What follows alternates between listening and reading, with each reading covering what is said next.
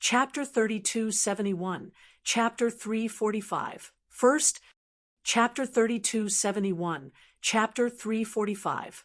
First, Chapter 345. First, a streak of light descended on the plaza where the top 100 participants were gathered.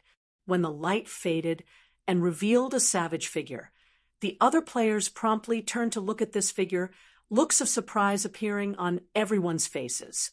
The new arrival in the plaza was none other than Saint Three, a person known by all in the ancient River Kingdom. He was also one of the favorites to get into the rookie competition's top 3. Yet, even an expert of Saint Three's caliber had lasted no more than 4 minutes in the ancient river's heart. I lost. I couldn't even beat a doppelganger of Black Flame. Saint Three's heart remained unsettled even after he got teleported out of the ancient river's heart, his mind constantly recalling the doppelganger he had fought in the temple. In Saint Three's opinion, the player known as Black Flame was nothing more than a stepping stone for him to attract the Paimon conglomerate's attention. Yet now, not only did he lose to Black Flame's doppelganger, but he had even lost while having a piece of legendary equipment in his possession. If the outside world were to learn about this, he would absolutely become a joke. Isn't the rookie competition's difficulty this time a little too much? Even Saint Three got disqualified so quickly. It's not surprising. After all, he has to go up against Empress Blood Arrows and the undefeated Battle Maniac's doppelgangers. It's already amazing that he managed to last so long. Most paragons wouldn't even last more than 3 minutes against those two people. Sure enough, it seems first place will either go to Empress Blood Arrow or the undefeated Battle Maniac this time. When you're just trying to make great content at tinural.com/37K7U89T, everyone in the plaza started a hushed discussion when they saw Saint Three getting disqualified. Everyone was of the opinion that the rookie competition's champion this time would either be Empress Blood Arrow or the undefeated Battle Maniac. According to the ancient river's Hearts rules, every finalist was required to go up against the doppelgangers of all other finalists. This meant that La Roja and Cross wouldn't have to go up against themselves, and they'd only have to go up against one expert of their caliber instead of 2 like everyone else.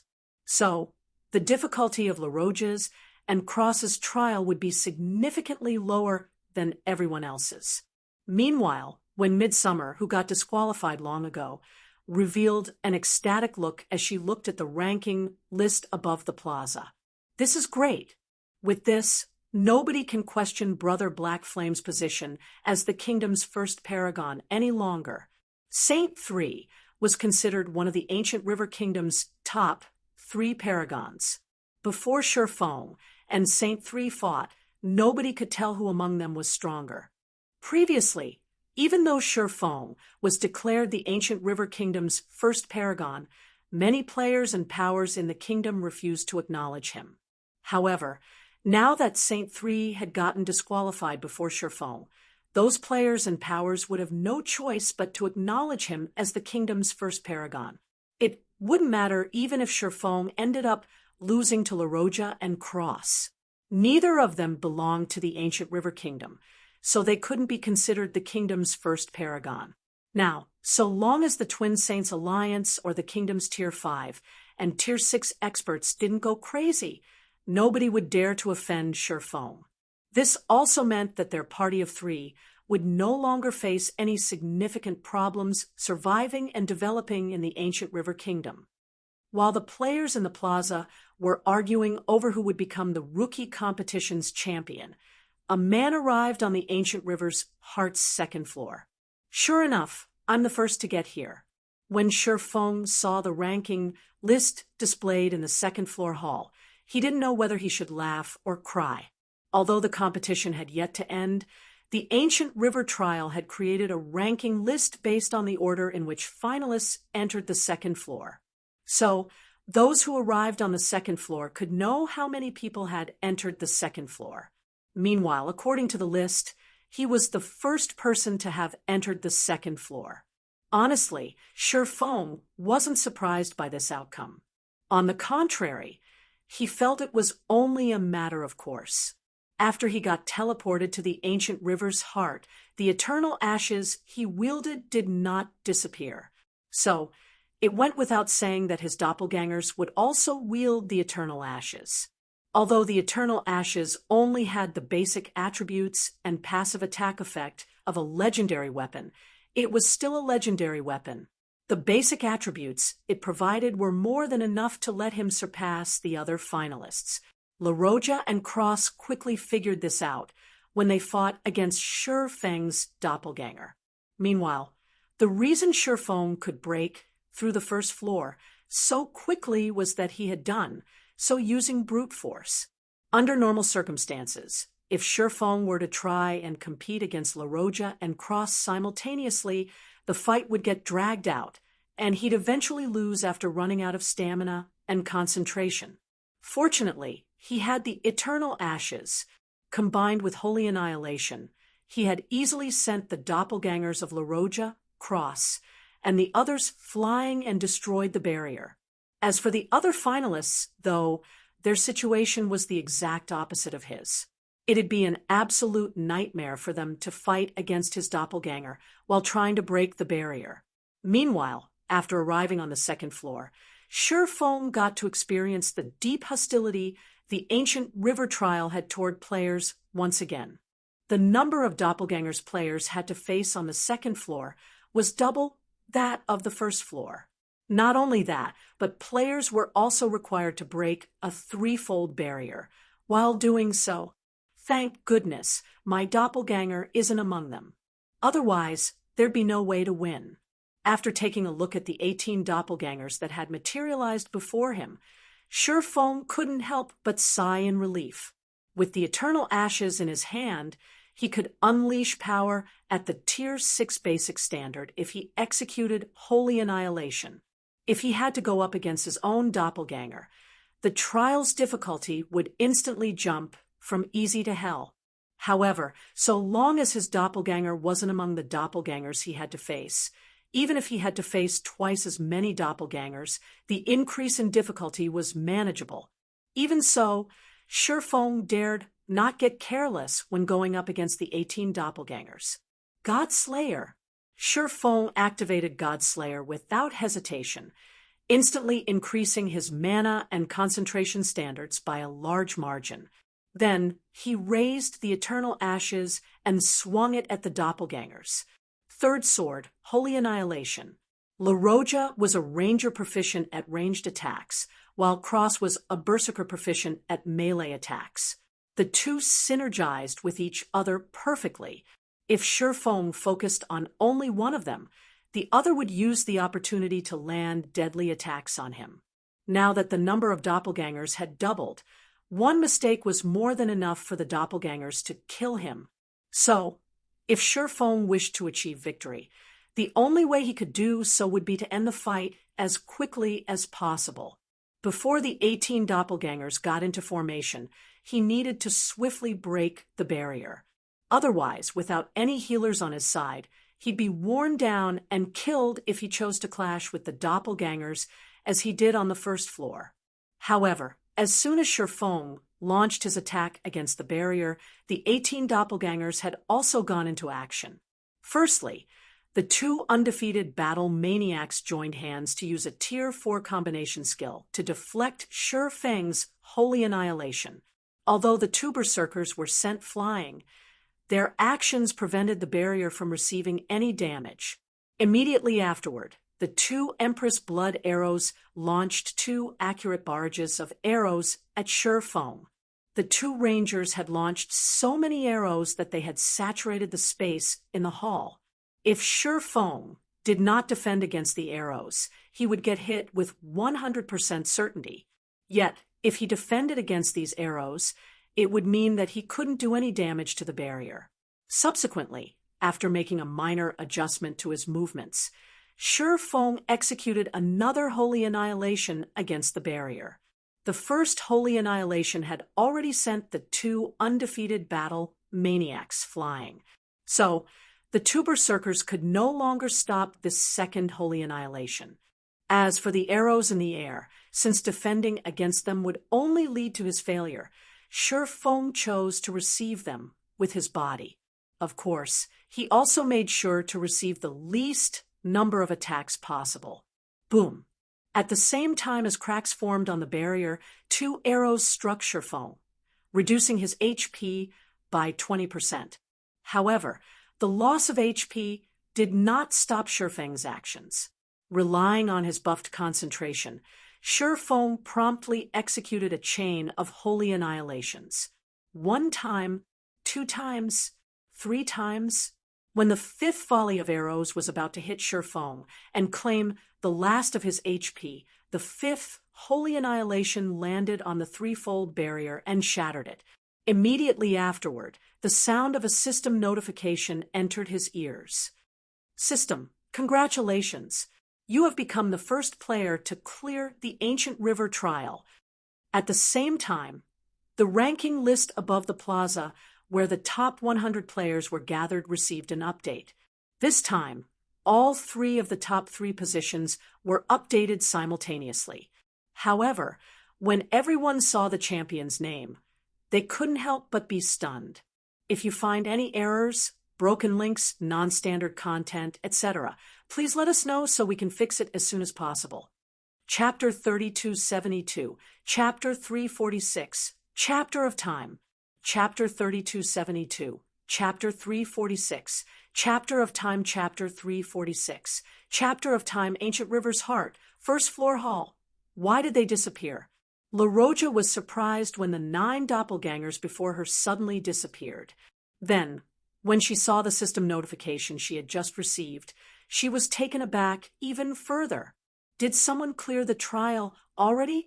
La Roja grew unsettled as she looked at the system notification. Black Flame? However, after giving the matter some thought, La Roja didn't find it all too surprising that Black Flame was the first to clear the Ancient River's trial. The difficulty of having to go up against the doppelgangers of the 9 other participants while simultaneously trying to break the barrier blocking off the pathway to the 2nd floor was absurdly high. Even now, she had only managed to exhaust 1/3 of the barrier's energy. Moreover, this was after she had used multiple Grandmaster regeneration potions to trade damage for damage. If not for the Grandmaster regeneration potions letting her instantly heal herself back to full HP, she would have long since gotten killed. However, it was a different story for Black Flame. Black Flame's basic attributes were so overwhelming that none of the other 9 participants could hope to match him. Even with her Divine Twilight set, La Roja was not a match for him.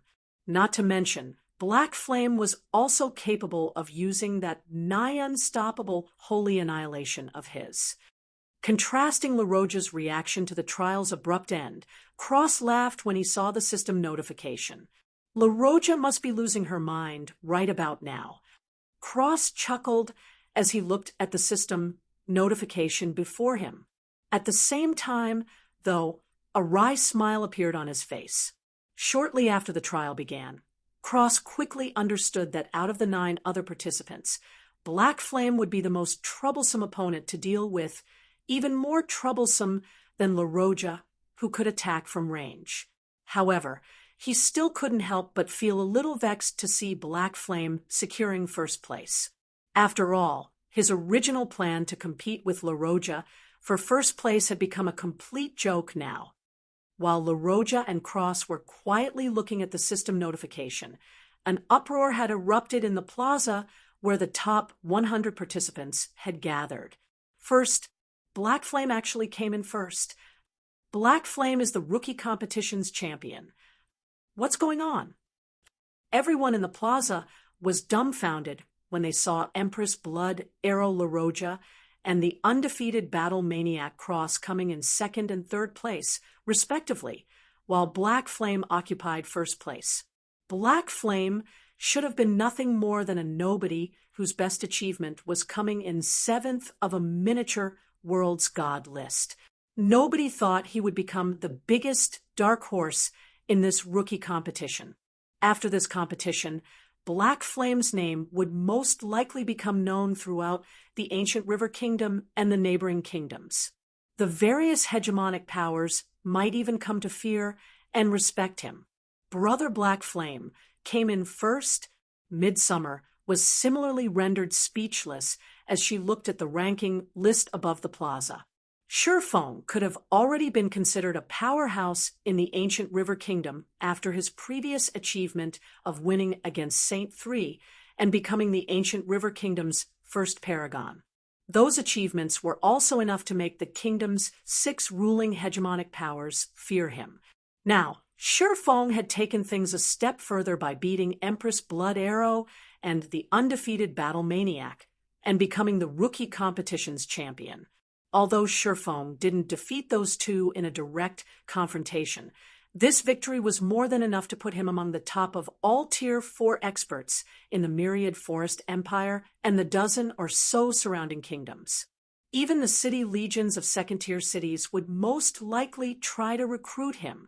After all, La Roja and Cross had never lost to anyone they challenged or competed against. Now that Shurfeng had won against those two people, no Tier 4 player would dare to stand in his way in the ancient River Kingdom. Even if he moved to develop in the Myriad Forest Empire, he wouldn't encounter any problems. While Midsummer was getting excited over the fact that their party of 3 could head to the Myriad Forest Empire to develop in the future, Shurfeng, who sat lying on the floor of the ancient river's heart's second floor in exhaustion, suddenly revealed an excited expression. After conquering the ancient river's trial, the divine drawings on the walls and stone pillars around him suddenly exuded a bright glow. Then, 30 seconds later, a semi-translucent piece of paper appeared in the center of the hall. The instant this piece of paper appeared, Shurfeng could feel a divine might enveloping him. Moreover, this wasn't just any ordinary divine might, since his senses told him it was stronger than even the divine might of Tier 6 gods. Theft is never good. Try looking at Tinural, com/37K7U89T.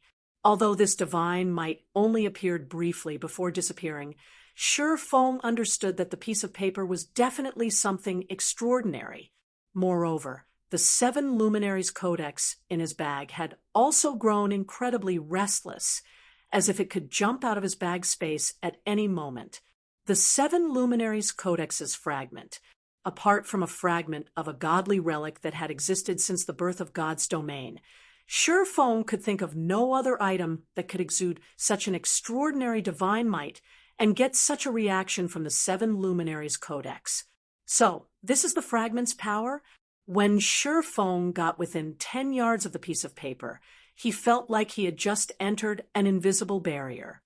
The closer he got to the paper, the stronger the suppression acting on his concentration became, and the heavier his body felt. By the time Shurfeng got within 1 yard of the paper, his thoughts had become incredibly sluggish, and his body felt like it was filled with lead. At this moment, he couldn't even beat a great lord of the same level, let alone a mythic monster. System. Do you wish to collect the Chapter of Time? System. Once you collect the Chapter of Time, you will be cursed by the God of Time. The curse will reduce your experience gain by 90% and triple the gravity you experience. The Chapter of Time will also have a 100% drop rate on death. The God of Time's curse? Shurfeng was shocked when he saw the system notification. Isn't this penalty a little too brutal? The God of Time was one of God's domain's 12 great gods. While not an ancient god, the God of Time was an existence superior to ancient gods. So, being cursed by such a god was no laughing matter. Moreover, this curse was permanent. Shurfeng couldn't get rid of it, even if he got promoted to Tier 6. He could never get rid of this curse unless he had the strength to go against the God of Time. It would follow him forever, even if he deleted his account and started a new one. However, after hesitating for a moment, Shurfeng still chose to collect the Chapter of Time. The Seven Luminaries Codex was a godly relic that had existed since the birth of God's domain. Meanwhile, the Chapter of Time was one of the Codex's power sources. It even governed over the element of time, one of the three supreme elements. If he missed this opportunity to acquire the Chapter of Time, who knew when he'd be able to find the next chapter? It should be known that he had limited time to repair the Seven Luminaries Codex. Even if he wasn't cursed by the god of time, he'd still lose everything if he failed to complete his quest. Since he would be doomed either way, he might as well take the Chapter of Time and give the Seven Luminaries Codex more eternal energy. That way, he'd have more time to search for the other chapters. As for the reduction in experience gain, so long as his tier was sufficiently high, acquiring experience points wouldn't be a problem. The only problem was the increase in the gravity he experienced.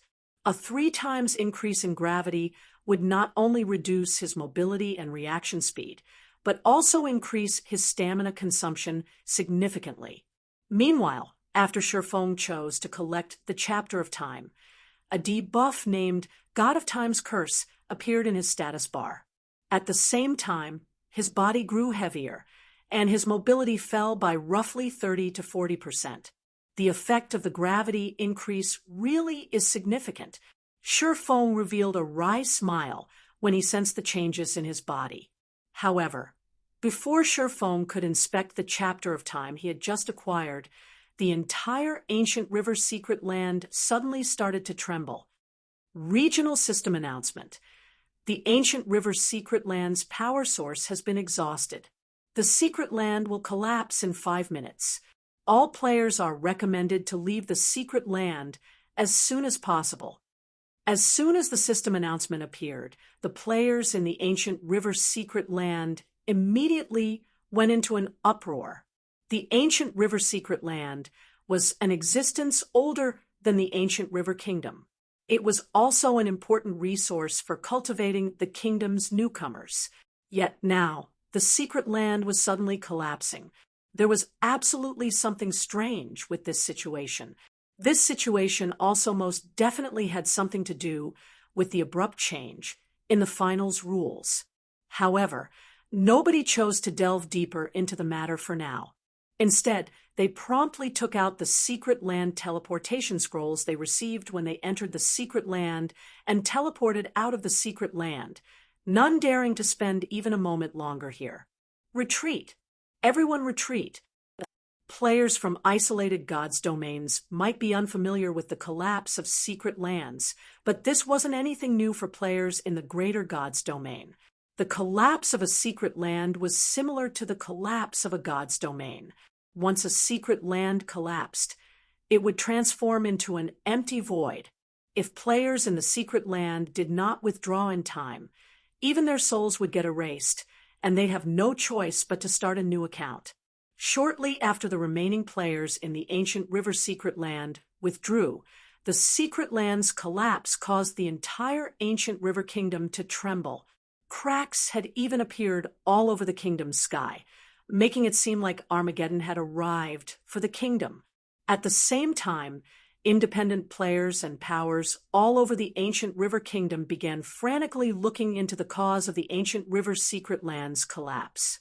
In God's domain, major events often come with huge opportunities.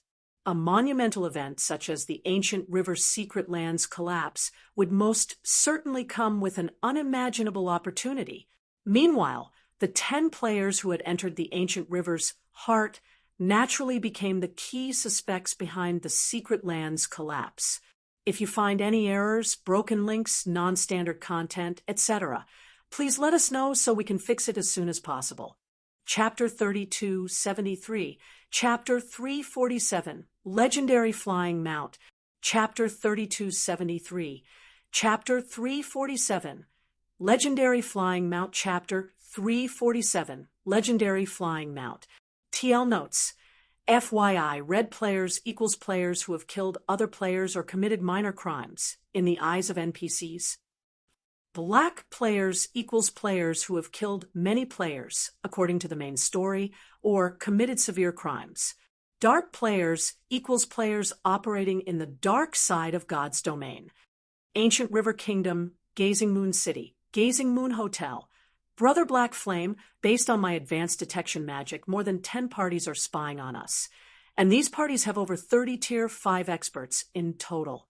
These parties are formed by either experts from dark guilds or independent experts. By the looks of things, they seem intent on taking action in the city, Midsummer said while marking the locations of the Tier 5 experts she detected nearby on the map on the table. If they attack us together, I'm afraid not even the city's main street will be safe. Have these people lost their minds? They can't even determine if we are behind the ancient river secret land's collapse, yet they're planning on attacking us in the city? Are they not worried we'll take revenge on them in the future? Wu Xiaoxiao said as she looked at the map. It hadn't been more than 20 minutes since the ancient river secret land's collapse. Yet, when their party of 3 used to return to the Gazing Moon Hotel, a total of 14 parties and 33 Tier 5 experts had already gathered to hunt them. These Tier 5 experts ranged between level 160 and level 180, many of whom were well-known black players even she knew about. Black players were players who had committed great sins in the greater God's domain, and their names would be colored black. Most black players in the greater God's domain tended to be titled experts. Meanwhile, players killed by these black players would have their death drop doubled or tripled. However, being a black player came with huge risks. So long as a black player got caught by NPCs or captured by players and handed over to NPCs, they'd either have to start a new account or wait for someone to rescue them. Hence, black players normally wouldn't take action inside a city without a good reason. Yet, now, there were 3 Tier 5 black players and 30 Tier 5 experts surrounding the Gazing Moon Hotel. Such a lineup was already enough to kill even the executives of hegemonic powers. While the greater God's domain's hegemonic powers might have quite a few Tier 6 experts under their command, these Tier 6 experts typically wouldn't operate within the borders of kingdoms and empires. Instead, they'd be exploring uncharted locations. Moreover, because of the unspoken rules of the various kingdoms and empires, Tier 6 players were prohibited from casually taking action.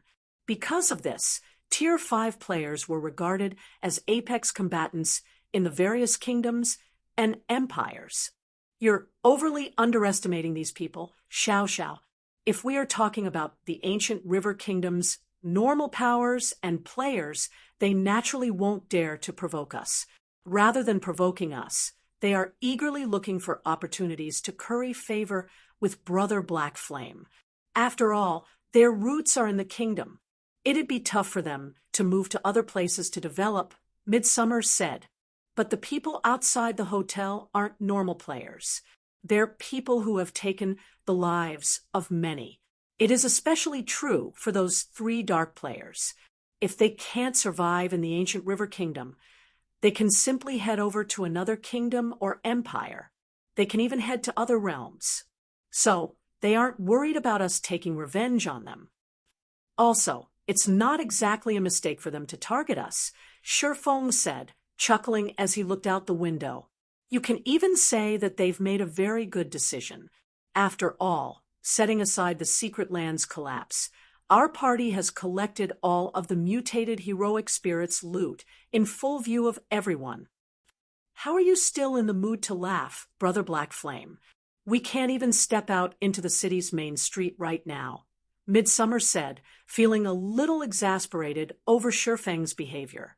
Their party might have the strength to fight against Tier 5 players right now, but it didn't change the fact that all 3 of them were still at Tier 4. It wouldn't be easy for them to get an edge over red and black players who would often engage in PvP. Not to mention, they were also heavily outnumbered right now. We don't have to worry about those people for now. Our priority should be to sort through our harvest, Shifeng said with a smile. The harvest he gained through the chapter of time far exceeded his imagination, so much so that he even thought that the God of Time's curse was insignificant in comparison. after the chapter of time merged with the Seven Luminaries Codex, not only did it let the Codex recover a significant amount of eternal energy, but it also granted it a heaven-defying skill. Seven Luminaries Codex, legendary rank, current, one of the godly relics birthed along with God's domain. The Seven Luminaries Codex carries 7 powers of creation. Currently, the Codex has been deprived of all 7 of these powers and only retains a small trace of eternal energy. Only by collecting all 7 powers can the Codex's power be restored. Cannot be destroyed. Cannot be traded. Cannot be dropped. The eternal energy in the Codex will dissipate over time. Currently, there are 744 days remaining until the Codex's energy dissipates completely. Additional active skill 1. Omni-refinement. Refine all elements and substances unconditionally. No cooldown. Additional active skill 2. Elemental search. Reveal all mineral veins within a 300,000-yard radius. Cooldown 12 hours. Additional active skill 3. Time crystal. Absorb 1 level from the user to create 1 time crystal. Time crystals can be used to upgrade weapons, equipment, and tools. The higher the target item's quality, the more time crystals will be needed to upgrade it. Cooldown 1 hour. There are currently 11 time crystals stored. A maximum of 30 time crystals can be stored. Time crystals will automatically dissipate if they are left outside their storage space for more than 5 minutes. Additional passive skill 7 Luminaries Guidance. Automatically detects fragments of the 7 Luminaries Codex within a 5 million yard radius. Shurfeng had never heard of anything similar to the time crystal skill. Although he had to sacrifice his levels on top of suffering from a 90% experience gain reduction to use this skill, no player could resist the skill's heaven-defying effect. After all, the acquisition of powerful items was significantly more challenging than acquiring EXP. However, Shurfeng had no plans of sharing the time crystal skill's secrets with anybody. After all, the 7 Luminaries Codex was a priceless treasure. If news of it got out, even the greater God's domain's apex powers would do everything they could to acquire it, let alone the greater world's conglomerates. Meanwhile, after hearing Shurfeng's words, Midsummer and Wu Xiaoxiao excitedly took out the items they looted from the mutated heroic spirit from their bags and began inspecting their harvest. A Tier 4 mutated heroic spirits loot was equivalent to a Tier 5 legendary world boss's loot in the greater God's domain. Meanwhile, legendary world bosses were incredibly rare, even in the greater God's domain. Every one of these world bosses was a target of contention for the various upper-ranking hegemonic powers. To ensure their monopoly, the various upper-ranking hegemonic powers would even station numerous Tier 6 powerhouses to keep watch over the world bosses' spawn locations. So, it wouldn't be an exaggeration to say that the Tier 4 mutated heroic spirits loot was outside the reach of even ordinary hegemonic powers, let alone fourth-floor experts like them. Around 10 minutes after Shurfeng and the others started sorting through their haul, Shurfeng held up a dark purple pendant with a dazed expression on his face. A legendary flying mount. If you find any errors, broken links, non-standard content, etc., please let us know so we can fix it as soon as possible. Chapter 3274. Chapter 348. Frostflame, Phantom Dragon. Chapter 3274. Chapter 348. Frostflame, Phantom Dragon. Chapter 348. Frostflame, Phantom Dragon. Upon hearing Shurfeng's surprised exclamation, Midsummer and Wu Xiaoxiao turned away from the loot. They were sorting to look at Shurfeng simultaneously, the expressions on their faces looking like they had just heard the most unbelievable thing in this world. A legendary flying mount. Are you trying to trick us, Brother Black Flame? Midsummer asked, as she dubiously looked at the dark purple pendant in Shurfeng's hand. There are less than 100 legendary flying mounts recorded in the entire Starlight Realm. How can a mythic-ranked, mutated, heroic spirit possibly drop such a flying mount? Wu Xiaoxiao also silently nodded in agreement, thinking that Shifeng was joking with them. While flying mounts could be categorized into 4 ranks, namely common, extraordinary, legendary, and mythic, it was widely known that the highest-ranking mounts most players could ever see were extraordinary flying mounts. Indeed, extraordinary flying mounts. The reason for this was because of the ridiculous rarity of legendary flying mounts. They were rarer than even legendary weapons. They were so rare that there did not exist a single legendary flying mount in the entire ancient River Kingdom. Even the guild leaders of the kingdom's 6 ruling hegemonic powers were only using extraordinary flying mounts. Of course, it should be noted that apart from the 4 major ranks, each of the 4 major ranks of flying mounts could be further categorized into 3 minor ranks: basic, intermediate, and advanced. Meanwhile, the guild leaders of the 6 ruling hegemonic powers' flying mounts were at the advanced extraordinary rank, and most Tier 6 experts could only dream of owning such a flying mount. Although flying mounts weren't as rare in the greater god's domain as in the average god's domain, they were still luxury items. Even the most inferior common flying mount was out of reach for many Tier 5 players, let alone Tier 4 players.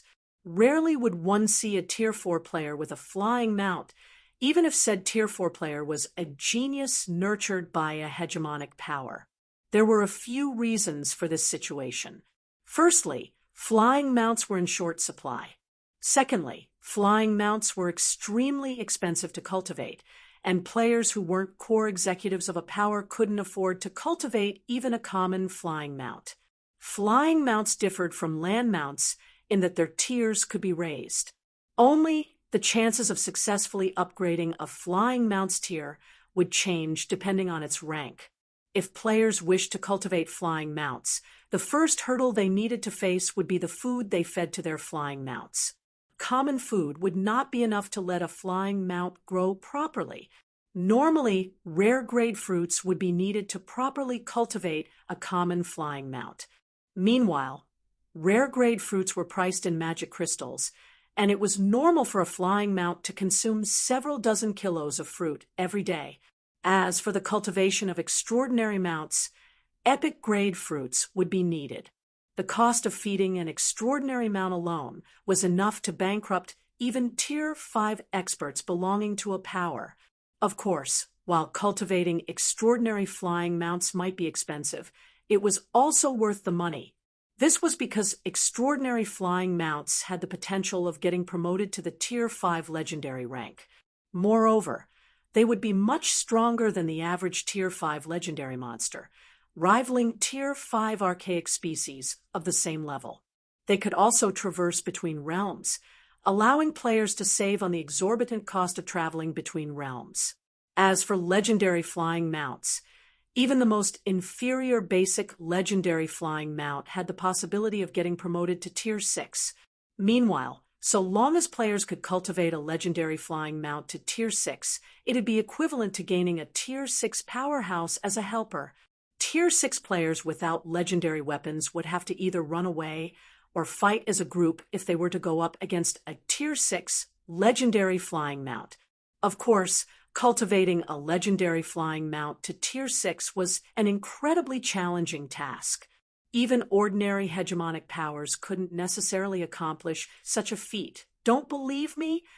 Seeing that the 2 girls thought he was joking, Shifeng smiled and shared the dark purple pendant's stats with them. If you don't believe me, you can see it yourself. When midsummer and Wu Xiaoxiao saw the pendant's data, their eyes widened as if they had just seen a ghost. Ancient Oath can be used to summon a legendary rank Frostflame Phantom Dragon as a partner to fly and fight freely in the sky. If the Frostflame Phantom Dragon dies, it will need 25 natural days to return to life. How can this be? Is that mutated heroic spirit really just a Tier 4 mutant? After seeing the pendant's stats, Midsummer and Wu Xiaoxiao couldn't help but feel that Shifeng had heaven-defying luck. According to records made in the Starlight realm, out of all the known legendary flying mounts, over 80% of them were acquired through killing Tier 6 gods, while the rest were acquired as a reward for completing legendary world quests. If it was made known that a Tier 4 mutated heroic spirit had dropped a legendary flying mount, no, even if the mutated heroic spirit only dropped an extraordinary flying mount, the news would probably cause the greater god's domain's various powers to go on a hunt for mutated heroic spirits. They might even go for ordinary heroic spirits to try their luck. But it's a pity that the Frostflame Phantom Dragon is only a basic legendary flying mount. Its chances of getting promoted to Tier 6 are less than 5%, Shurfeng said, feeling a little disappointed as he looked at the ancient oath. The Frostflame Phantom Dragon might be called a dragon, but it wasn't a real dragon. Instead, it was a dragon-shaped ancient beast. It only had the appearance of a dragon. In terms of life ratings, it was only slightly stronger than the average archaic species. It couldn't even compete against 4 winged valkyries, let alone true dragons. As a basic legendary flying mount, the Frostflame Phantom Dragon started at the Tier 4 peak standard. Although it was much better off than extraordinary flying mounts, which started at Tier 3, it only had a 25% success rate of getting promoted to Tier 5 and a 5% success rate of getting promoted to Tier 6.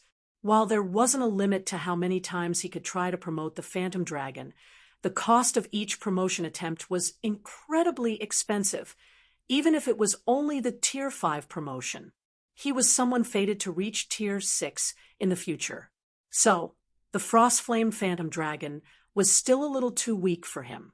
When midsummer, and Wu Xiaoxiao saw the disappointed look on Shurfeng's face, they suddenly had the urge to snatch the Frostflame Phantom Dragon from him. Although they eventually suppressed their urges, they still couldn't help but cast a contemptuous look at Shurfeng to express their thoughts. Wait a minute! After staring at the dark purple pendant in his hand for a moment, Shurfeng suddenly thought of a possibility. This thing is considered a tool in God's domain. The time crystals should work on it if it's a tool, right? Although the ancient oath's item description didn't clearly state that it was a tool, God's domain was very loose in identifying tools. Apart from food and beverages, most man-made items that weren't weapons or equipment would be recognized as tools. The ancient oath might not be labeled as a summoning flute, but it was without a doubt a man-made item. Thinking up to this point, Shurfeng took out a time crystal from the 7 Luminaries Codex and chose to merge it with the ancient oath. The instant the time crystal touched the ancient oath, the sound of a system notification immediately entered Shurfeng's ears. System: upgrading the ancient oath will require 10 time crystals. Current number of time crystals used: 1. Please provide more time crystals if you wish to upgrade the ancient oath. It actually works. Shurfeng became a lot more spirited when he saw the system notification. 10 time crystals, is it? That's not a lot. I have 11 accumulated right now, just enough to upgrade it once. Immediately, Shurfeng took out 9 more time crystals from the 7 Luminaries Codex and chose to upgrade the ancient oath. As soon as he did so, the dark purple pendant suddenly released a scorching red glow that caused the surrounding temperature to skyrocket, giving Midsummer and Wu Xiaoxiao a scare. System: ancient oath successfully upgraded. The next upgrade will cost 50 time crystals. When the system notification appeared, white flames appeared around the dark purple pendant, shrouding it. Now, it looked as if the pendant had a life of its own, and it was completely different from before. If you find any errors, broken links, non-standard content, etc., please let us know so we can fix it as soon as possible. Chapter 3275, Chapter 349, Astonishing Growth. Chapter 3275, Chapter 349, Astonishing Growth. Chapter 349, Astonishing Growth. What an incredible effect! Shurfeng was amazed by the dark purple pendant surrounded by white flames. Typically, Items in God's domain would only see a change in their appearance when they had received a significant improvement to their existing parameters. Either that, or they had undergone a change in their existing effects. In the dark purple pendant's case, if he ignored the addition of the white flames, there weren't any significant changes to the pendant's external appearance. However, it was a different story for the feeling it gave off.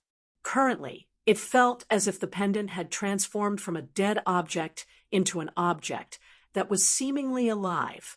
This was a much more incredible transformation than a simple change of appearance. This change surprised not only Shifeng, but Midsummer and Wu Xiaoxiao as well. The two's mouths fell wide open when they sensed the change in the dark purple pendant's presence. Although they didn't know what Shifeng had done, they knew that whatever he did had allowed the ancient oath to undergo a qualitative improvement. Otherwise, there was no way an item could undergo such a huge change. But how exactly did Shifeng let a legendary flying mount undergo a qualitative transformation? A mutated Frostflame Phantom Dragon. Shifeng immediately grew ecstatic when he read the Ancient Oath's updated description. Ancient Oath can be used to summon a legendary rank mutated Frostflame Phantom Dragon as a partner to fly and fight freely in the sky. If the mutated Frostflame Phantom Dragon dies, it will need 30 natural days to return to life. Mutation effect grants the Ancient Oath's wielder 10% of the mutated Frostflame Phantom Dragon's basic attributes. In God's domain, mutated monsters were generally 2 ranks stronger than their normal counterparts. Since the Frostflame Phantom Dragon was a basic legendary flying mount, its mutated version would be an advanced legendary flying mount. In terms of life rating, the mutated Frostflame Phantom Dragon was already comparable to 6-winged Valkyries. It also had a 60% chance of getting promoted to Tier 5 and a 15% chance to Tier 6. It was vastly superior to basic legendary flying mounts in this regard. A basic legendary flying mount might have a 5% chance of getting promoted to Tier 6, but according to records made in the Greater God's domain, nobody had ever managed to promote one to Tier 6. Out of all the legendary flying mounts known to have reached Tier 6, even the weakest one was at the intermediate rank. As for advanced legendary flying mounts, they could reach Tier 6 with 100% certainty, so long as players were willing to invest the necessary resources. Moreover, even if Shifeng couldn't afford to promote the mutated Frostflame Phantom Dragon to Tier 6, it would still be of great help to him if it reached Tier 5. This would hold true even if he reached Tier 6 in the future. This was because the Tier 5 mutant was strong enough to hold its ground against even Tier 6 players. In other words, so long as he could promote the mutated Frostflame Phantom Dragon to Tier 5, he'd immediately have a Tier 6 combatant at his command. Although this still wouldn't be enough to keep him completely safe in the Ancient River Kingdom, he wouldn't be completely helpless if ordinary Tier 6 experts decided to target him. The Frostflame Phantom Dragon mutated. When Midsummer overheard Shifeng's mutterings, she couldn't help but ask, "Doesn't that mean you have an advanced legendary flying mount now, Brother Black Flame?" An advanced legendary flying mount. This was a flying mount that was destined to advance to Tier 6. In the Greater God's domain, just owning a Tier 6 flying mount was enough to keep a player safe from most hegemonic powers. Even upper-ranking hegemonic powers wouldn't dare to offend a player with a Tier 6 flying mount casually. This was because players with Tier 6 flying mounts could establish cross-realm chambers of commerce. Traveling between realms in the Greater God's domain was incredibly challenging. However, whether it was players or powers, anyone seeking to improve and grow stronger in the Greater God's domain would eventually have to travel to other realms to do quests. This was because every realm had its own unique technology that could be of significant help to players and powers. However, although Tier 5 flying mounts could already travel between realms, traversing between realms on a Tier 5 flying mount was a much more dangerous and time-consuming process than if one were to travel on a Tier 6 flying mount. The carrying capacity of a Tier 5 flying mount was also much smaller than a Tier 6 flying mount. While it was also possible for Tier 6 players to travel between realms without the aid of a flying mount since their bodies were stronger than Tier 5 flying mounts, when it came to traveling between realms, Tier 5 flying mounts were vastly superior to Tier 6 players in terms of efficiency. As for Tier 6 flying mounts, their transportation efficiency was at least 20 times greater than Tier 5 flying mounts. Hence, unless a player was swimming in 7 luminaries crystals, they would inevitably have to seek the help of cross-realm chambers of commerce if they wanted to travel to other realms. Some upper-ranking hegemonic powers even relied on the business of providing cross-realm transportation as their main source of income. However, compared to chambers of commerce that were capable of cross-realm travel, the number of players and powers looking to travel between realms was much, much greater. Supply was nowhere near keeping up with demand. Because of this, any chamber of commerce capable of cross-realm travel would have many hegemonic powers and Tier 6 experts looking to partner with them, let alone a chamber of commerce capable of moving large amounts of cargo. It is indeed an advanced, legendary flying mount. Make sure to keep this secret for me, Shifeng said, nodding. He did not bother hiding the change to the Frostflame Phantom Dragon. Anyone could tell that the Frostflame Phantom Dragon was a basic legendary flying mount, so long as they saw it. However, mutated variants of flying mounts wouldn't look any different from their ordinary counterparts on the surface. They only differed in life rating, skills, and spells. So long as nobody mentioned that the Frostflame Phantom Dragon in his possession had mutated, nobody would know it was a mutant. While basic legendary flying mounts were tempting to most hegemonic powers, the various hegemonic powers were well aware that a basic legendary flying mounts limit was only Tier 5.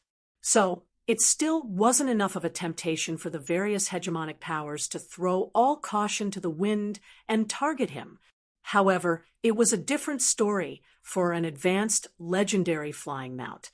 Even upper-ranking hegemonic powers would take action against him if they found out he owned an advanced legendary flying mount. Don't worry, Brother Black Flame.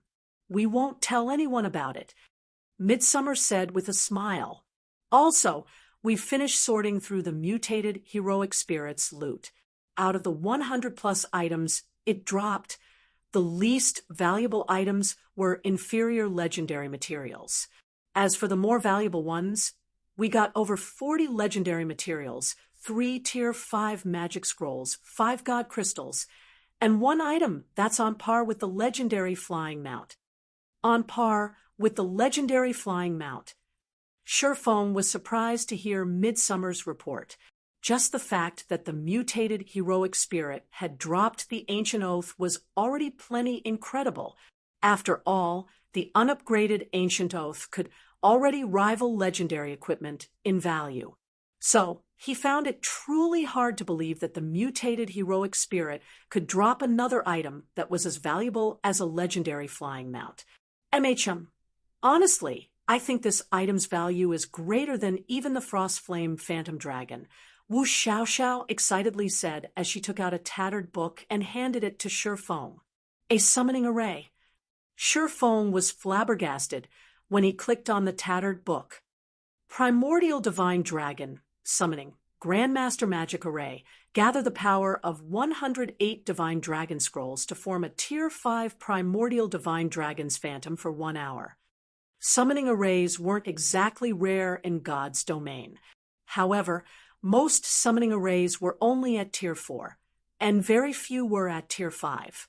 Meanwhile, divine dragons were akin to kings among dragons. Their life ratings were also at the top among dragons. Even if the primordial divine dragon summoning could only summon the phantom of a Tier 5 divine dragon, the phantom would still be much stronger than the average legendary monster. If he could mass-produce this summoning array, he could even destroy the ancient River Kingdom. Of course, mass production wouldn't be possible. After all, just the 7 luminaries crystals needed to mass-produce the divine dragon scrolls was already beyond the means of ordinary powers. The production of each divine dragon scroll cost 100 units of 7 luminaries crystal. The primordial divine dragon summoning required 108 divine dragon scrolls, which meant each use of the summoning array would cost 10,800 units of 7 luminaries crystal. In addition to 7 luminaries crystal, the divine dragon scrolls also needed many epic materials to produce. These epic materials generally could not be bought using coins. Instead, people would normally only exchange them for magic crystals and mana stones. After a rough calculation, the production of 108 divine dragon scrolls would cost around 300,000 magic crystals. Not to mention, epic materials weren't available in unlimited quantities.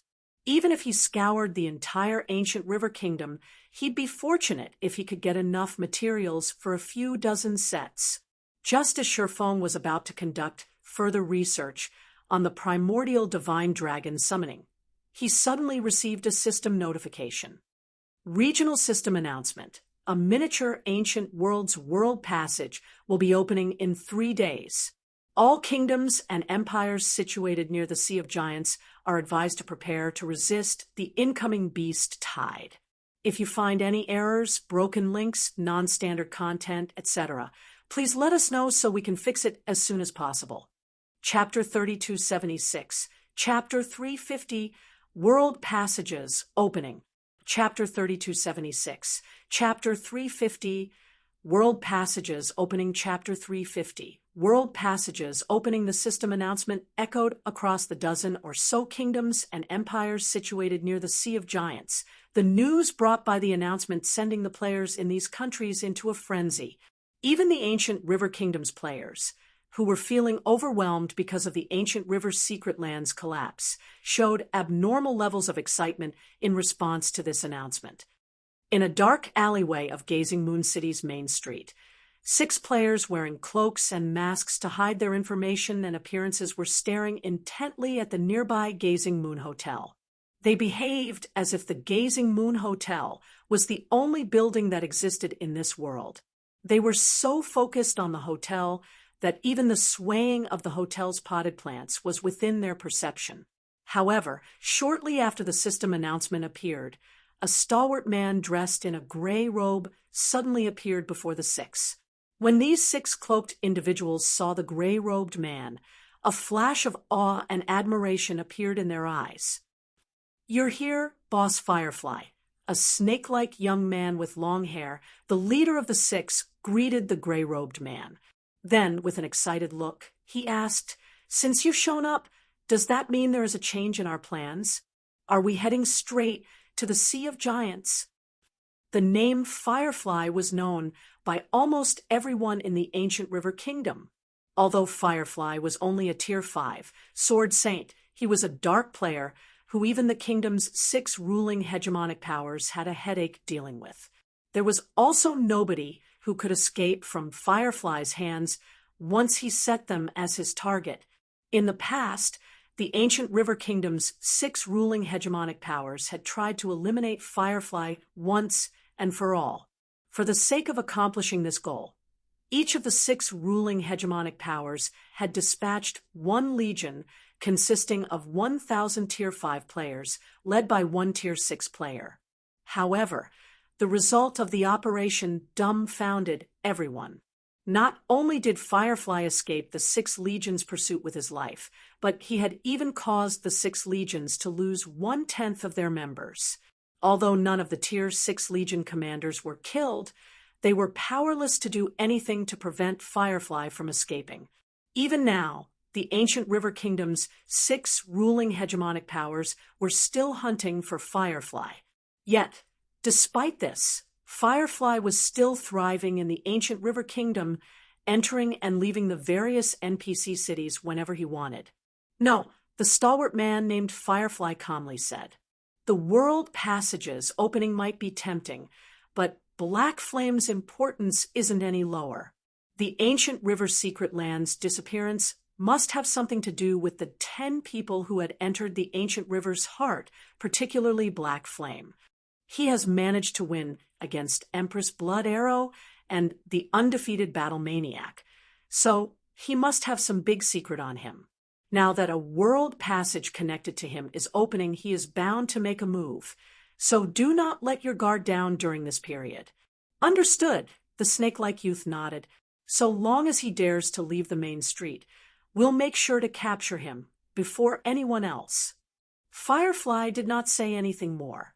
Then he disappeared just as abruptly as he appeared. Gazing Moon Hotel, VIP room. How could this be? Wu Xiaoxiao grew incredibly nervous when she saw the system announcement. Once a world's world barrier broke, players in that world would no longer be protected, and players from other worlds could freely enter it. Along with this announcement, their gods' domains' struggle over the miniature ancient world with other worlds had officially begun. It was just that she didn't expect the miniature ancient world's world passage would open so much sooner than she expected. It had even opened ahead of their gods' domains' world passage. This was undoubtedly a disaster for their gods' domains players in the miniature ancient world. However, when Shifeng saw the anxiety on Wu Xiaoxiao's face, he smiled and said, "This isn't bad news, you know? On the contrary, it is good news for you and Midsummer." Good news? Wu Xiaoxiao grew confused. She couldn't understand how she could benefit from this situation in any way.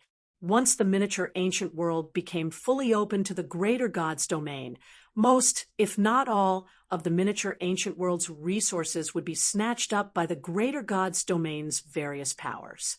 One could easily imagine how this would impact the development of the miniature ancient world's native powers. Meanwhile, as a genius nurtured by the Green God Corporation, it went without saying she would be negatively affected by this situation as well. Shifeng did not hurry to provide Wu Xiaoxiao with an explanation. Instead, he smiled and asked, "Do you know why, even though the miniature ancient world only allows players to enter it if they restart their progress, the various foreign powers still sent their geniuses into the miniature ancient world in droves? Isn't it to train those geniuses?" Wu Xiaoxiao answered almost instinctively. "Training is only one part of the reason," Shifeng said, shaking his head. "The various powers' true aim is the moment the world passage opens. Specifically, they are aiming to compete for the world passage's opening rewards." "There are rewards for the world passage's opening." Wu Xiaoxiao was surprised. This was the first time she had heard about such a thing. Naturally, any world passage's opening will cause chaos and fluctuations in space and time, allowing dangerous creatures in the void to surge into the worlds connected to the world passage.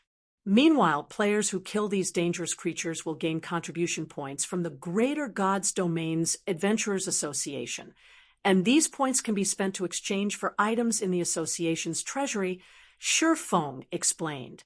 The Adventurers Association's treasury is incredible. Not only does it have legendary weapons and equipment, but it even has legendary equipment sets. However, these items still aren't the most important. These still aren't the most important items. Wu Xiaoxiao was stunned. These were legendary equipment sets they were talking about. Yet, they weren't considered the most important. If a Tier 6 player were to equip such a set, they could basically roam the Starlight Realm unhindered. After all, only a few players in the Starlight Realm owned a legendary equipment set, and they were all peerless individuals known by everyone in the Starlight Realm. "Of course not," Shifeng said, rolling his eyes at Wu Xiaoxiao.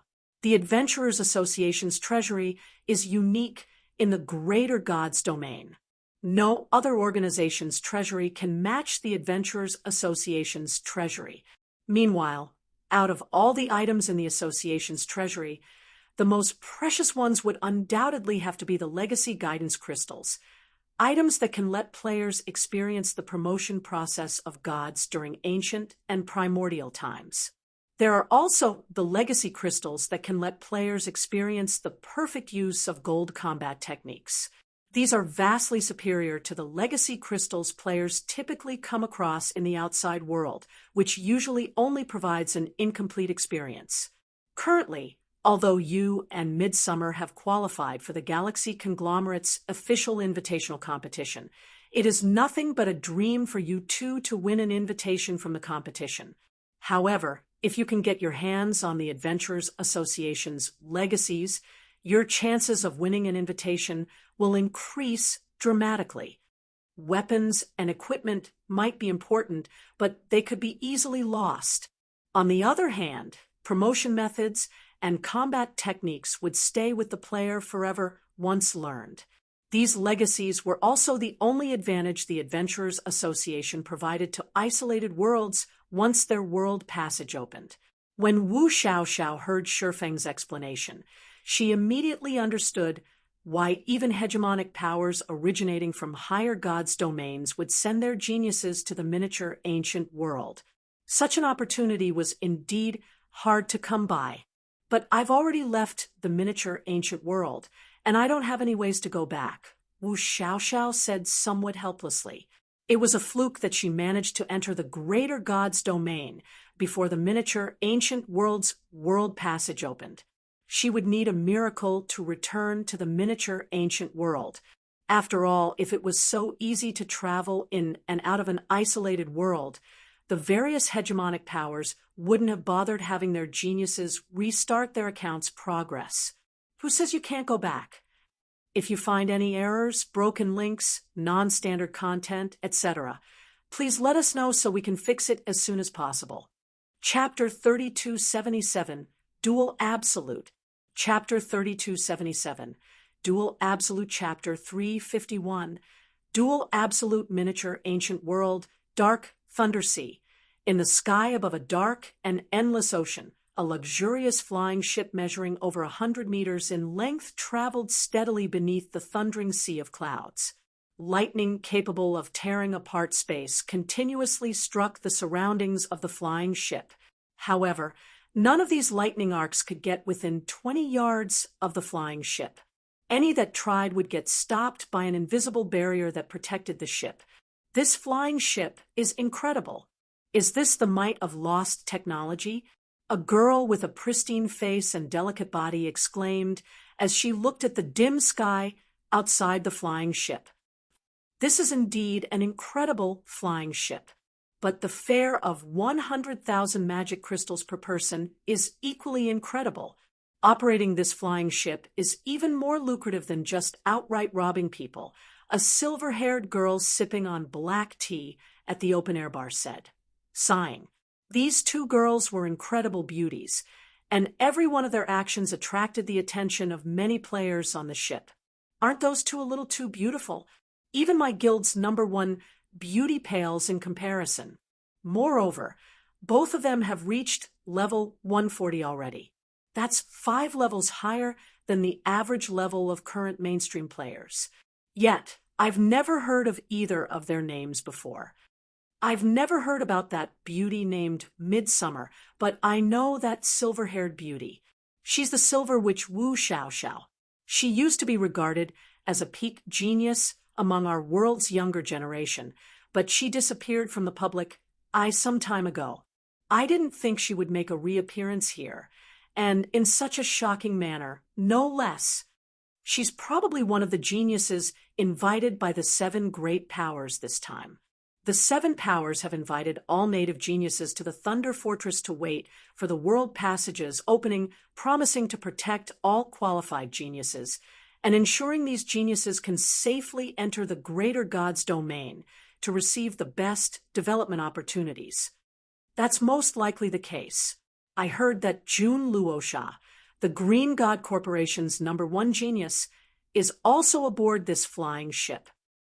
Jun Luosha? The Dual Absolute is also here. It'd be great if I could meet her in person.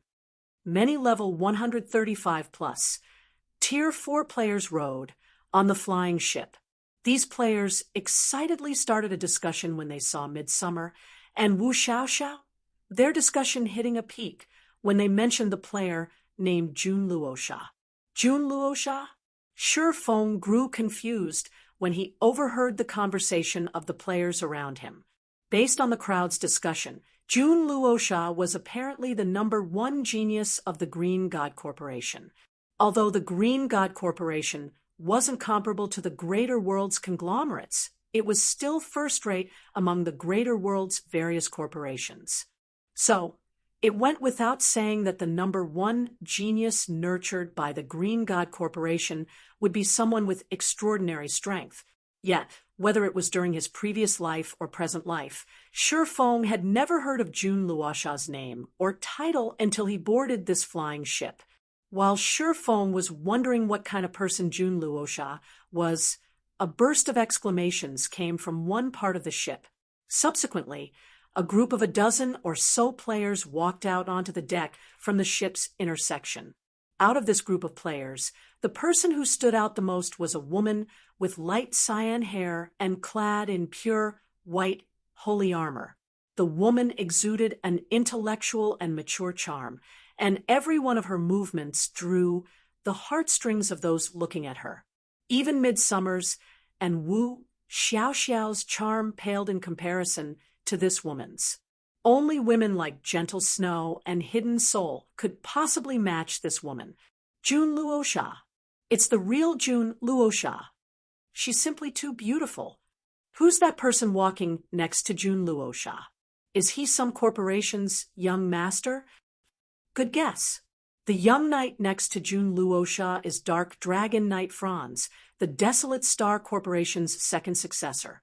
He is also the commander of the Tower Alliance's 6th Trump Card Legion.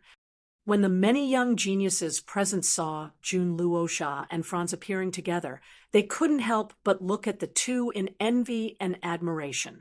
Jun Luosha had many admirers, some of them being the young masters of corporations.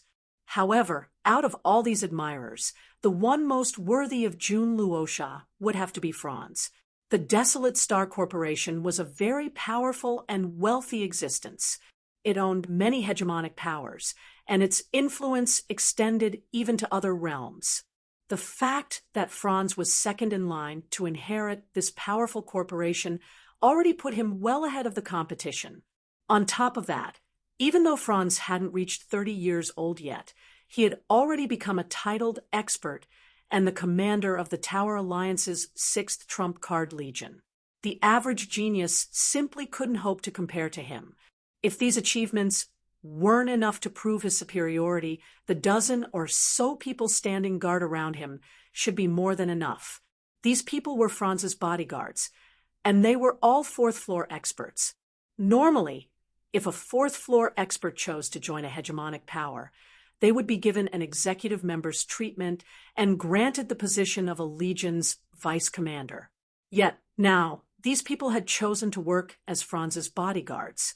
Some hegemonic powers' guild leaders didn't even enjoy such treatment. While everyone was curiously discussing why Jun Luosha and Franz would be together, Jun Luosha suddenly walked up to Wu Xiaoxiao, a twinkle of joy in her eyes. "I finally get to see you again, Xiaoxiao.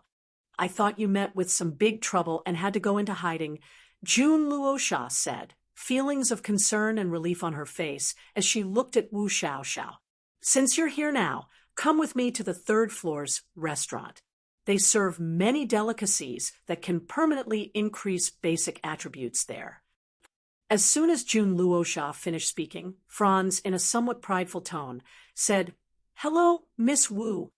I am a good friend of Miss Jun. Since you are Miss Jun's junior, why don't you come with us? Many important figures from the various hegemonic powers are gathered in the 3rd floor's restaurant.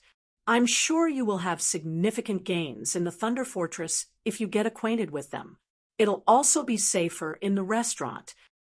Upon hearing Franz's invitation, many of the geniuses on the deck couldn't help but look at Wu Xiaoxiao enviously, because this flying ship was the safest and quickest way to reach the Thunder Fortress. The cost of boarding this ship was exorbitant.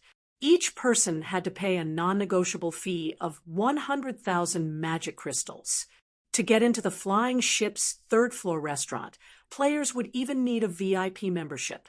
Meanwhile, not only did players have to pay 300,000 magic crystals for this membership, but they also needed to show proof of having ruled over a city.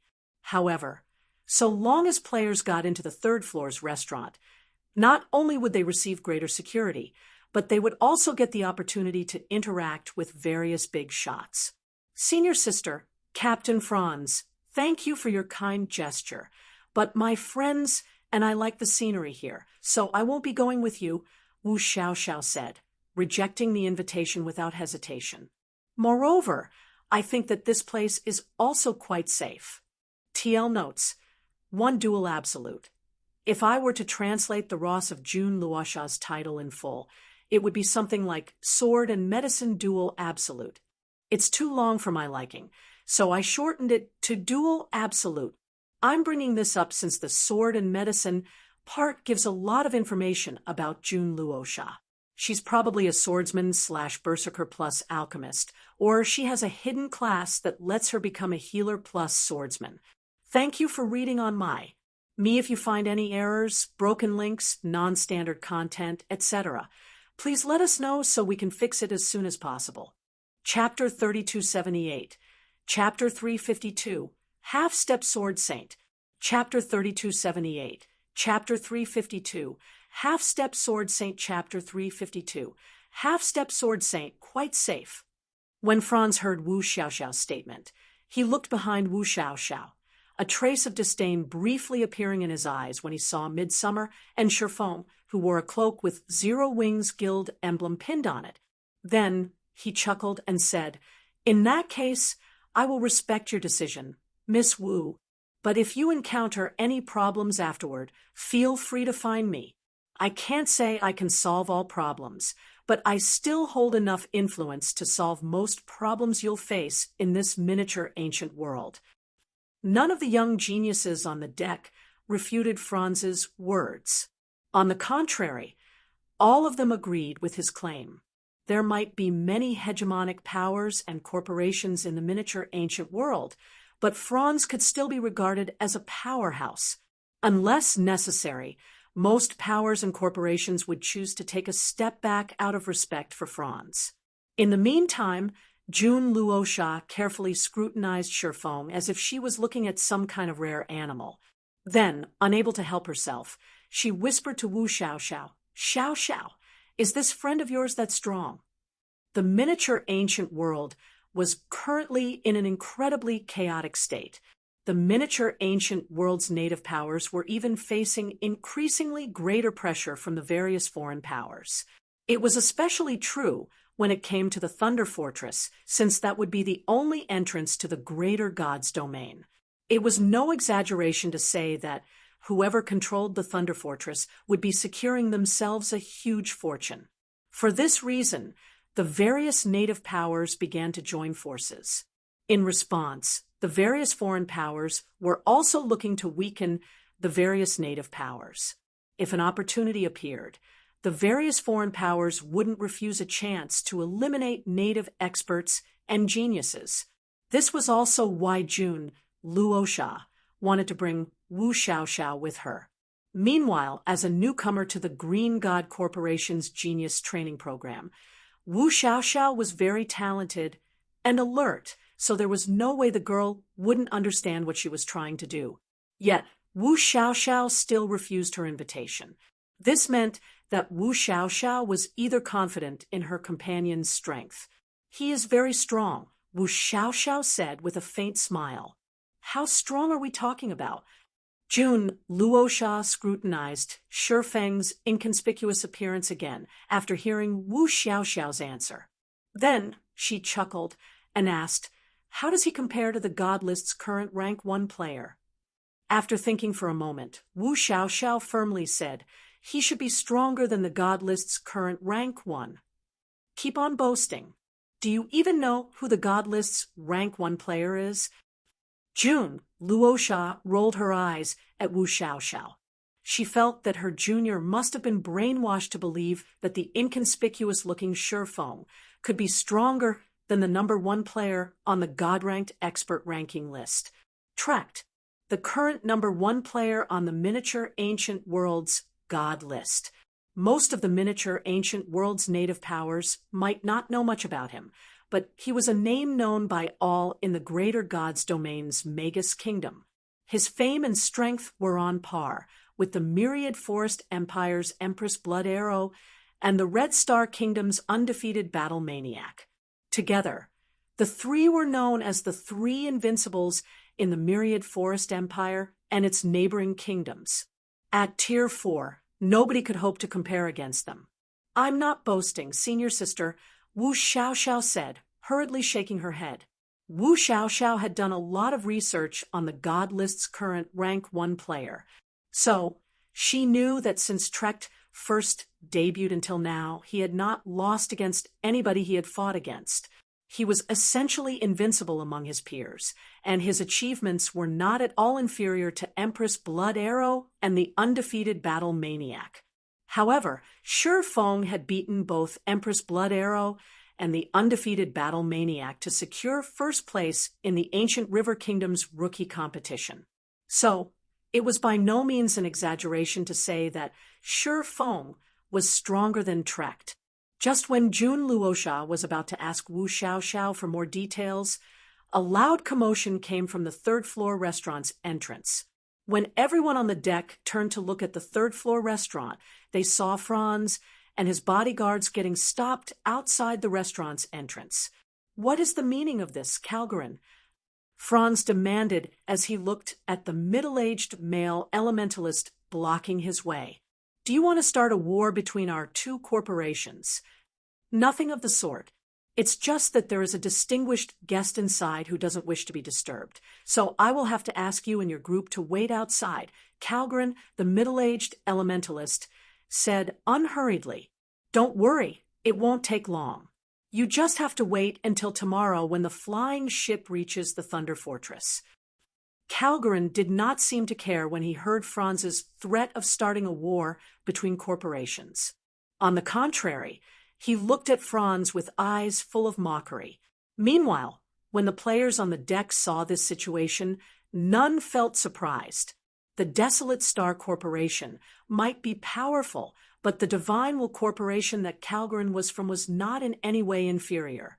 On the contrary, the Divine Will Corporation was slightly superior since, unlike the Desolate Star Corporation, it held shares in a pseudo-hegemonic power. Moreover, Calgarin was the Divine Will Corporation's first successor. So, in terms of status, he was above Franz, a distinguished guest. Franz's expression darkened a little. Then he gestured for his bodyguards to force their way through, saying, "I want to see who this distinguished guest is to dare to disrespect me." He had just assured Wu Xiaoxiao and Jun Luosha that he could solve most problems in the miniature ancient world. Yet, immediately afterward, he was getting stopped outside the flying ship's third-floor restaurant. If he took this slight lying down, he'd become a laughingstock. However, before Franz's bodyguards could make a move, the restaurant's front door suddenly opened. Then, a stalwart man, clad carrying a great sword on his back and clad in broken armor, walked out of the restaurant. As soon as this stalwart man appeared, Calgarin's dozen or so bodyguards and Calgarin himself respectfully bowed their heads to the man. "Lord St. Nine." Calgarin greeted the stalwart man, his words instantly shocking everyone present. Franz, in particular, revealed a look of despair when he heard the stalwart man's name. St. Nine, the current rank 10 player on the God-ranked expert list. Despite being a titled expert, Franz felt suffocated just by standing in St. Nine's presence. As for his bodyguards, even though they were fourth-floor experts, their faces turned pale, and they couldn't help but kneel on the ground to keep themselves from collapsing, evidence that they were under immense pressure. Some of their faces had even started to contort. A half-step sword saint, whether it was Franz or the other tier 4 experts present, Every one of them instinctively thought of this term. Although Saint Nine was still a Tier 4 sword emperor right now, his basic attributes and concentration had already reached the Tier 5 standard. The average Tier 4 expert simply couldn't hope to stand up to him. It wouldn't be surprising if Saint Nine could fight against actual Tier 5 players. Subsequently, Saint Nine took a step forward and instantly appeared in front of Franz. Then, after taking a moment to look at Franz in silence, Saint Nine indifferently asked, "So, Franz, do you think I need to show you any respect? Thank you for reading on me if you find any errors, broken links, non-standard content, etc. Please let us know so we can fix it as soon as possible." Chapter 3279, Chapter 353. Do you dare to come forward? Chapter 3279, Chapter 353. Do you dare to come forward? Chapter 353. Do you dare to come forward? Although Saint Nine spoke calmly, and only several people nearby could hear him, Franz's complexion paled when he heard Saint Nine's words. In reality, Saint Nine didn't have a powerful personal background. He had relied entirely on the Twin Saints Alliance's resources to grow to his current strength. When it came to status and background, there was no question that Franz was overwhelmingly superior to Saint Nine. However, the problem was that they were currently in the miniature ancient world, a place where even the strongest players were only at Tier 4. In this place, Saint Nine was akin to a walking disaster for the various powers. Under normal circumstances, Franz wouldn't have feared Saint Nine at all. At worst, he would die once. However, the world passage was opening soon. If Franz got killed on the flying ship, he'd essentially have to say goodbye to the world passage's opening rewards. It should be known that the main reason players and powers from outside the miniature ancient world came to this world was so that they could acquire the world passage's opening rewards, and Franz was no exception. Do you take the desolate Star Corporation for a pushover, Saint Nine? While Franz was in a state of panic, the masked lady standing behind Franz suddenly spoke up. After saying so, the lady with a pair of enchanting silver eyes waved the silver staff she wielded and merged 3 Tier 4 spells into one. Immediately afterward, over 200 blades made of bone-chilling flames appeared around Saint Nine and struck at him, each of these soul blades leaving behind a fiery silver chain in their wake. Every soul blade carried power at the Tier 5 standard, and the number of soul blades the lady summoned had already gone far beyond the maximum number of attacks Tier 4 players could react to simultaneously. Moreover, the silver chains the soul blades created continuously reduced the space available for Saint Nine to maneuver around. "Auntie, you succeeded." Franz grew ecstatic when he saw the soul blades and silver chains surrounding Saint Nine. The masked lady was none other than Favre, the Tower Alliance's great elder. At the same time, she was Maria and Franz's aunt. Originally, Favre was a paragon widely known during her era. However, she had long retired from the public eye, so not much information was known about her nowadays. People only remembered her title of Silver-Eyed, which hardly anybody knew that Favre was researching how to combine 3 spells, in other words, triple fusion magic, to unleash strength above her tier. Now, though, his Aunt Favre had succeeded. Meanwhile, the fusion of 3 Tier 4 spells would result in power that could overshadow even Tier 5 spells. However, before Franz could relax, he suddenly heard Saint Nine speaking. "You are still not qualified to be my opponent." Before Franz realized it, Saint Nine had vanished from before him and reappeared in front of Favre, his great sword held in his hands. Then Saint Nine swung his great sword at Favre. Boom! Bright silver light enveloped the flying ship's 3rd floor, and everyone idly stared at the light as if time had stopped moving. When the light faded, only a broken magic barrier remained in Favre's original location. As for Favre herself, she had crashed into one of the flying ship's sails, her silver mask shattering, and her HP bar having little to nothing left. How is this possible? This scene dumbfounded Franz and his bodyguards, none of them daring to believe this to be true. One strike. Saint Nine had executed only one attack, yet this one attack had instantly killed Favre, the Tower Alliance's great elder, and the Silver-Eyed, whose name once shook the Starlight Realm. If not for the silver mask Favre wore, allowing her to evade death once, she wouldn't even be alive right now. The god list's rank 10, is this powerful? Following this situation was a question that appeared in not just Franz's and his bodyguards' minds, but also the minds of many young geniuses on the ship. In everyone's minds, Saint Nine might be ranked 10th on the God-ranked expert list, but he was still only a titled expert. Meanwhile, Favre was similarly a titled expert. Even though she was a little older, she remained in her peak condition. So, everyone assumed there wouldn't be too huge of a gap between them. Yet, reality couldn't be any further from that. If Saint Nine could instantly kill even a titled expert, wouldn't it be child's play for him to kill ordinary fourth-floor experts? Moreover, if Saint Nine could only rank at 10th place on the God list despite being so strong already, how frightening were the God list's other top 10 experts? Now that she's dealt with, it's your turn next. Saint Nine said as he raised his great sword and turned to look at Franz and his bodyguards. Suddenly, Franz and his bodyguards felt as if they could hear Death's footsteps. It felt as if Death was already waving at them. The Desolate Star Corporation's second successor, titled expert. At this moment, all of these things had become nothing but a joke, and it was all because they weren't aware of how monstrous Saint Nine was. In the meantime, Calgren gleefully watched all this happening from one side.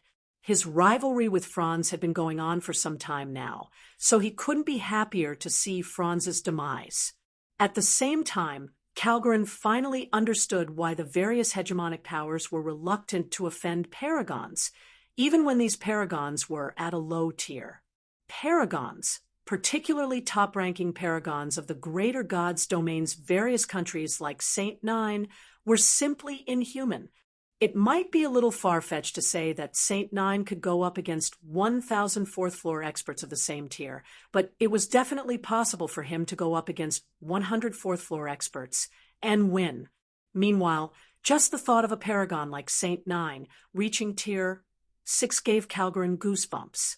Anyway, with the current situation, the Desolate Star Corporation had essentially lost its chance of acquiring the World Passage's opening rewards. Xiao Xiao, get ready to run with your party. It's no longer safe here. Jun Luosha said when she saw Saint Nine raising his great sword against Franz, a bitter smile forming on her face. Saint Nine can probably rival the God list's top 3 with his current strength. If he decides to get ruthless, nobody on this ship can live to see the Thunder Fortress. However, in response to Jun Luosha's anxiety, Wu Xiaoxiao shook her head and calmly said, Saint Nine is indeed strong, but you don't need to be so anxious, senior sister. We are very safe here. So long as the guild leader is around, Saint Nine can't harm us in the slightest. Although Wu Xiaoxiao didn't speak loudly, everyone on the flying ship was a Tier 4 player. In a quiet environment, a Tier 4 player could hear a person's normal speaking voice even from several hundred yards away. So, even though Wu Xiaoxiao was only speaking normally, everyone aboard the ship could hear her words.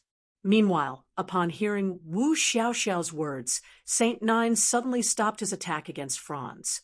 Then, he turned to look at Wu Xiaoxiao, a cold glint in his eyes.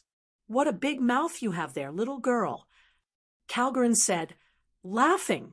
But will that so-called guild leader of yours dare to come forward and show himself to Lord Saint Nine? As soon as Calgren finished speaking, Jun Luosha couldn't help but hold her head. Her junior might be good at many things, but it would seem that she was terrible at reading the room. With this, not only were Franz and his bodyguards finished, but even they were doomed as well. It was especially true for the guild leader, whom Wu Xiaoxiao mentioned. That person most likely wished to choke Wu Xiaoxiao right about now. However, behaving as if she wasn't aware of the mess she had just created, Wu Xiaoxiao turned to look at the cloaked swordsman sitting nearby, and fawningly said, "Guild leader, I've joined Zero Wing already, so you can't just watch me make a fool of myself. This will be the only exception." After letting out a sigh, the cloaked man stood up and began making his way up to Saint Nine. "Thank you for reading on me. If you find any errors, broken links, non-standard content, etc., please let us know so we can fix it as soon as possible." Chapter 3280, Chapter 354. Who is he? Chapter 3280, Chapter 354. Who is he? Chapter 354. Who is he? Is he crazy? When Jun Luosha saw Shifeng taking the initiative to approach Saint Nine, she couldn't help but try to stop him. Jun Luosha might not have bothered if it were in the past, since, back then, she still wasn't aware of how strong Saint Nine was exactly. However, after seeing Saint Nine defeating Favre, a veteran titled expert, in one hit, she'd have to be a fool not to know how frighteningly strong Saint Nine was. At this point, getting killed by Saint Nine could only be considered a small issue. If they ended up earning Saint Nine's ire, they might not even be able to continue surviving in the miniature ancient world. The strength Saint Nine just displayed was already enough to upset the balance between the miniature ancient world's various hegemonic powers. It was especially so now that the world passage was opening soon. The various hegemonic powers would definitely try to befriend Saint Nine as much as possible. So, if they were to offend Saint Nine, now, one word from Saint Nine would be more than enough to erase Shifeng and Wu Xiaoxiao from the miniature ancient world. Even the powers backing them might not be able to continue existing in the miniature ancient world. However, before Jun Luosha could stop Shifeng, Wu Xiaoxiao suddenly pulled her back and smiled, saying, "Don't worry, senior sister. The guild leader is very strong." When Jun Luosha saw Shifeng moving closer and closer to Saint Nine, she started to grow even more anxious. Even if Shifeng was strong, he shouldn't be confronting Saint Nine to prove his strength.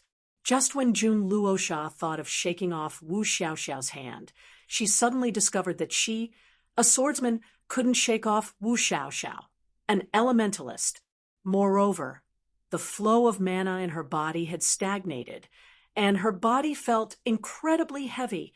"Xiaoxiao." After taking another look at Wu Xiaoxiao, Jun Luosha couldn't help but feel as if she was looking at a completely different person. How was this supposed to be her cute junior sister? The other party felt more like a legendary monster than a player right now. While Wu Xiaoxiao was holding Jun Luosha back, Shifeng continued making his way over to Saint Nine. He was aware that Wu Xiaoxiao wasn't misbehaving just because she wanted to protect Jun Luosha. He knew that she was also trying to recruit Jun Luosha. Geniuses nurtured by the Green God Corporation might be affiliated with the corporation, but the corporation did not restrict its talents from joining God's domain's various powers. On the contrary, the corporation strongly encouraged such behavior. This was also why Jun Luosha was not against Franz's attempt at recruiting her. As for Wu Xiaoxiao's unilateral decision to recruit Jun Luosha, Shifeng wasn't against it. Honestly, even if Wu Xiaoxiao didn't take the initiative to provoke Saint Nine, Shifeng had planned to intervene in this affair. After all, the Desolate Star Corporation and Zero Wing were partners. Zero Wing had already earned a significant sum of star coins thanks to the Desolate Star Corporation's trade center. So, even if Shifeng didn't have goodwill toward Franz, he still felt obligated to save Maria's Aunt Favre. On the other side, Franz hurriedly ran over to Favre's side, took out a healing crystal, and shattered it above Favre. Then, streams of light green mist flowed into Favre and quickly healed her back to peak condition.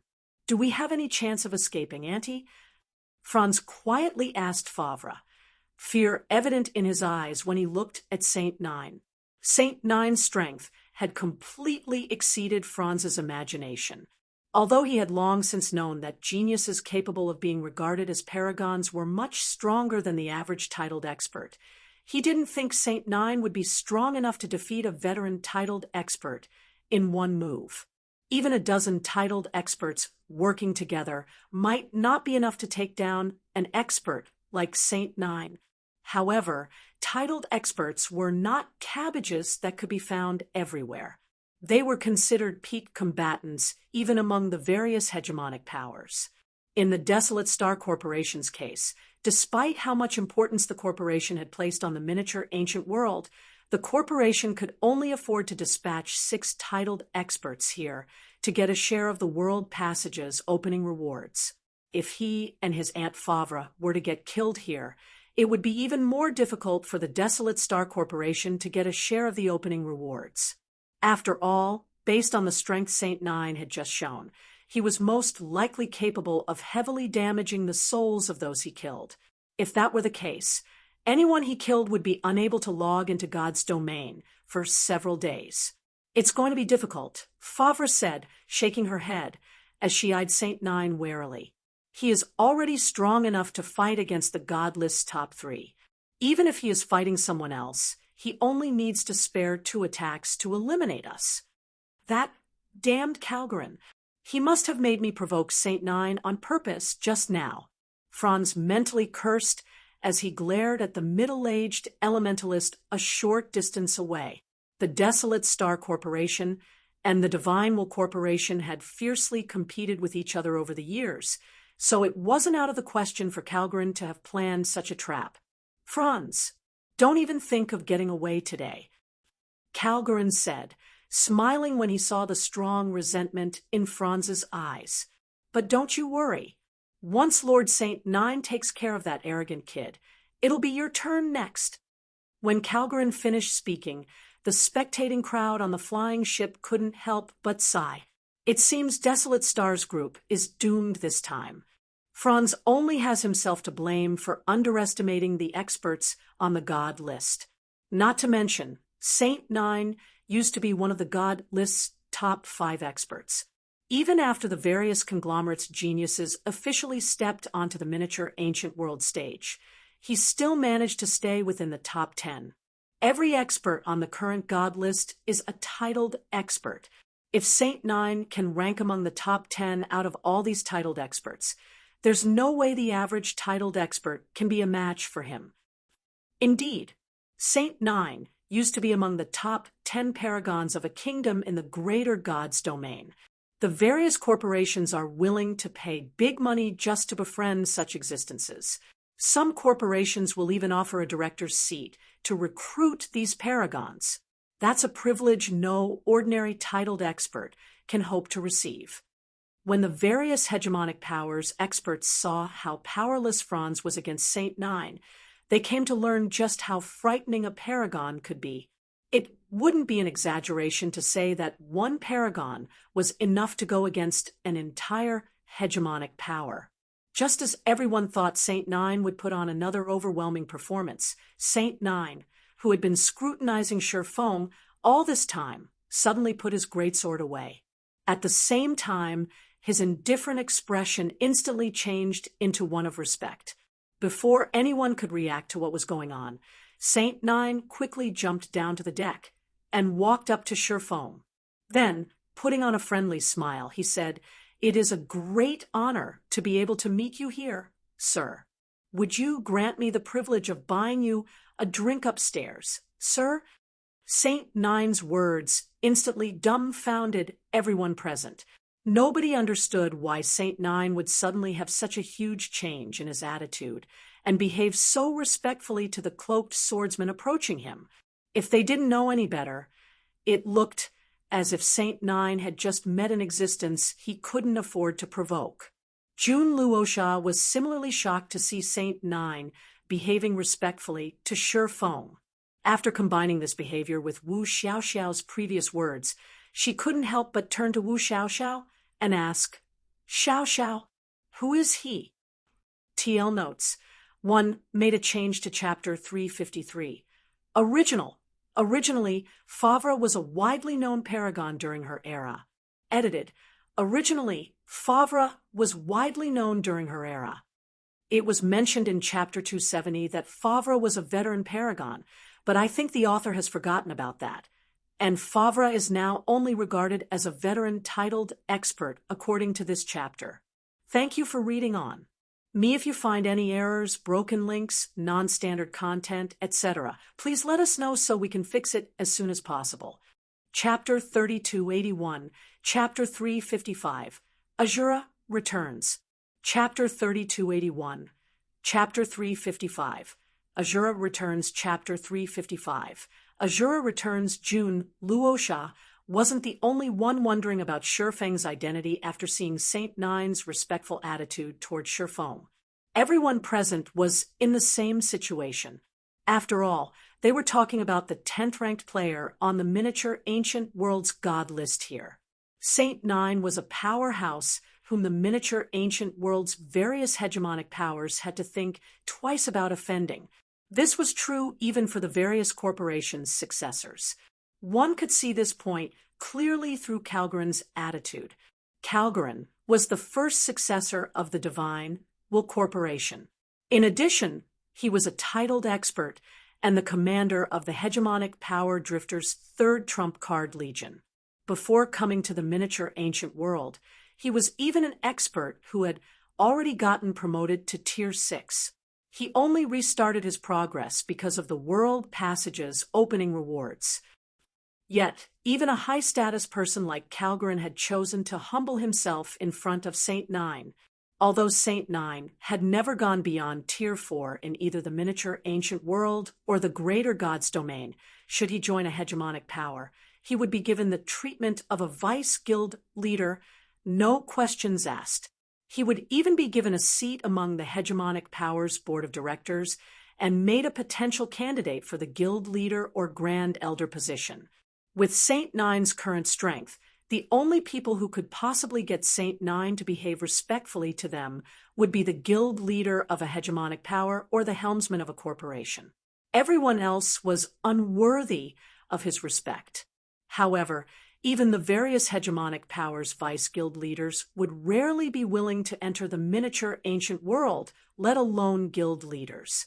As for the various corporations' helmsmen, there was no way such big shots would sacrifice their progress and enter the miniature Ancient World. So, everyone found it hard to imagine how anyone could get a paragon like Saint Nine to behave so respectfully. Does this person have an incredible origin? Franz's jaw dropped when he saw Saint Nine suddenly taking such a respectful attitude toward Shifeng. It wasn't an exaggeration to say that Saint Nine was strong enough to defy the successor of any corporation in the miniature Ancient World. Most of the hegemonic powers in the miniature Ancient World wouldn't even dare to make an enemy out of him. Franz had taken a moment to observe Shifeng previously, and the other party could be said to be very normal. He couldn't feel the presence of a powerhouse from Shifeng at all. Not to mention, Shifeng was mingling with Jun Luosha's junior sister. Wu Xiaoxiao might be Jun Luosha's junior sister, but she was nothing more than an internal genius nurtured by the Green God Corporation. She was vastly inferior to Jun Luosha, who had already entered Green God Corporation's core circle. The two couldn't even be compared on the same level. In Franz's opinion, someone considered very strong in Wu Xiaoxiao's mind would, at most, be at the standard of the average fourth-floor expert. This was also usually the limit of experts originating from isolated gods' domains. However, after seeing Saint Nine's respectful attitude, Franz felt that Shifeng might be the son of an upper-ranking hegemonic powers guild leader. Either that or the son of a conglomerate's executive. There might only be a one-rank difference between ordinary hegemonic powers and upper-ranking hegemonic powers in the greater god's domain, but the two were worlds apart from each other in reality. If Shifeng was the son of an upper-ranking hegemonic powers guild leader, even the guild leaders of ordinary hegemonic powers would try to fawn over him, let alone Saint Nine. A world passages opening was a huge opportunity for most players. So, it wasn't out of the question for the children of an upper-ranking hegemonic powers guild leader or the children of a conglomerate's executive to enter the miniature ancient world. While everyone was secretly speculating on Shifeng's identity, Wu Xiaoxiao smiled at Jun Luosha and said, "Black Flame. He is Zero Wings Guild leader Black Flame." The few simple words that came out of Wu Xiaoxiao's mouth instantly shocked and confused Jun Luosha. Black Flame? The god list's 7th-ranked Azura Sword Emperor? How is this possible? Jun Luosha wasn't foreign to the name of Black Flame. After all, Black Flame's name was already known by all in the miniature ancient world at this point. But even if they were talking about Black Flame, Jun Luosha found it hard to believe Saint Nine would take on such a respectful attitude toward the Azura Sword Emperor. It should be known that the God-ranked expert ranking list was the 7 Luminaries Alliance's subjective ranking. It wasn't an actual ranking of combat power. Moreover, even if Black Flame was stronger than Saint Nine, the difference in strength should be very limited. Jun Luosha wasn't the only one confused at this time. Many of the people who had overheard Wu Xiaoxiao's words similarly found this revelation to be puzzling. What a surprise this is! I didn't think that cloaked swordsman would be that rumored Azura Sword Emperor. But this is strange. Even if Saint Nine knows that Guy is the Azura Sword Emperor, does Saint Nine need to behave so respectfully? After all, they are paragons of the same caliber. Saint Nine is probably thinking of befriending the Azura Sword Emperor. After all, the world passage will be opening soon. There's no harm in having an extra ally. At this point, the only explanation everyone could think of for Saint Nine to behave so respectfully to Black Flame was because Saint Nine was thinking of joining forces with the Azura Sword Emperor to tackle the world passage's opening. After all, countless experts and powers would gather for the world passage's opening. At that time, even a paragon of Saint Nine's caliber would be limited in what he could accomplish if he were by himself. However, it was a different story if Saint Nine could join forces with Black Flame.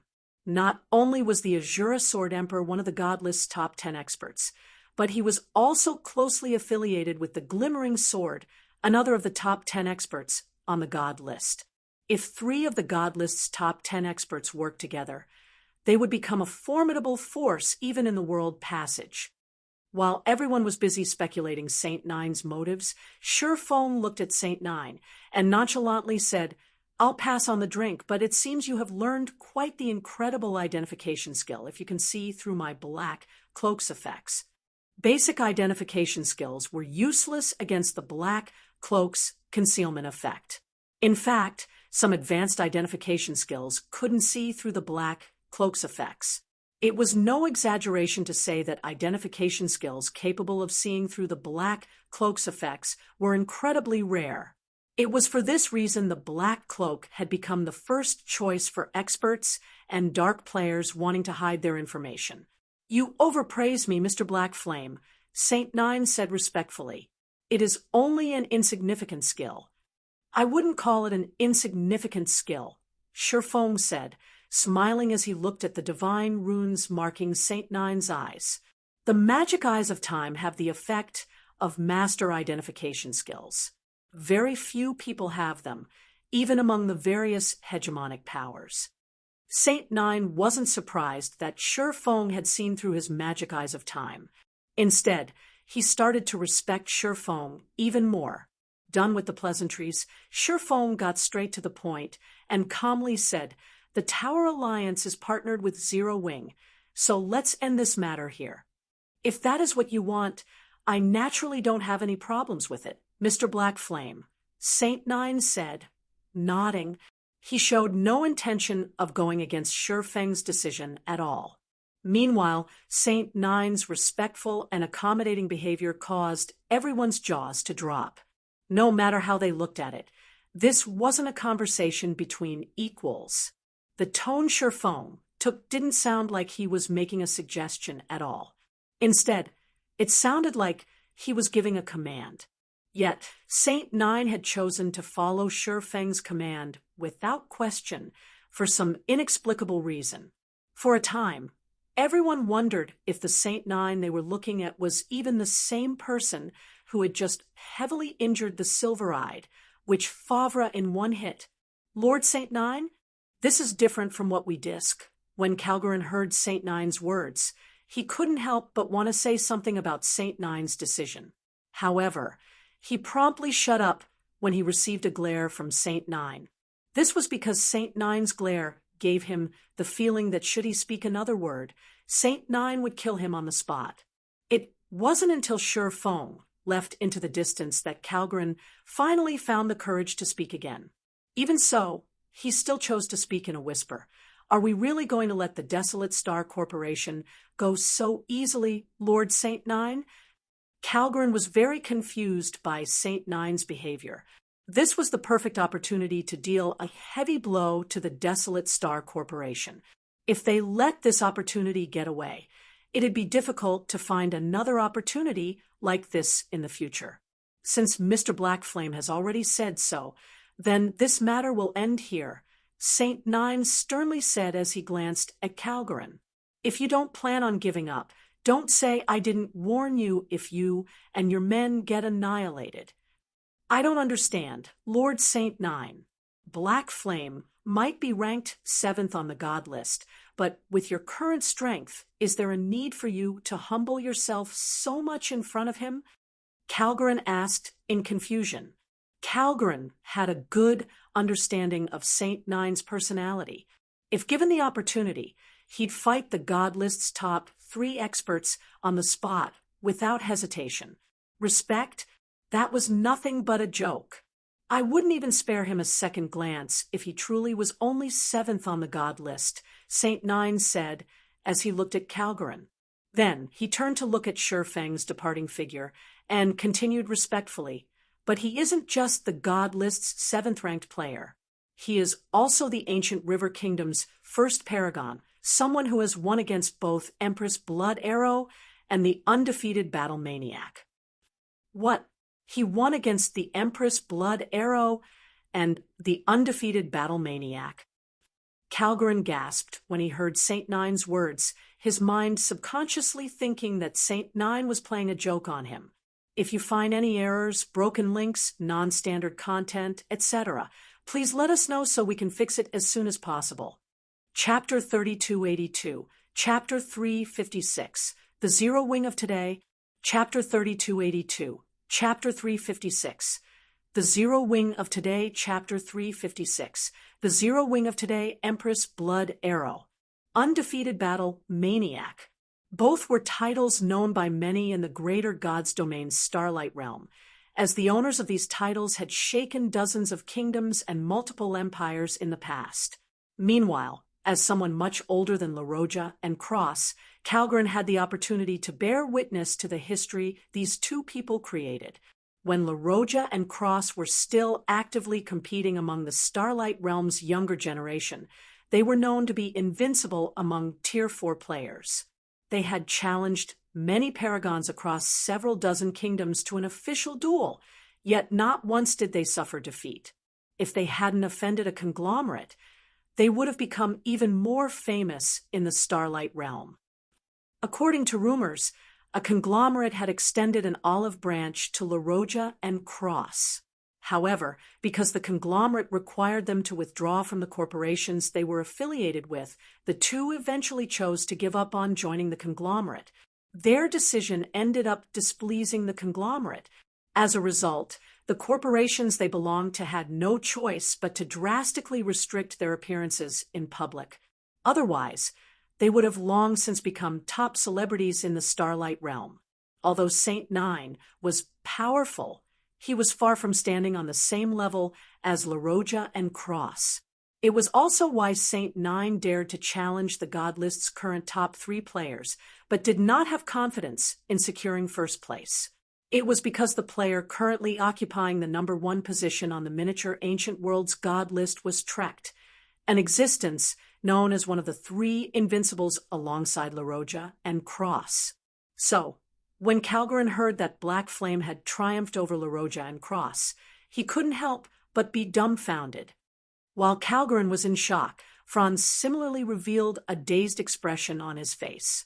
"Is what you just said true, Auntie?" Franz couldn't help but doubt his ears when he heard what his Aunt Favre had just said. That's Empress Blood Arrow and the undefeated battle maniac we are talking about. How can Black Flame possibly win against those two legendary individuals? It's not strange for you to be unaware of this matter, since you've been focused on the miniature ancient world. The Desolate Star Corporation doesn't have any dealings in the ancient River Kingdom either, Favre said, nodding in response to her nephew's doubts. Then she revealed a wry smile as she explained. "According to my sources, Black Flame won the ancient River Kingdom's rookie competition yesterday and became the kingdom's first paragon.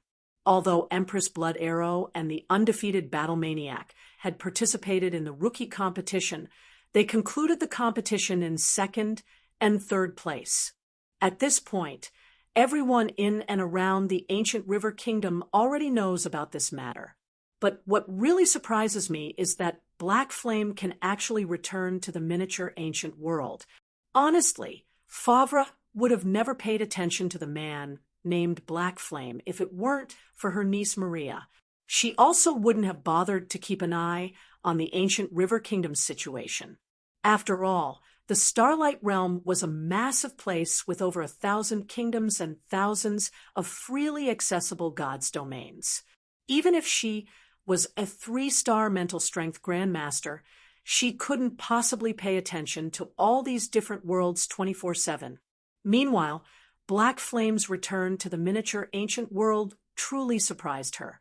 Even if she ignored Black Flame's achievement of winning against Empress Blood Arrow and the undefeated Battle Maniac, his ability to freely travel between the greater god's domain and miniature ancient world was more than enough for her to label him as incredible. Damn it! Franz couldn't help but have the urge to slap himself when he finished listening to his aunt's explanation. He might not know what had happened in the ancient River Kingdom, but he did know about the Galaxy Conglomerate's invitational competition. To avoid taking up their respective countries' slots, it wouldn't be strange for Empress Blood Arrow and the undefeated Battle Maniac to participate in the ancient River Kingdom's rookie competition. Meanwhile, paragons such as Empress Blood Arrow and the undefeated Battle Maniac were highly sought after by even the various corporations' helmsmen. Yet he had expressed disdain to Black Flame just now. This situation couldn't be any worse for him. Different from Franz, Favre felt relieved by Black Flame's achievements. At the same time, she had to admit that her niece had a good eye for people, betting a trade center on Zero Wing early on, instantly allowing her to draw close the distance between her and Black Flame. So long as Maria could receive Black Flame support, she would have a much greater chance of becoming the Desolate Star Corporation's helmsman. However, the commotion on the flying ship was only a small interlude for everyone's discussions. Shortly after the commotion ended, everyone went back to discussing the Thunder Fortress.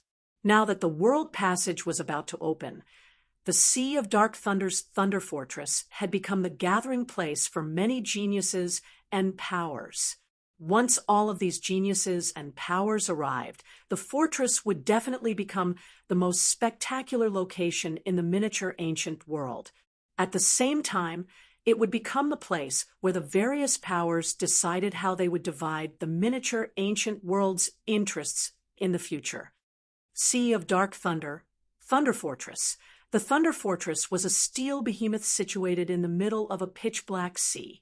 At this time, ships of incredible value could be seen docking inside the spacious fortress one after another, their numbers easily exceeding 5,000. This number normally couldn't be seen in any naval city. However, despite how many ships were docking inside the fortress's inner port did not seem crowded. While watching these ships dock inside the Thunder Fortress, the many native geniuses resting at the port engaged in discussion with each other. Why have the 7 great powers gathered us native geniuses and experts here? A young man who was a level 132, Tier 4 Ranger asked, the youth sipping on a glass of cheap fruit wine as he curiously looked at the 7 great native powers ships docked nearby. Isn't it obvious that they're trying to recruit us? I heard that players would need to be at Tier 4, at the very least, to enter the World Passage. Meanwhile, the 7 powers will not only need ships to trade with the greater god's domain, but also a large number of experts to escort their ships, a level 132, Tier 4 elementalist said. The trading of resources between the miniature ancient world and the greater god's domain is a big business. The 7 powers can earn a ton of the greater world's star coins if handled properly. However, compared to foreign players who are familiar with the greater god's domain, it'll be much easier for the 7 powers to control us native players. The saddest part is that we don't have a choice, a level 133, Tier 4 Berserker said, sighing. Unless you're one of those so-called paragons, none of the various foreign powers will bat a second eye at you. The only thing native experts like us can do is join a relatively strong native power if we want to have an easier time surviving in the greater god's domain. Indeed, the level 132 elementalist nodded in agreement. But out of the 7 powers, which one should we join? Maybe Zero Wing. Aside from the 5 great super guilds, the remaining 2 options are the Flower of 7 Sins and Zero Wing. Among them, Zero Wing's rise is the quickest. Zero Wing's guild leader Black Flame is even 7th on the god list. Zero Wing. The level 133 Berserker shook his head when he heard the elementalist's suggestion. Zero Wing's rise might be the quickest, but its foundation is far too lacking compared to the other 6 powers. You can see this just by looking at each power's fleet. The fleets of the 5 great super guilds and the Flower of 7 Sins are led by 2 or more warships. Each fleet also has more than 10 bronze speedboats. In comparison, Zero Wing's fleet only has 3 bronze speedboats and a bunch of advanced speedboats. It doesn't even have 1 warship. In addition, that person from the Thunder Fortress has already informed the various powers to pay 10,000 units of 7 luminaries crystal to stay in the fortress. Out of the 7 powers, Zero Wing is the only one that has yet to hand over the 7 luminaries crystals. The due date is even tomorrow. If Zero Wing still doesn't pay up, it can't even stay in the Thunder Fortress past tomorrow. As soon as the Berserker finished speaking, a passing swordsman suddenly stopped walking. Then, looking at the Berserker, the cloaked swordsman curiously asked, "Excuse me, friend, what is this about paying 10,000 units of 7 luminaries crystal? Does the Thunder Fortress have such a rule? If you find any errors, broken links, non-standard content, etc., please let us know so we can fix it as soon as possible." Chapter 3283, Chapter 357, 3 Overlords. Chapter 3283, Chapter 357, 3 Overlords. Chapter 357, 3 Overlords rule? Of course there's no such rule. The level 133 Berserker laughed when he heard the passing swordsman's words. You must have just arrived at the Thunder Fortress, right? Right now, that person is in charge of the Thunder Fortress, and his word is the law here. That person has stated that all powers looking to stay in the Thunder Fortress must hand over 10,000 units of 7 luminaries crystal, and even hegemonic powers won't be exempted. Even hegemonic powers aren't exempted? Upon hearing the Berserker's words, one of the cloaked girls standing behind the cloaked swordsman exclaimed, "Isn't that too much of an exaggeration? Not to mention, the Thunder Fortress is protected by Tier 5 NPCs, who could possibly threaten a hegemonic power here." Meanwhile, this cloaked girl was none other than Midsummer, who had entered the miniature ancient world with Surefoam. You can only say that because you don't know who that person is, the berserker said, shaking his head. Even in the greater God's domain, the person I'm talking about is an existence akin to God. An existence akin to God. Keep on boasting. Why don't you? Midsummer said, rolling her eyes.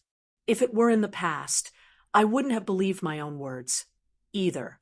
However, after arriving at the Thunder Fortress, I had no choice but to believe it, the berserker said, remaining patient even after seeing Midsummer's response. Have you heard of the Paimon conglomerate before? Of course. That's one of the few conglomerates in the greater world, Midsummer said, nodding.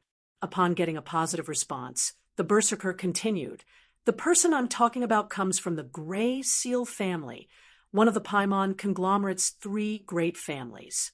More specifically, he is young Master Daira, the youngest son of the Gray Seal family's patriarch. He is the one who set the rule I mentioned. There aren't many powers that would dare to go against that young master even in the greater God's domain, let alone our miniature ancient world. Daira, the youngest son of one of Paimon's 3 overlords? Midsummer quickly thought of something after hearing the berserker's words. Immediately, she turned to Shifeng and anxiously said through the team chat, Brother Blackflame, I'm afraid we're going to meet with some trouble during the world passages opening this time. A sum of 10,000 units of 7 luminaries crystal is indeed quite a lot, Wu Xiaoxiao, who had similarly concealed her identity, said. At the same time, she also understood why so many powers would willingly hand over 10,000 units of 7 luminaries crystal. The youngest son of one of the Paimon conglomerate's 3 overlords could indeed be regarded as an existence akin to God in the greater God's domain. Even the guild leaders of upper-ranking hegemonic powers wouldn't dare to offend Daira. After all, one word from Daira was most likely enough to have them removed from their positions. As for powers weaker than upper-ranking hegemonic powers, offending Daira was no different than asking to stop existing in the greater God's domain. However, Wu Xiaoxiao also had to admit that Daira was quite ruthless to be collecting 10,000 units of 7 luminaries crystal from every power looking to enter the Thunder Fortress. The problem I'm talking about isn't related to 7 luminaries crystals, Midsummer said, shaking her head. What I'm concerned about is Daira's hobby. His hobby? Jun Luosha, who had remained silent this entire time, suddenly spoke up. Is there a problem with his hobby? There's a big problem with it, Midsummer said with a wry smile. His hobby is collecting paragons, and he will recruit any paragon that catches his eye. This might seem great on the surface, since getting recruited by Daira would mean hopping aboard the Paimon conglomerate's ship, but that can't be any further from the truth. The paragons recruited by Daira will not only have to sign their freedom away with a God's domain contract, but the benefits they will receive in exchange might not even be comparable to the internal geniuses of a corporation. Daira was incredibly well known in the Starlight Realm. Firstly, it was because he was the most beloved son of the Divine Seal Saint, one of the Paimon conglomerate's 3 overlords. Secondly, it was because he had recruited many non-conglomerate paragons and would have them collect various legendary weapons and equipment for him. Or, more specifically, Daira was snatching the opportunities of these paragons to strengthen himself. At this point, the name of Blackflame had already become incredibly famous in the ancient River Kingdom and its surrounding countries. It was also publicly known that Shifeng wasn't affiliated with any conglomerate. So, the likelihood of Daira recruiting him was high. Meanwhile, so long as Shifeng signed a God's domain contract with Daira, he'd have to spend the rest of his life tied to Daira. As for putting up a resistance, if even upper-ranking hegemonic powers dared not offend Daira, what could a paragon with no background possibly do? If that's the case, maybe we should delay meeting up with Big Sis Hidden Soul and the others' guild leader. It won't be too late to group up after the world passage is open, Wu Xiaoxiao hurriedly said. Daira's identity was extraordinary. However, whether it was joining Daira or rejecting Daira's invitation, neither was a good option. The best action to take in this situation would be to avoid Daira as much as possible. Shifeng did not respond immediately. Instead, he scanned his surroundings for a moment before saying, "Your idea is good, but it seems the other party is one step ahead of you." As soon as Shifeng finished speaking, Midsummer, Wu Xiaoxiao, and Jun Luosha immediately sensed a person appearing next to their party. The other party was a level 136 Tier 4 assassin, and he looked like he was, at most, 17 or 18 years old.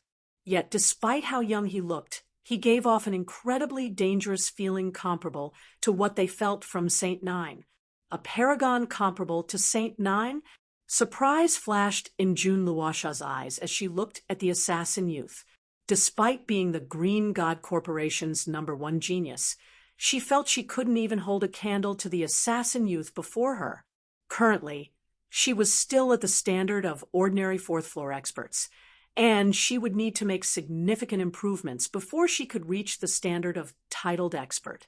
Yet, the assassin youth already had strength close to rivaling Saint Nine. After making a sudden appearance next to Shifeng's party, the assassin youth, with a wooden expression, quietly looked at Shifeng, showing no intentions of launching a sneak attack. "Greetings, Guild Leader Black Flame," the assassin youth said, emotionlessly like a robot.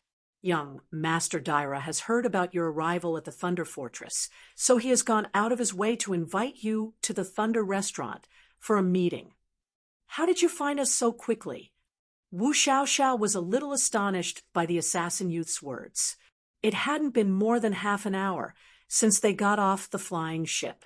They had even worn black cloaks to hide their identities. Yet Daira's henchmen still managed to find them. Their reconnaissance capabilities were truly terrifying. "It's simply because they have total control over the fortress," Shifeng calmly said as he surveyed his surroundings. "I was wondering why there are so many people fond of staying invisible in the fortress, but by the looks of things, it seems these people are members of Daira's Shadow Guard Legion." "That is correct," the assassin youth said, not bothering to hide the fact about the Shadow Guard Legion after realizing that Shifeng had seen through the Shadow Guard's concealment. "We are the young master's Shadow Guards, and we currently have the entire Thunder Fortress under our surveillance. So, I suggest you abandon any thoughts of leaving the Thunder Fortress. Even Trekt, the current rank 1 player on the God list, shouldn't think of leaving the Thunder Fortress once he sets foot into this place." Midsummer was incensed by the assassin youth's words. However, she also realized that the moment the assassin youth announced that he was Daira's envoy, their party no longer had a choice. They'd be publicly offending him if they refused to meet with Daira. He'd have a justifiable reason to take action against them at that time. Yet if they chose to meet with Daira, there would likely be only one outcome. "Since young Master Daira is inviting me with such sincerity, lead the way," then Shifeng calmly said. "If you find any errors, broken links, non-standard content, etc., please let us know so we can fix it as soon as possible." Chapter 3284. Chapter 358. Astonishing Strike. Chapter 3284. Chapter 358. Astonishing Strike. Chapter 358. Astonishing Strike. Thunder Fortress. Thunder Restaurant. The Thunder Restaurant was situated in the sky above the Thunder Fortress, overlooking the entire fortress. However, because the restaurant was situated 1,000 meters in the air, thunderclouds and lightning arcs constantly surrounded it. One touch from these lightning arcs was enough to vaporize a Tier 4 player. So, if players wished to reach the Thunder Restaurant, they'd have to do so using a small flying ship. When Midsummer, Wu Xiaoxiao, and Jun Luosha arrived at the Thunder Restaurant, they couldn't help but be awed by the restaurant's extravagance and the view they got to see from the restaurant. Looking down from the restaurant's entrance, they could see thousands of ships docked in the fortress down below. There was also a constant stream of ships sailing in and out of the fortress. This was an incredible sight that one could rarely see in God's domain. Meanwhile, after Shifeng's party of 4 entered the 9-story tall restaurant midsummer, and the others were given another shock. Currently, all of the guests dining in the restaurant were executive members of the various hegemonic powers. Ordinary players were not qualified to set foot into this place at all. Moreover, the prices the restaurant charged for its food were utterly criminal. Rather than coins, players had to pay in 7 luminaries crystals for the meals here. Meanwhile, any random meal here cost over 100 units of 7 luminaries crystal. Yet, despite the exorbitant prices, the restaurant was packed with players enthusiastically stuffing themselves with food. How smart of these people, Shifeng commented as he watched the various hegemonic powers' executives gorging themselves with food and beverages. However, he wasn't particularly surprised by their behavior. Smart. Jun Luosha was puzzled by Shifeng's comment. She failed to see how any of these people here were smart. In her opinion, these people were utterly prodigious. After all, paying over 100 units of 7 luminaries crystal for a single meal was unthinkable even in the greater God's domain. The food they're eating isn't your normal fare, Shifeng said, chuckling. All of these meals are a craftsman chef's cooking. Players who consume them will see an improvement in their physique and the strength of their mana. You will rarely find such meals, even in the greater God's domain. You won't lose out even if you pay 1,000 units of 7 luminaries crystal for a meal, let alone 100 units. Although these meals will only provide improvements on the first consumption, subsequent consumptions will allow players to enter an ethereal state that can drastically improve their learning capabilities temporarily. A craftsman chef's cooking? Midsummer nearly drooled when she heard Shifeng's explanation. The chef class was a lifestyle class similar to the forger and alchemist classes, and chefs could be categorized into basic chefs, advanced chefs, master chefs, grandmaster chefs, and craftsman chefs. Normally, only 1 in 10,000 lifestyle players could become a grandmaster, while only 1 in 100,000 grandmasters could become a craftsman. In other words, the chances of a lifestyle player becoming a craftsman was 1 in 1 billion. Because of their rarity, every craftsman would be highly respected by even upper-ranking hegemonic powers. The status of craftsmen was vastly superior to even paragons, such as Saint Nine.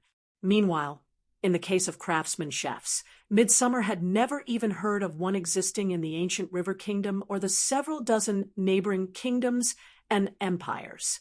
While Midsummer was thinking of the Thunder Restaurant's food, their party arrived before the top-floor VIP room under the assassin youth's lead. Currently, there were 6 Tier 4 experts standing guard outside the room, every one of them radiating an aura superior to Saint Nine. Only, unlike Saint Nine, these 6 experts looked like they were well above 50 years of age. Every one of them also wore the Paimon conglomerate's Paimon Fong Guard emblem, an indicator that they were experts capable of transcending tiers. After the assassin youth informed the 6 guards of the purpose of their visit, the 6 guards opened the doors to the VIP room for Shifeng's party of 4. When Midsummer, Wu Xiaoxiao, and Jun Luosha entered the VIP room, they couldn't help but gasp. Currently, about a dozen or so people were sitting in the room, half the size of a football field. The majority of these people were either the vice guild leaders of hegemonic powers or experts on the miniature ancient world's god list. Even Trekt, the god list's rank 1 player, was present among the people dining in the room. Out of these dozen or so people, the most inconspicuous person would have to be Thousand Scars, who was regarded as the number 1 genius among the miniature ancient world's native players. When Thousand Scars saw Shifeng appearing in the room, she was given quite a surprise. As for the most dazzling person in this room, that honor would have to go to the delicate young man sitting in the center. Although the young man looked like he was only 13 or 14, the equipment he wore was so dazzling it bordered on blinding. a fragmented, legendary equipment set. Search me for the original. Indeed, the young man was clad in a fragmented, legendary equipment set. It was even a six-piece set. Moreover, he also carried a long sword of indiscernible quality by his waist. Even though the youth was only a Tier 4 swordsman, his basic attributes could probably rival a bona fide Tier 5 sword saint already. Meanwhile, standing behind this youth were 4 middle-aged men and women. Even without doing anything, these 4 people radiated an aura rivaling legendary ranked archaic species. Every one of them was leagues above Saint 9. Black Flame, I heard your name as soon as I arrived in this miniature ancient world. The delicate young man said indifferently as he gnawed on a piece of meat. Although your rank on the god list is far lower than Trek's, you still meet my minimum requirements. How about joining my Shadow Guard Legion? I can let you start as a party leader. Once your strength improves, I might even introduce you to my father. As soon as the delicate youth finished speaking, the oldest man, a berserker with graying hair, standing behind the youth, suddenly shouted, "Black Flame, hurry up and thank the young master. This is the biggest opportunity you will get in your life. Countless paragons in the Starlight Realm can't even meet the young master, even if they want to. Not only do you get to meet the young master now, but you can even become a party leader in the young master's Shadow Guard Legion. You might even get a chance to meet the Patriarch in the future. Not even the Paimon conglomerate's paragons can get such an opportunity." Upon hearing the delicate youth's and the middle-aged berserker's words, many of the Vice Guild leaders of hegemonic powers present couldn't help but snicker.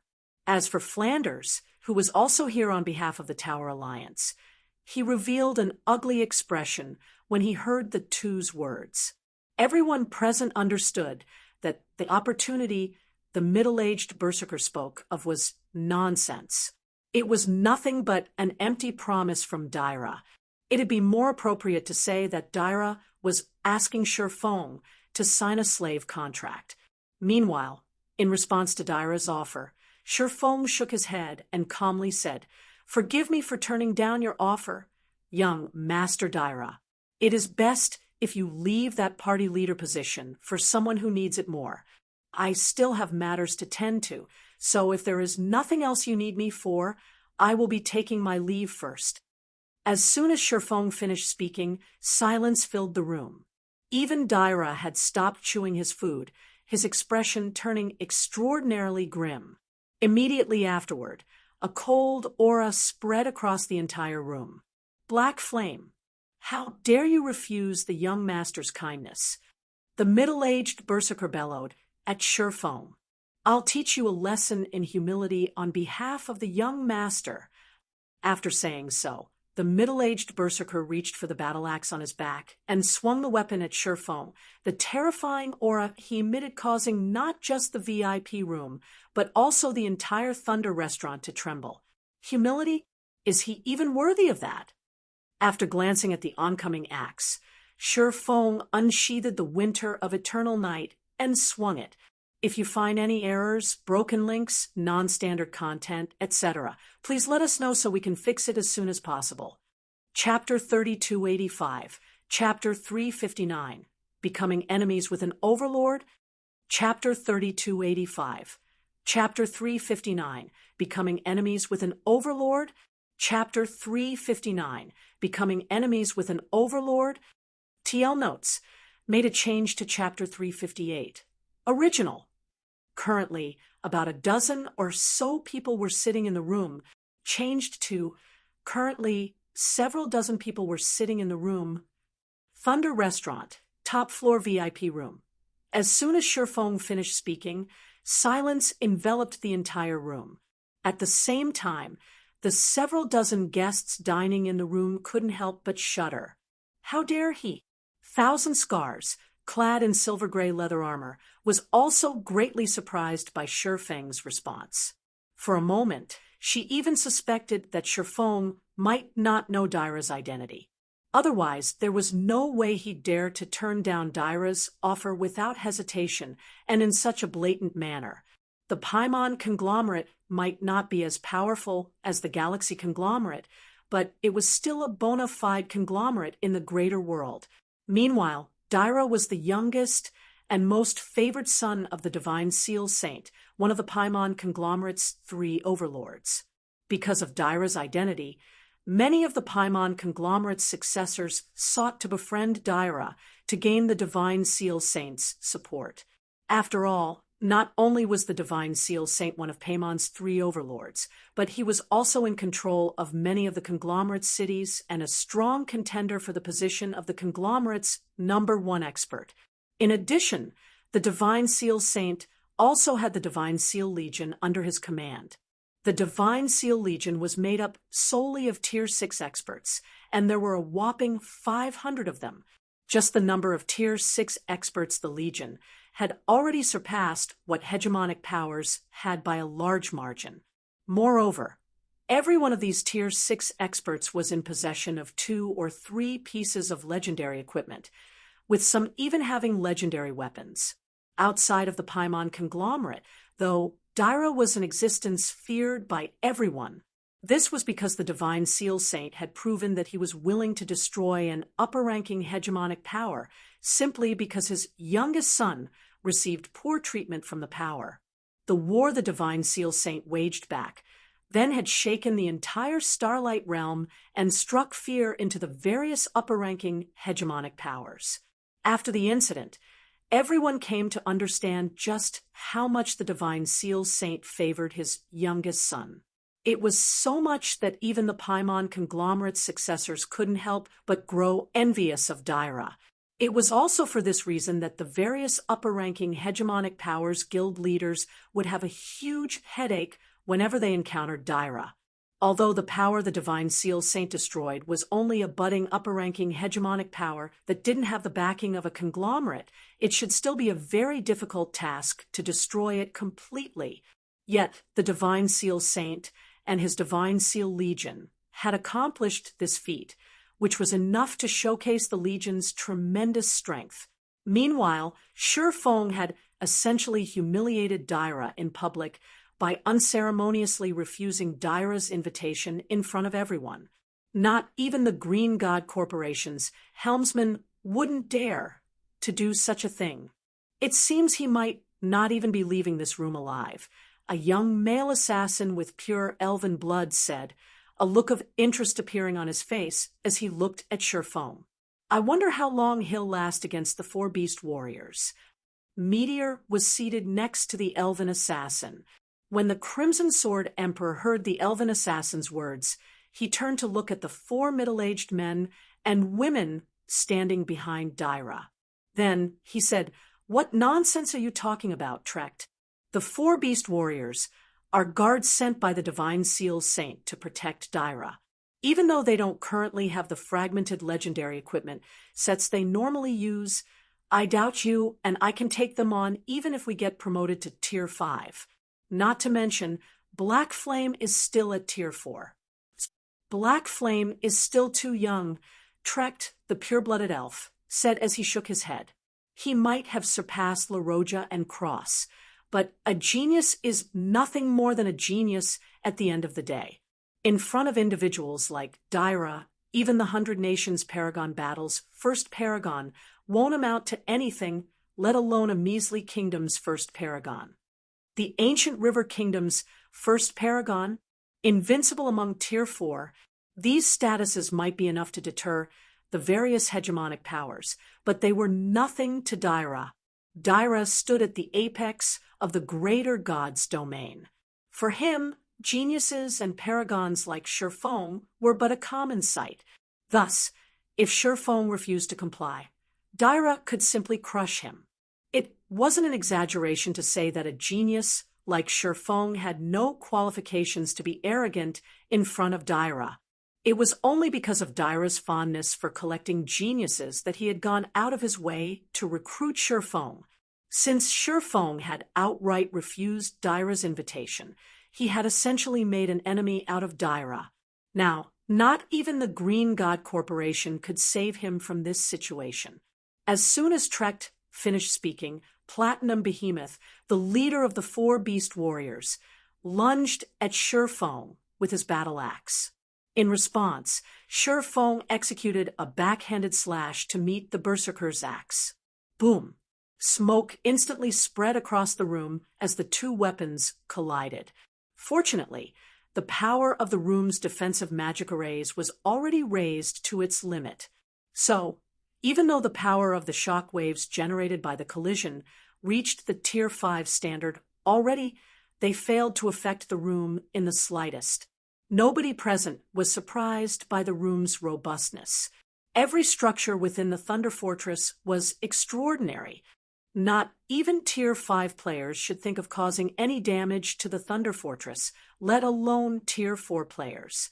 However, when the dust settled, the spectating crowd couldn't help but be surprised by what they saw. Contrary to everyone's expectations, Shurfeng did not get killed or injured by Platinum Behemoth's axe. Instead, he had come out of the Berserker's attack completely unscathed. Moreover, he had even stopped Platinum Behemoth's axe. The massive weapon stopped half a meter away from him and could not advance even an inch further.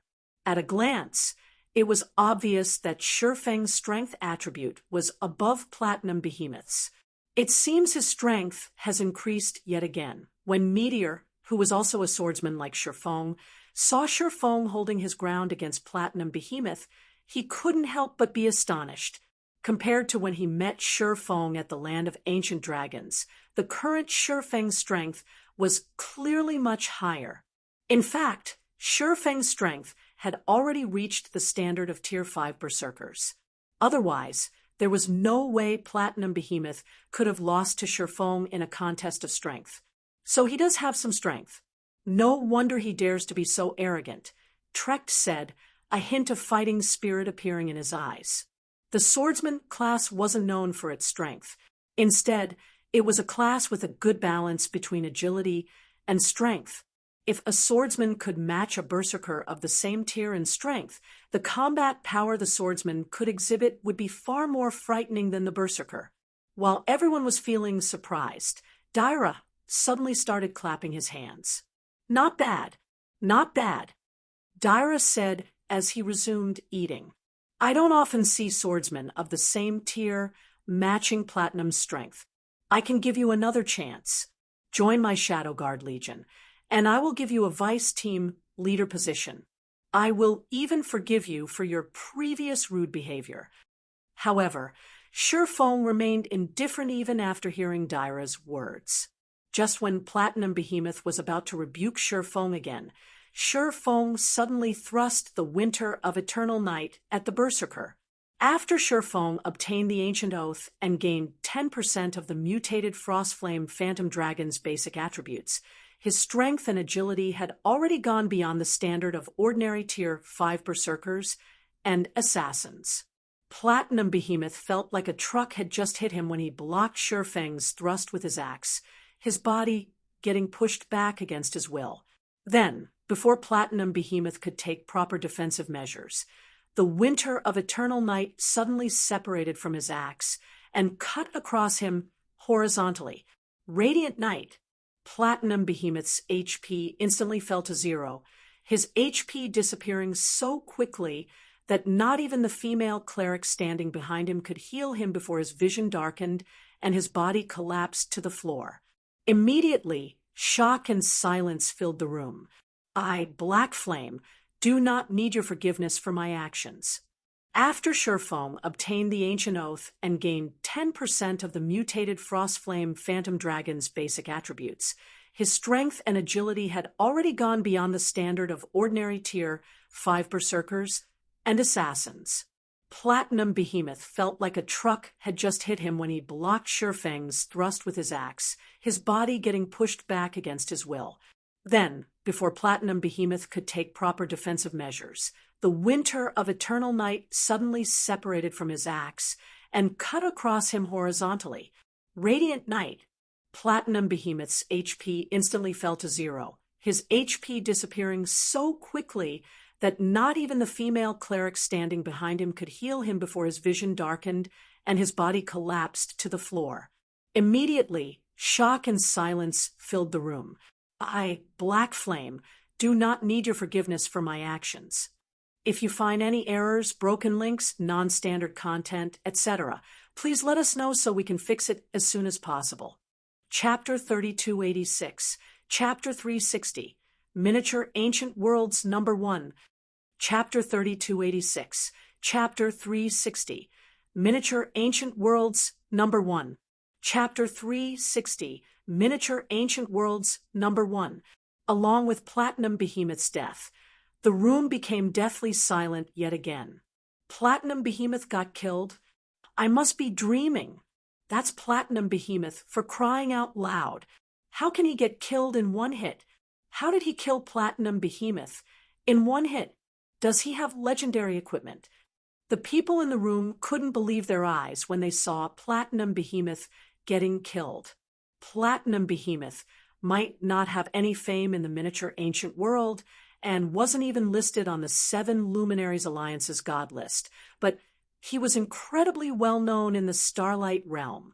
It all started when Platinum Behemoth participated in the Paimon Conglomerate's invitational competition 40 years ago. During the competition, Platinum Behemoth defeated many geniuses and paragons to win an invitation from the Paimon Conglomerate. Afterward, he got recruited by the Paimon Conglomerate and joined the Divine Seal Legion after getting promoted to Tier 6. Currently, although Platinum Behemoth was no longer part of the Divine Seal Legion due to his growing age, the fact that the Divine Seal Saint had entrusted Dyra's safety to him showed just how much faith the Divine Seal Saint had put in his strength. It was true that players could get resurrected from death in God's domain. However, if a player's immortal soul got extinguished completely, it would be the end of their career in God's domain. It would be extraordinarily difficult for them to set foot into God's domain again in their lifetime. God's domain was a place with countless opportunities. Whether a person was looking to improve their mental strength, extend their lifespan, or seek status and wealth, the best way to do so would be to enter and grow in God's domain. While players might not have the ability to completely extinguish immortal souls at Tier 3 and Tier 4, they would gain the ability to do so at Tier 5 and Tier 6. Although the various kingdoms and countries had created rules forbidding higher-tier players from attacking lower-tier players, the Divine Seal Saint naturally wouldn't trust such rules to ensure his son's safety. Hence, he had tasked Tier 6 experts to become Dyra's bodyguards. Only due to Dyra entering the miniature ancient world's restrictions, Tier 6 experts, such as Platinum Beast, had no choice but to lower their tiers to follow him. Legendary equipment. When Trecht looked at Surefoam again, he suddenly felt immense pressure coming from the other party. It should be known that Platinum Behemoth was currently equipped with 2 or 3 pieces of fragmented legendary equipment and 1 fragmented legendary weapon. Logically, it should be impossible for another Tier 4 player to kill him in one hit. The only explanation for this unbelievable situation was that Surefoam was in possession of a piece of legendary equipment, which gave him a massive advantage in basic attributes over Platinum Behemoth. How does he have legendary equipment? In Meteor's case, he couldn't help but grow envious and confused as he looked at Surefoam. After all, this was the miniature ancient world they were talking about. Thus far, even the Paimon Conglomerate had only managed to secure a few clues pertaining to legendary equipment right now, and it would take at least another 2 or 3 months before the conglomerate could actually get its hands on any legendary equipment. So, how did Surefoam get his hands on one so soon? It should be known that for experts of their caliber, obtaining a piece of legendary equipment at this point in time would instantly make them the strongest expert in the miniature ancient world. Once they entered the greater God's domain, the legendary equipment would also be of great help to their growth. While everyone was feeling envious over Shurfang's ownership of a piece of legendary equipment, Flanders looked at the situation with a grim expression. It's truly over now, Flanders thought, his heart growing cold when he saw Surefong killing Platinum Behemoth. Flanders was more or less acquainted with Surefong, so he was very optimistic about the other party's future. However, as the Vice Guild leader of the Tower Alliance, Flanders knew just how frightening the greater world's conglomerates could be when provoked. Even if they were currently in the miniature ancient world, having a piece of legendary equipment wouldn't be enough for Surefong to go up against Daira's guards. Surefeng's act of killing Platinum Behemoth wouldn't deter Daira either. On the contrary, all Surefong had done was further anger Daira. Legendary equipment.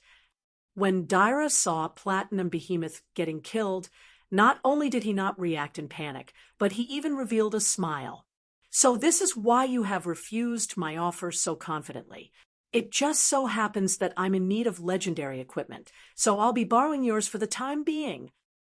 After saying so, Daira turned to the 3 remaining beast warriors behind him and said, "I want him alive. I will take my time playing with him once we return to the greater god's domain." Understood. Upon receiving Daira's command, the 3 remaining beast warriors each took out a purple gold potion and drank it. Immediately afterward, their auras exploded, and their life ratings underwent a qualitative transformation. If someone were to use an advanced identification skill on the 3 right now, they would find that the 3 beast warriors were no longer Tier 4 players, but bona fide Tier 5 players instead. A level 137, Tier 5 Grand Wizard. A level 136, Tier 5 Sacred Sky Knight.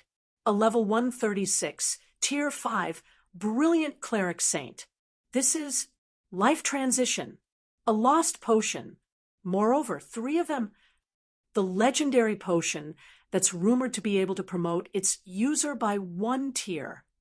The peanut gallery gasped when they saw the display of wealth before them. None of them had expected to see the rumored life transition potion in the miniature ancient world.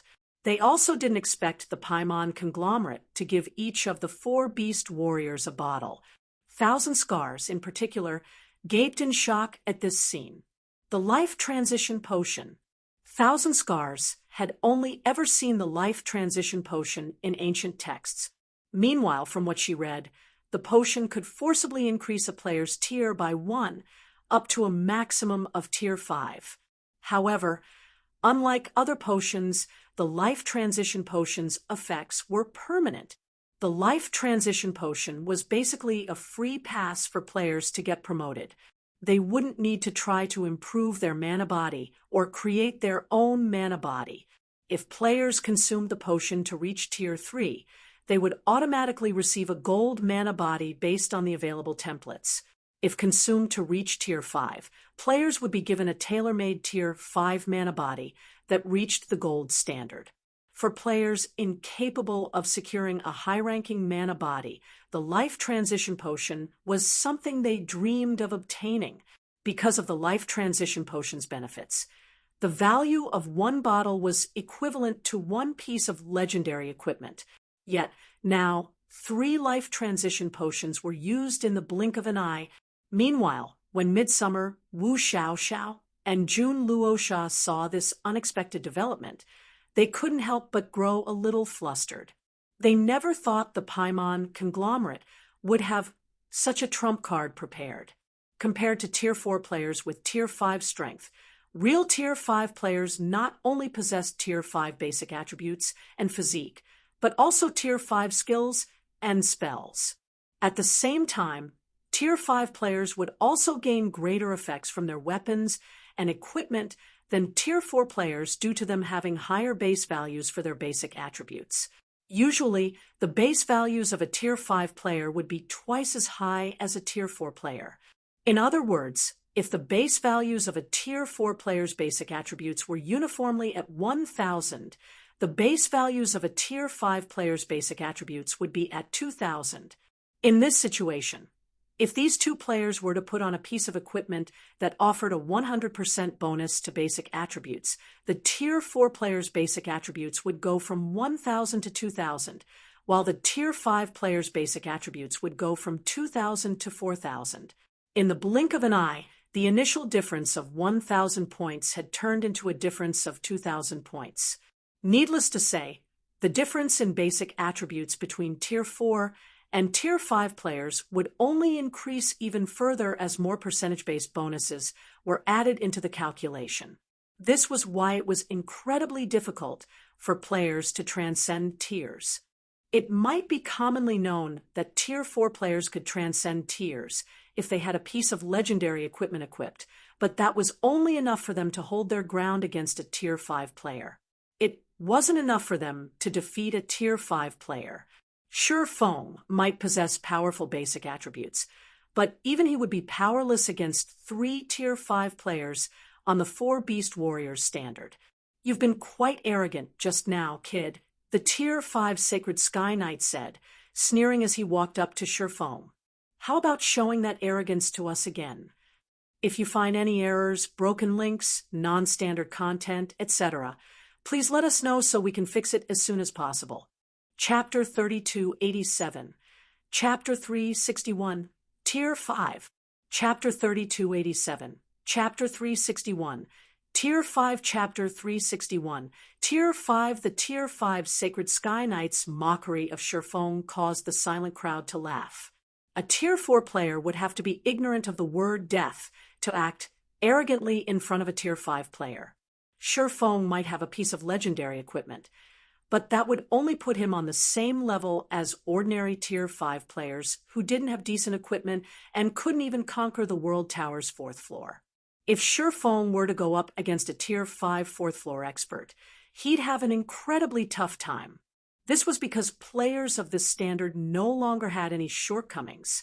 The degree of control they had over their bodies and their surroundings would also be at the Domain Realm standard at the very least, with some having even reached the Beyond Domain Realm. They could even exhibit the power of silver combat techniques with their every action. Unless Shifeng was extremely outstanding in one aspect, he'd have no chance of turning the tides against a Tier 5 4th floor expert. For example, if Shifeng had grasped a gold combat technique, it wouldn't matter even if he went up against an opponent with superior basic attributes and could exhibit the power of silver combat techniques through their every action. The effects of a gold combat technique would give him enough of an advantage that he could have a chance at victory.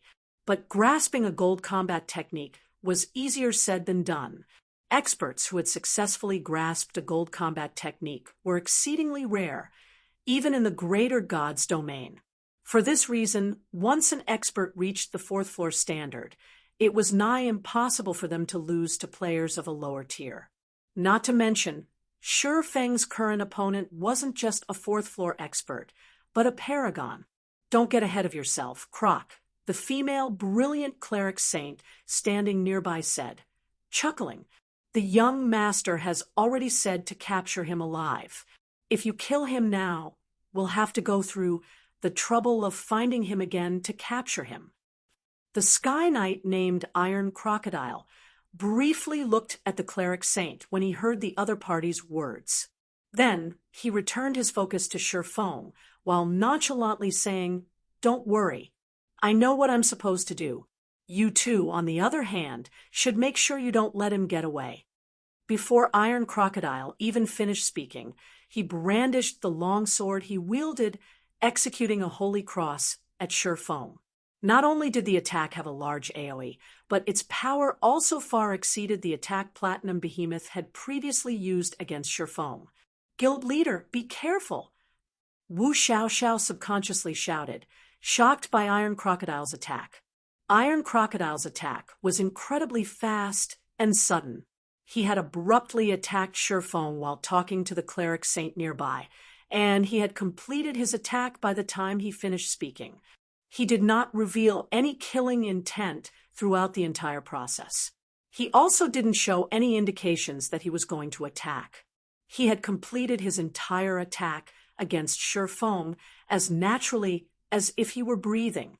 However, unlike Wu Xiaoxiao, Shifeng was ready for Iron Crocodile's sudden attack.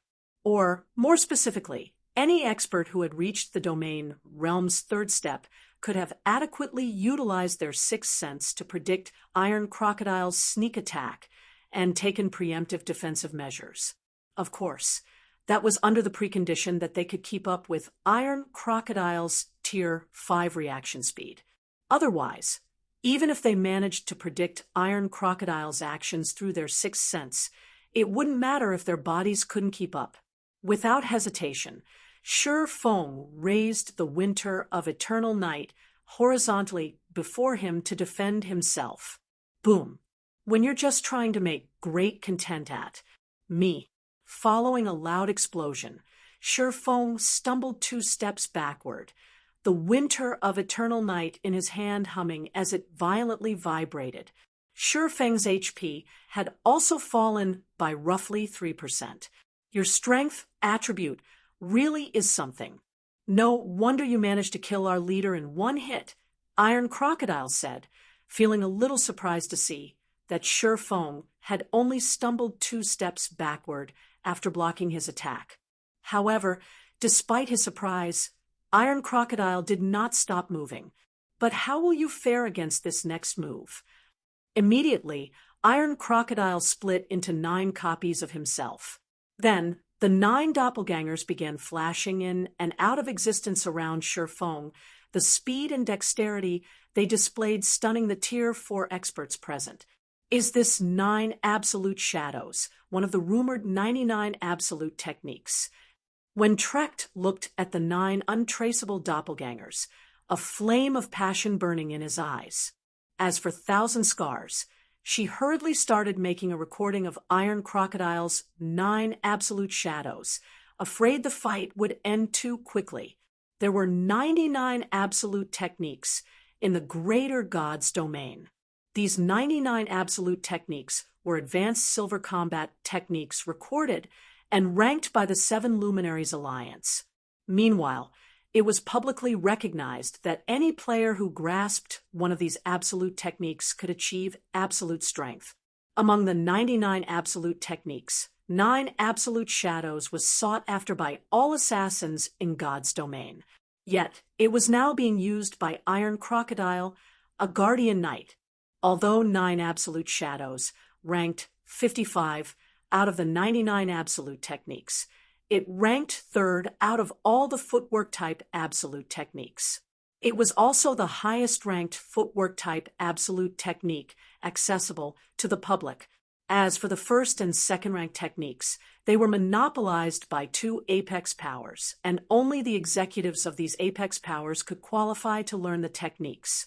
However, even though the 7 Luminaries Alliance offered all players a chance to learn 9 absolute shadows, the cost of doing so wasn't something ordinary experts could afford. Or, more specifically, only Tier 6 titled experts could afford to learn it. Meanwhile, in response to Iron Crocodile's 9 absolute shadows, Shi Feng used World of Frost and executed Sword's Orbit without hesitation. Immediately, within the domain of his world creation, the 9 frost swords he summoned transformed into countless stars that orbited around him. 9-fold Sword's Orbit. Boom, boom, boom. The sound of metal colliding reverberated continuously in the spacious dining hall. In only a few seconds, nearly 100 exchanges had taken place already. Meanwhile, every collision would not only see several frost swords get sent flying, but a visible chunk of Shi Feng's HP bar would also disappear. In no time, Shi Feng's HP had already fallen to just 1/3 of its maximum. This sight caused Midsummer and Wu Xiaoxiao to panic. Yet, even though they wished to help Shi Feng, they couldn't. This was because neither of them could keep up with Shi Feng's and Iron Crocodile's speed. When Shi Feng's HP was about to drop below 10%, Shi Feng finally found an opportunity to take out a Grandmaster Regeneration Potion and consume it, instantly recovering all of the HP he lost. As expected of the 9 absolute shadows, even Tier 5 assassins will have trouble keeping up with this speed, Shi Feng thought. He had a headache going up against Iron Crocodile. He had only been on the defensive throughout the entire exchange. If it weren't for the frost swords giving him a numerical advantage and letting him pinpoint Iron Crocodile's position, he could have never defended against the Sacred Sky Knight's offensive. You are merely prolonging your suffering by drinking a potion. Immediately, Iron Crocodile accelerated once again. He did not plan to give Shifeng more chances to recover.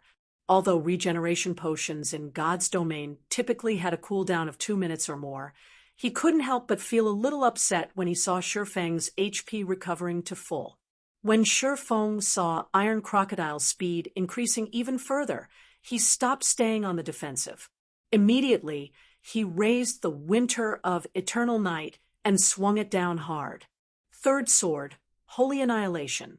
If you find any errors, broken links, non-standard content, etc., please let us know so we can fix it as soon as possible.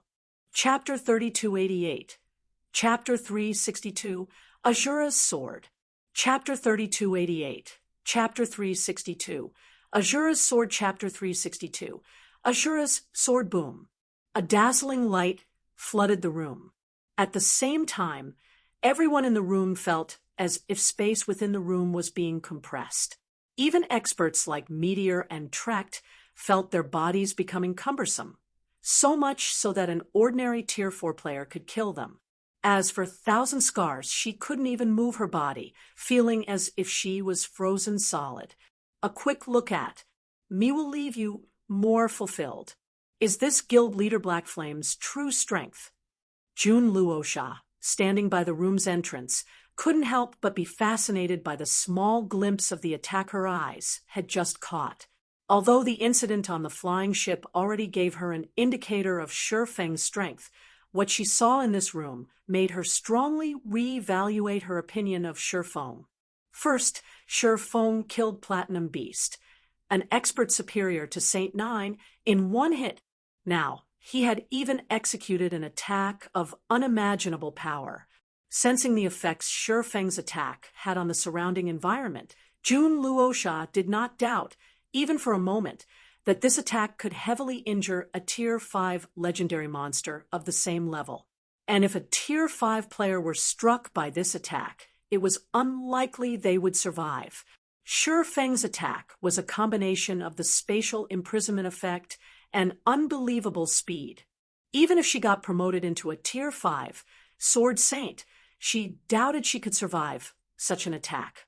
When the smoke in the room dissipated, Iron Crocodile remained standing in his original position, his sword and shield raised.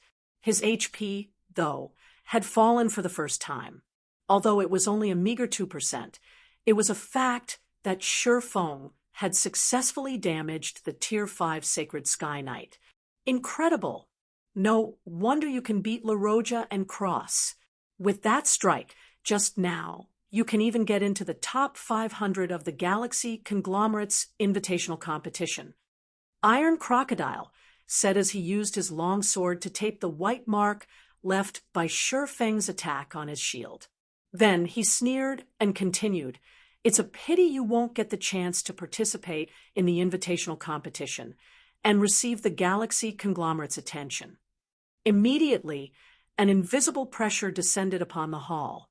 The feeling Iron Crocodile gave off also underwent a tremendous change, his current aura causing even the likes of Thousand Scars and Midsummer to feel suffocated. He's finally getting serious. When Trekt sensed the change in Iron Crocodile's aura, he didn't react in surprise. Instead, he simply revealed a wry smile. He hasn't been serious all this time. Thousand Scars turned to look at Trekt, shocked by the latter's words. She had met with many Tier 5 players before. Although they were admittedly much weaker than Iron Crocodile, she found it hard to imagine that Iron Crocodile's performance thus far was him taking it easy. "Of course he hasn't," Trekt said, rolling his eyes at Thousand Scars. "Did you not notice that apart from 9 absolute shadows, he hasn't used any other combat techniques or skills? He's been relying mainly on his basic attributes this entire time." Realization dawned on Thousand Scars when she heard Trekt's words, and she couldn't help but gasp. Indeed, Iron Crocodile hadn't used any other combat techniques apart from 9 absolute shadows this entire time. He hadn't even been using any skills or spells. Yet, even though he was mostly relying on his basic attributes, he still perfectly suppressed Shurfong. If Iron Crocodile was already capable of this much simply by relying on his basic attributes and one footwork-type combat technique, she couldn't even begin to imagine how strong he would be if he combined offensive silver combat techniques into his every attack. While Thousand Scars was letting her imagination run wild, the previously spectating Tier 5 Grand Wizard and brilliant Cleric Saint suddenly appeared next to Shurfong. "What are you two doing?" Iron Crocodile looked at his two companions in confusion. The three of them had previously agreed that he would be the main attacker, while the other two would keep watch from beside to prevent Shurfong from escaping. After all, Shurfong was a Tier 4 player who had already reached the Tier 4 standard. While it might be easy for them to kill him, it was a different story if they wanted to capture him. They'd have great difficulty capturing him if he focused solely on escaping. "The young master doesn't want to wait any longer and wants us to finish things up quickly," the Cleric Saint calmly answered. "Fine, then. If that's what the young master wants," turning to Shurfong, Iron Crocodile said, "you should feel fortunate, Black Flame. We've never gone to such great lengths, even when we captured a Tier 6 expert. To have the three of us come after you together is a great honor. However, you only have your own arrogance to blame for this outcome." When Iron Crocodile finished speaking, the Grand Wizard and brilliant Cleric Saint had also finished chanting their respective incantations. Immediately, over a dozen magic arrays appeared in the air. With this, Black Flame will finally be gone. Thousand Scars inwardly sighed in relief when she saw the 3 remaining beast warriors taking action together. She had made it her goal to catch up to Black Flame ever since the man became the ancient River Kingdom's first paragon. However, after seeing Black Flame defeat not only Markless Blade, but also living legends like La Roja and Cross, she couldn't help but feel a sense of hopelessness. After all, with such achievements under his belt, Black Flame's fame was bound to spread across the entire Starlight Realm sooner or later. This realization made her think that she would never be able to catch up to Black Flame's footsteps. But now, so what if Black Flame was an incredible genius? So what if Black Flame was the strongest player in the miniature ancient world? In front of Daira, Black Flame was no different than an ant. Just a few words from Daira were enough to end Black Flame's career in God's domain, and there was nothing Black Flame could do about it. However, despite seeing Iron Crocodile's group of 3 attacking him, seriously, Shurfong reacted surprisingly calmly. "Arrogance? I'm afraid you're still not worthy enough for me to get arrogant." After glancing at the 3 Tier 5 players around him, Shurfong took out a god crystal he had obtained from the mutated heroic spirit. Then, he used it to activate the ancient dragon's power he had received from Dragon Princess Kalisha, selecting the Winter of Eternal Night as the ability's target. This would also be the first time he had used Ancient Dragon's power after achieving a 120% legendary mana body and becoming a special life form. Shurfong had heard of Daira's name many times during his previous life, as the other party was considerably famous in the Starlight Realm. And although he had never clashed with the Paimon conglomerate before, he had a good understanding of the conglomerate's strength. If they were in the greater God's domain right now, he would have fled without hesitation. However, in the current miniature ancient world, there existed no person or power that could make him feel fear. This was also why he dared to come to this banquet, even though he knew it was a trap. After Shurfong finished speaking, silver flames suddenly rose around the Winter of Eternal Night. Although these flames were small, they radiated a bone-piercing chill that froze the entire room. As for Shurfong himself, he had seemingly undergone a complete transformation. Not only did his body exude soul-shuddering power, but he also radiated mana so powerful that it distorted the surrounding space. Subsequently, Shurfeng raised the Winter of Eternal Night and pointed it at Iron Crocodile. Let's begin the second round. Then, if you find any errors, broken links, non-standard content, etc., please let us know so we can fix it as soon as possible. Chapter 3289. Chapter 363, Legendary Weapons, Hidden Effect. Chapter 3289, Chapter 363, Legendary Weapons, Hidden Effect. Chapter 363, Legendary Weapons, Hidden Effect, Tier 5. He became Tier 5 as well. Shurfeng's astonishing transformation caused everyone present to mistakenly assume that he had similarly used some special means to promote himself into a Tier 5 Sword Saint, or more specifically, aside from Shurfeng becoming Tier 5, they couldn't think of any other reason that could allow Shurfeng to undergo such a massive transformation. Guild Leader! Wu Xiaoxiao and Midsummer grew ecstatic when they saw Shurfeng's mana seething. Shurfeng might have had a hard time going up against 3 Tier 5 players as a Tier 4 player with Tier 5 standards, but it was a different story now if he had similarly become Tier 5. Now he would have a fighting chance. So what if you got promoted to Tier 5? Iron Crocodile said, although he didn't expect Shurfeng's sudden transformation. He remained calm even when he realized Shurfeng might have gotten promoted to Tier 5. Do you think you can defend against all 3 of us together? The Grand Wizard and brilliant Cleric Saint nodded in agreement. Shurfeng's strength might have exceeded their expectations, but they still outnumbered him by 3-1. Moreover, they had an MT, a healer, and a DPS on their side. They could tank, heal, and do damage.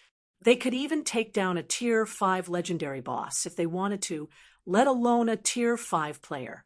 While Iron Crocodile was buying time for the magic arrays in the air to finish forming, Shurfeng suddenly swung the Winter of Eternal Night at the magic arrays. Bang, bang, bang. Immediately, the mana in the several dozen magic arrays froze, leading to the magic arrays crumbling apart one after another. A silencing effect. When Iron Crocodile saw the magic arrays breaking apart, he started eyeing Shurfeng with more wariness. The silencing effect was a powerful weapon in God's domain. Not only could it put magical classes into despair, but also physical classes. This was because players subjected to a silencing effect would be prohibited from using skills and spells, putting them at a considerable disadvantage in battle. No, this isn't a silencing effect, the Grand Wizard denied, shaking her head. Then, with a fearful look, she said, "This is mana freezing." Mana freezing? When Iron Crocodile heard the Grand Wizard's statement, he couldn't help but ask, "Are you sure you're not mistaken?" In God's domain, the silence and mana freezing effects might look similar on the surface, but the two's power was worlds apart. Silence only prevented players from using skills and spells, but mana freezing not only prevented players from using skills and spells normally, but also combat techniques and mana techniques. "I won't be mistaken," the Grand Wizard said definitively. "Mana will stop flowing under the mana freezing effect. If you don't believe me, you can try to manipulate the mana around you." However, before Iron Crocodile could try what the Grand Wizard suggested, Shurfeng suddenly appeared before Iron Crocodile and swung the Winter of Eternal Night at him, the slash creating a huge tear in space. Iron Crocodile reacted to the attack extremely quickly, his hand spontaneously lifting his shield to defend himself.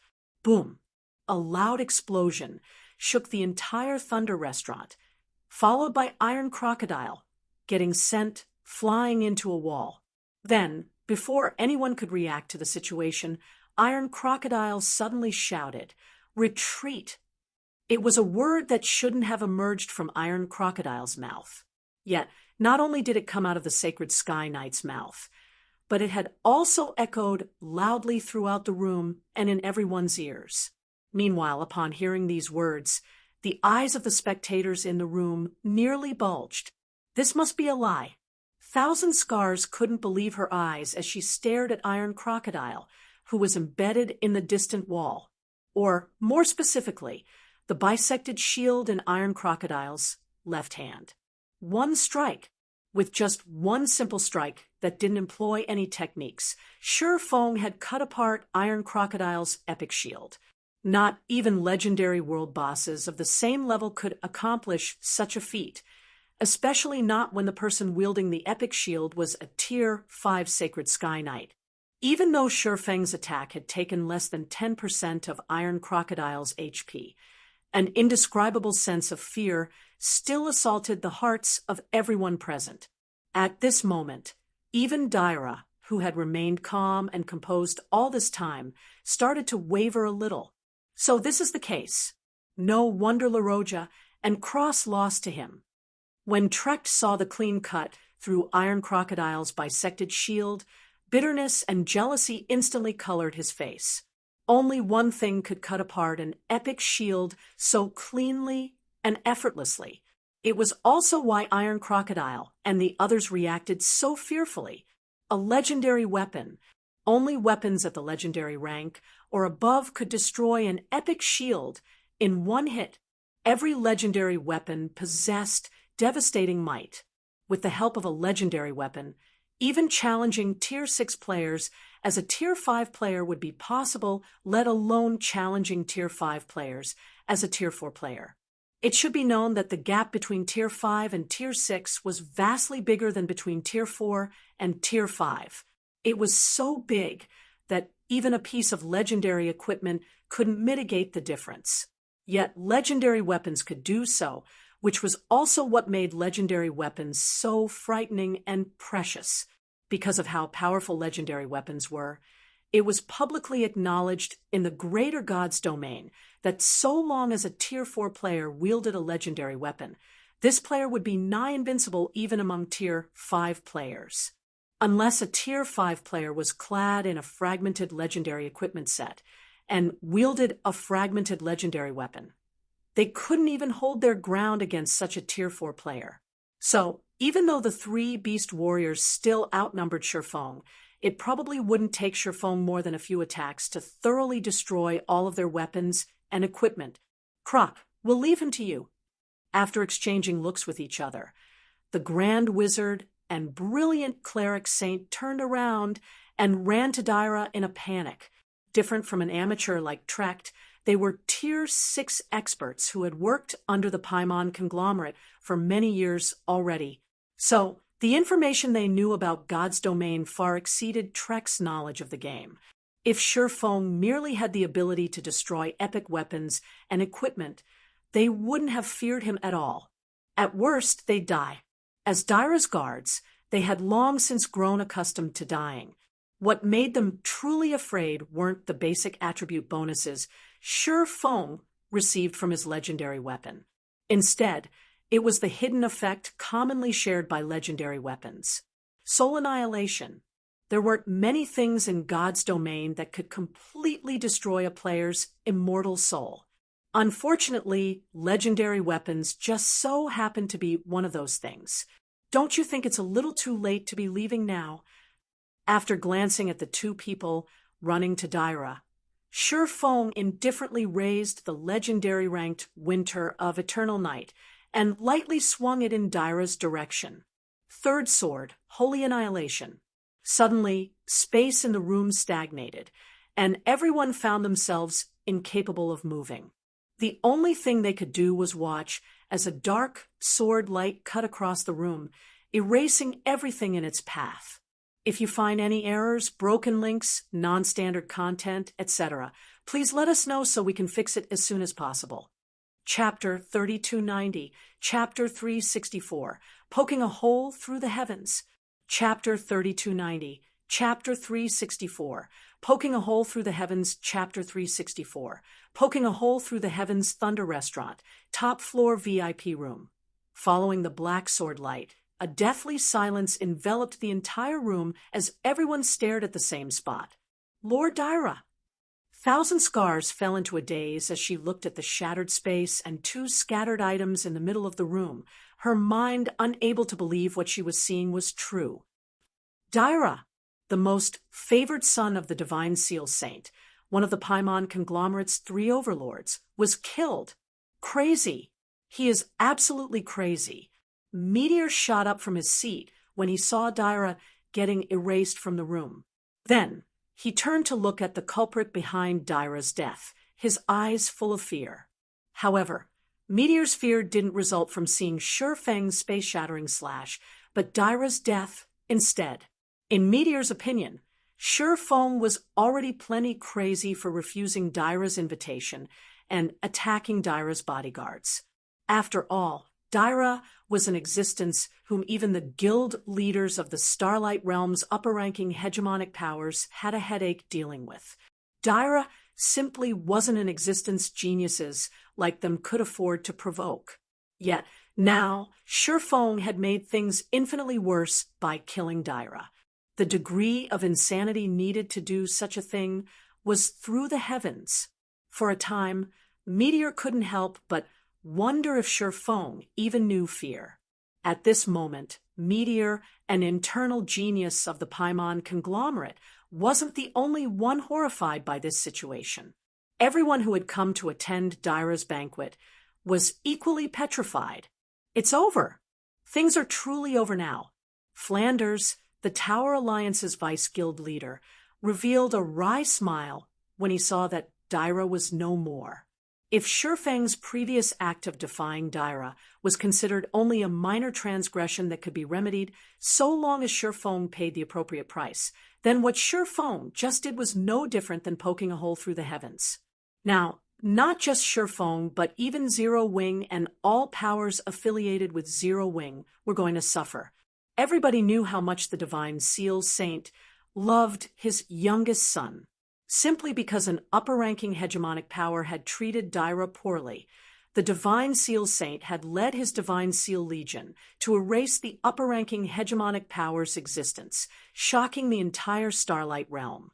What Shifeng just did was infinitely worse than what the upper-ranking hegemonic power did, so it didn't take a genius to figure out how the Divine Seal Saint would react. "Kid, do you know what you just did?" Iron Crocodile bellowed at Shifeng, his expression looking a little crazed when he saw Daira getting killed. Young Master Daira is the Divine Seal Saint's favorite son. Yet not only did you dare to kill him, but you even did so with a legendary weapon. Do you have any idea what consequences your actions will bring? As Daira's bodyguard, Iron Crocodile knew better than anyone else present just what kind of personality the Divine Seal Saint possessed. It was also why he was the most horrified by Shifeng's actions out of everyone present. It should be known that Shifeng didn't just kill Daira. Instead, he had killed Daira using a legendary weapon. All legendary weapons came with the soul annihilation effect, which Tier 4 immortal souls had little resistance to. Even in the best-case scenario, Daira would sustain heavy damage to his soul after getting killed by Shifeng. However, it was also entirely possible his soul would get destroyed completely. If a player had their soul annihilated, it would be incredibly difficult for them to enter God's domain again. In the greater world, being unable to enter God's domain was no different than being a cripple.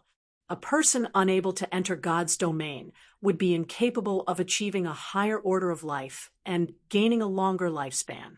This would not change, even if this person had full access to the massive resources of a conglomerate. Meanwhile, Iron Crocodile's words caused everyone present to shudder involuntarily. Everyone could clearly feel Iron Crocodile's fear and madness, so they understood that Shifeng had truly gotten himself into big trouble this time. After this incident, nobody could save Shifeng anymore. In fact, many people might have gotten implicated because of him. Trecht, how about we take action together? After taking a deep breath, Meteor drew his long sword and turned to look at Trecht. Iron Crocodile's fear isn't an act. We have most likely been dragged into a huge problem, and our only hope of surviving this ordeal is to capture Black Flame. They had watched Daira getting killed before their very eyes. With the Divine Seal Saint's temper, he was almost certain to deal with them together with Black Flame. If they wanted to avoid the Divine Seal Saint's wrath, their only option was to capture Black Flame and hand him over to the Divine Seal Saint. But looking at the winter of eternal night in Shi Feng's hand, Trek shrugged and said, "Even if all of us here work together, we still won't be his match. I'm sure Iron Crocodile is also aware of this." Trek naturally understood Meteor's concerns. However, compared to Meteor, Utrecht had a better understanding of what it meant to own a legendary weapon in the miniature ancient world. Even Tier 5 players like Iron Crocodile would have difficulty holding Shi Feng back, let alone Tier 4 players like themselves. Upon hearing Trek's words, the various hegemonic powers executives who had been thinking of attacking Shi Feng together promptly snapped out of their dazes and looked at Shi Feng's winter of eternal night fearfully. They had been so horrified by Shi Feng's act of killing Daira that they had nearly forgotten Shi Feng wielded a legendary weapon. With a legendary weapon in hand, even if Shi Feng wasn't a Tier 5 player, he was still superior to Tier 5 players. Apart from the 3 Beast Warriors, everyone else in this room was unlikely to last more than one hit against Shi Feng.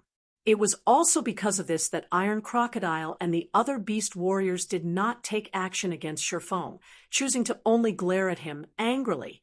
Otherwise, with how crazed the 3 of them were right now, they would have long since ripped Shi Feng into shreds. In the meantime, Shi Feng behaved as if he didn't hear Iron Crocodile's angry bellowing as he slowly walked up to the shattered space. Then, under everyone's gaze, he collected the 2 items Daira dropped and put them into his bag. How dare he? Thousand Scars gaped in shock at this scene. To not only kill Daira, but also take the items he dropped. Thousand Scars couldn't even imagine how much courage Shi Feng possessed to do such a thing. Was Shi Feng trying to see how much he could provoke the Paimon conglomerate? This scene similarly stupefied everyone else in the room. Yet, there was nothing they could do but watch as Shi Feng did this. Or, more specifically, they wouldn't accomplish anything even if they tried to stop him. If they took action against Shi Feng, they would simply be met with the same fate as Daira. At this point, even if most of the people present didn't know about the hidden effects of legendary weapons, they still knew that Shi Feng's previous attack was already capable of heavily damaging Tier 4 immortal souls. Meanwhile, if a player's soul was heavily damaged, they would be prohibited from logging into the game anywhere from a few days to half a month. Moreover, they would be put in a weakened state even after they could log back into the game again. The World Passage was set to open soon. If they suddenly lost the ability to log into God's domain for half a month, they might as well kiss the World Passage's opening benefits goodbye. Meanwhile, after collecting the 2 dropped items, Shi Feng turned around to look at Midsummer, Wu Xiaoxiao, and Jun Luosha, saying, "Let's go." The 3 girls remained in a daze even until now, so they only instinctively nodded to Shi Feng's words before following Shi Feng out of the room. When Shi Feng's group of 4 walked out of the room, whether it was the people in the room or the Shadow Guard Legion members outside the room, they all did nothing but watch as the 4 left the Thunder Restaurant. From beginning to end, nobody dared to attack Shi Feng's group. "What should we do now, Croc?" the Tier 5 Grand Wizard asked Iron Crocodile after seeing Shi Feng leaving. "What else can we do?" With a gloomy expression, Iron Crocodile said, "All we can do now is check on the young master's situation and wait for Lord Divine Seal's arrangement."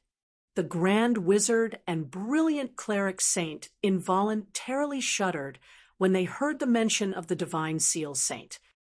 Meanwhile, shortly after Shi Feng's group left the Thunder Restaurant, news of Shi Feng killing Daira quickly spread across the entire miniature ancient world, greatly shocking the various powers. If you find any errors, broken links, non-standard content, etc., please let us know so we can fix it as soon as possible.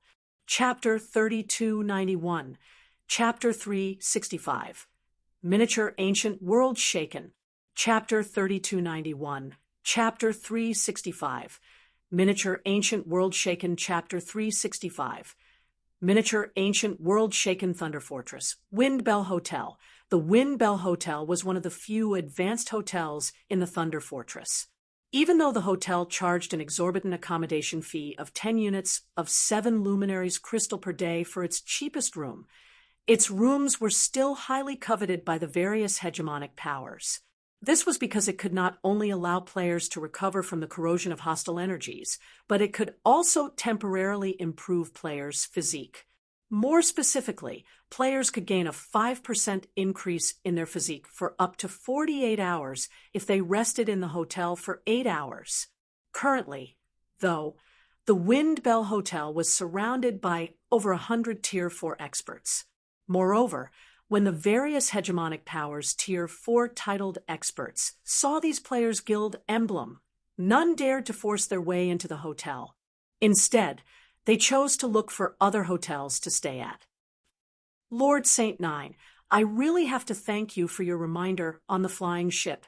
Otherwise, I would have most certainly died a tragic death, Calgarin said, shuddering a little when he recalled the news his subordinates had just sent him. I can't believe Black Flame would dare to kill even that Daira.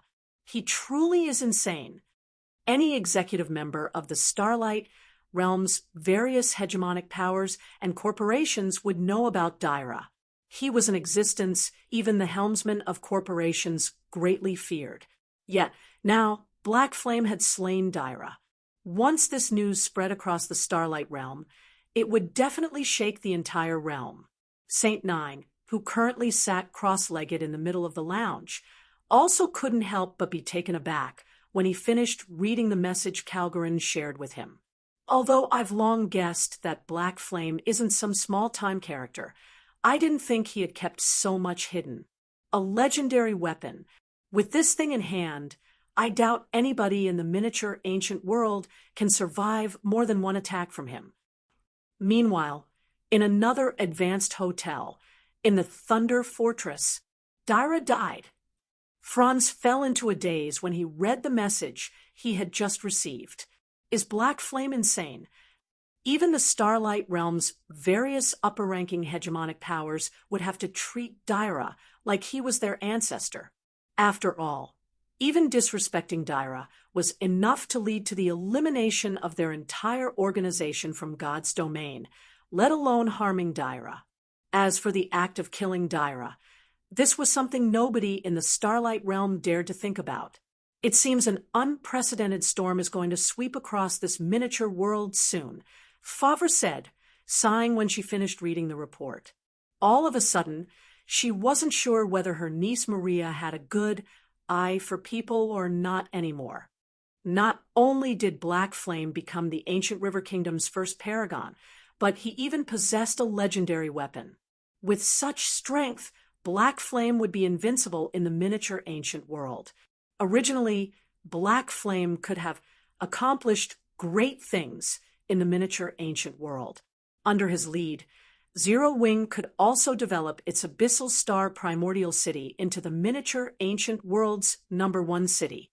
Zero Wing might even be able to secure itself a position in the Thunder Fortress, gaining hold of a portion of the wealth that would eventually come through the world passage. Now, though, all that had become nothing more than a dream. Even the miniature ancient world in its entirety was incapable of withstanding the divine Seal Saint's wrath, let alone an individual like Black Flame.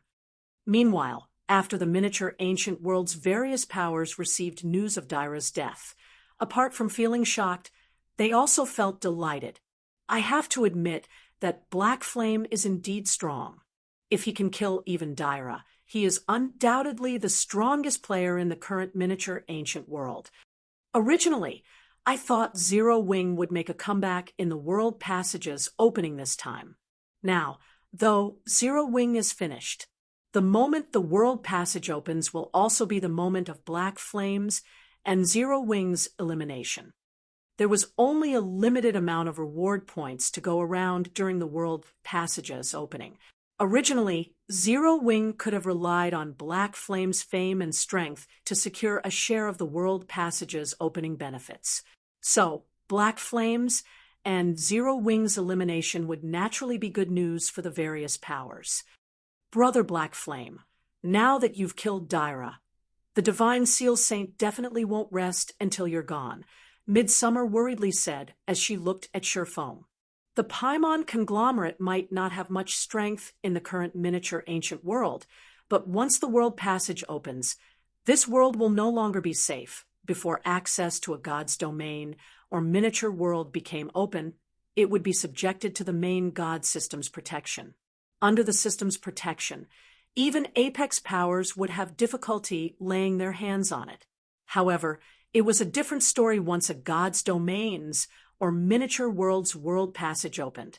While foreign players entering through the world passage would be subjected to the suppression of the world's power, it still wasn't a difficult task for a conglomerate to destroy an entire god's domain, let alone a miniature world. June Luosha also nodded in agreement with Midsummer's words. She felt that Sherfone was truly crazy. She had even started to regret accepting Wu Xiaoxiao's invitation. This is indeed going to be a problem. Sherfone did not refute Midsummer's concerns. Instead, he calmly said, "But so long as we are talking about this miniature world, even after the world passage opens, the Paimon conglomerate won't have an easy time targeting me or Zero Wing.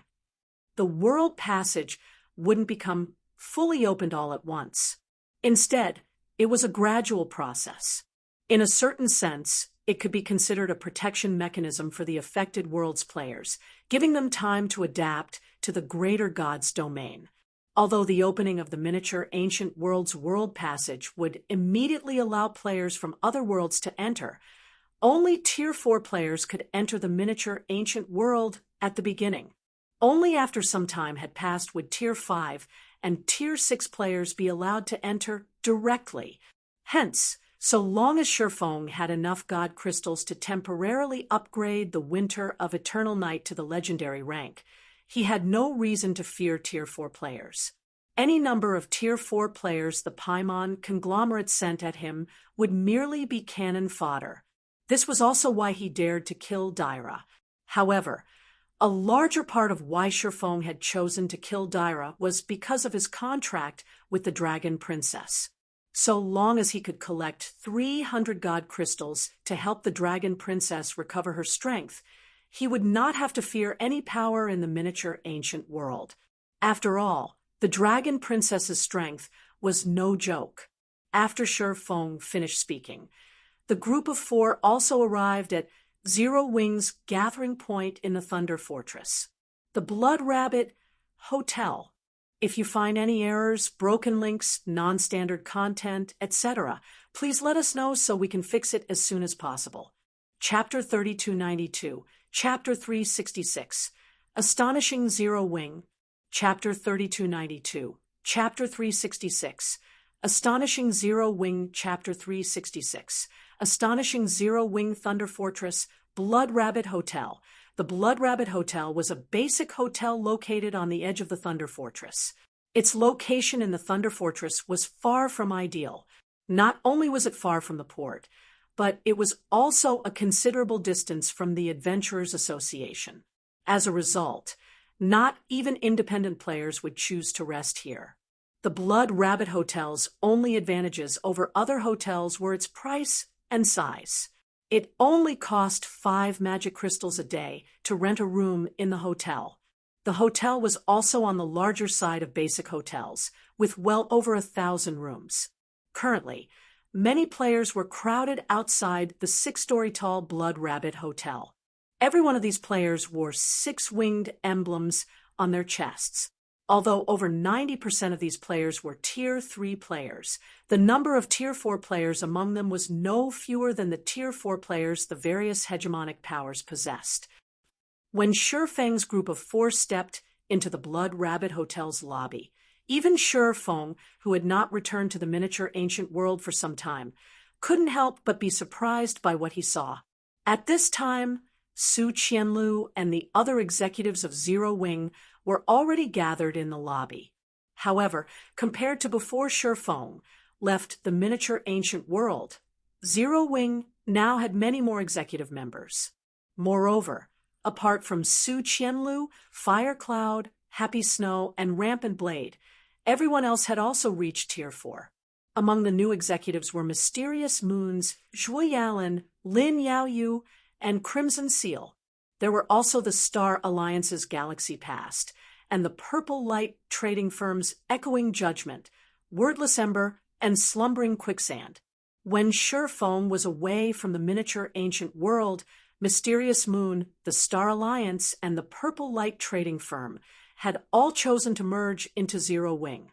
Meanwhile, because of the two first-rate guilds and the Purple Light trading firm's mix, Zero Wing became the seventh great power among the miniature ancient world's various native powers. Incredible! So this is Zero Wing. Midsummer was taken aback when she saw Zero Wing's executives, particularly Echoing Judgment, Wordless Ember, Slumbering Quicksand, Galaxy Past, Crimson Seal, and Su Qianlu. She could feel significant pressure coming from these 6 people. Although she had more or less learned about Zero Wing through Shifeng and Wu Xiaoxiao, she didn't think Zero Wing would be strong to such an extent. The control these 6 people had over mana was simply unbelievable. Even though none of these 6 people had entered the 100 refinement building, they had already developed their mana bodies to a 120% completion rate. Moreover, she could feel the presence of titled experts coming from Wordless Ember and Slumbering Quicksand. It should be known that they were currently in an isolated miniature world. Without the assistance of the greater god's domain's resources and environment, even paragons like Saint Nine would be fortunate to reach the 4th floor standard. Normally, even 3rd floor experts were incredibly rare in isolated gods' domains and miniature worlds. Moreover, most of these 3rd floor experts would be Tier 6 players in their respective worlds. Meanwhile, after entering the greater god's domain, these 3rd floor experts would quickly grow to the 4th floor standard, with some even becoming titled experts. Although many of the Starlight Realm's hegemonic powers had invested in the miniature ancient world, the assistance these powers could provide to the miniature ancient world's natives was extremely limited. It was nowhere near the assistance players could obtain in the greater god's domain. If Su Qianlu and the others were to enter the greater god's domain, their future would be limitless, as expected of the guild chosen by Vice President Xia. With Zero Wing's current strength, it can already compete with the various hegemonic powers. Jun Luosha and Wu Xiaoxiao were similarly surprised when they saw Su Qianlu and the others. Unlike Midsummer, Jun Luosha and Wu Xiaoxiao were native to the miniature ancient world. It wasn't an exaggeration to say that they had watched Zero Wing grow from nothing to its current state in the miniature ancient world. However, compared to the information they learned through the Green God Corporation's reports, the current strength of Zero Wing's executives was like night and day. The rumors about Zero Wing having only Black Flame to support it couldn't be any further from the truth. At the very least, when it came to 4th floor experts, the number Zero Wing had was hardly any inferior to the number the various hegemonic powers had committed to the miniature ancient world. Out of Shifeng's group of 4, only Shifeng knew that it was normal for Su Qianlu and the others to have their current strength. After all, mana was the foundation of everything in God's domain, and the Tower of Transcendence, one, improved all aspects of mana. Hence, training in the Tower of Transcendence yielded extraordinary results. On top of that, Su Qianlu and the others also had the assistance of the Holy Annihilation Mana Technique and the Hypersensitivity Potion. These were all resources that even the greater God's domain's various hegemonic powers did not possess. What do you think, Guild Leader? Su Qianlu asked when she saw Shifeng walking over, a hint of pride in her voice. Zero Wing is very strong now, right? Even without including the Azura Mercenary Alliance's Tier 4 experts, Zero Wing already had 155 Tier 4 experts. This was more than what most hegemonic powers in the miniature ancient world possessed. If they factored in the use of magic tactical vehicles, Zero Wing could have even more Tier 4 combatants. In a frontal confrontation, Su Qianlu could confidently say that Zero Wing would not lose to any hegemonic power in the miniature ancient world. Though, after boasting Zero Wing's achievements to Shifeng, Su Qianlu couldn't help but look at Wu Xiaoxiao and Jun Luosha in surprise. Or, more specifically, she was taken aback by the Zero Wing emblem they wore.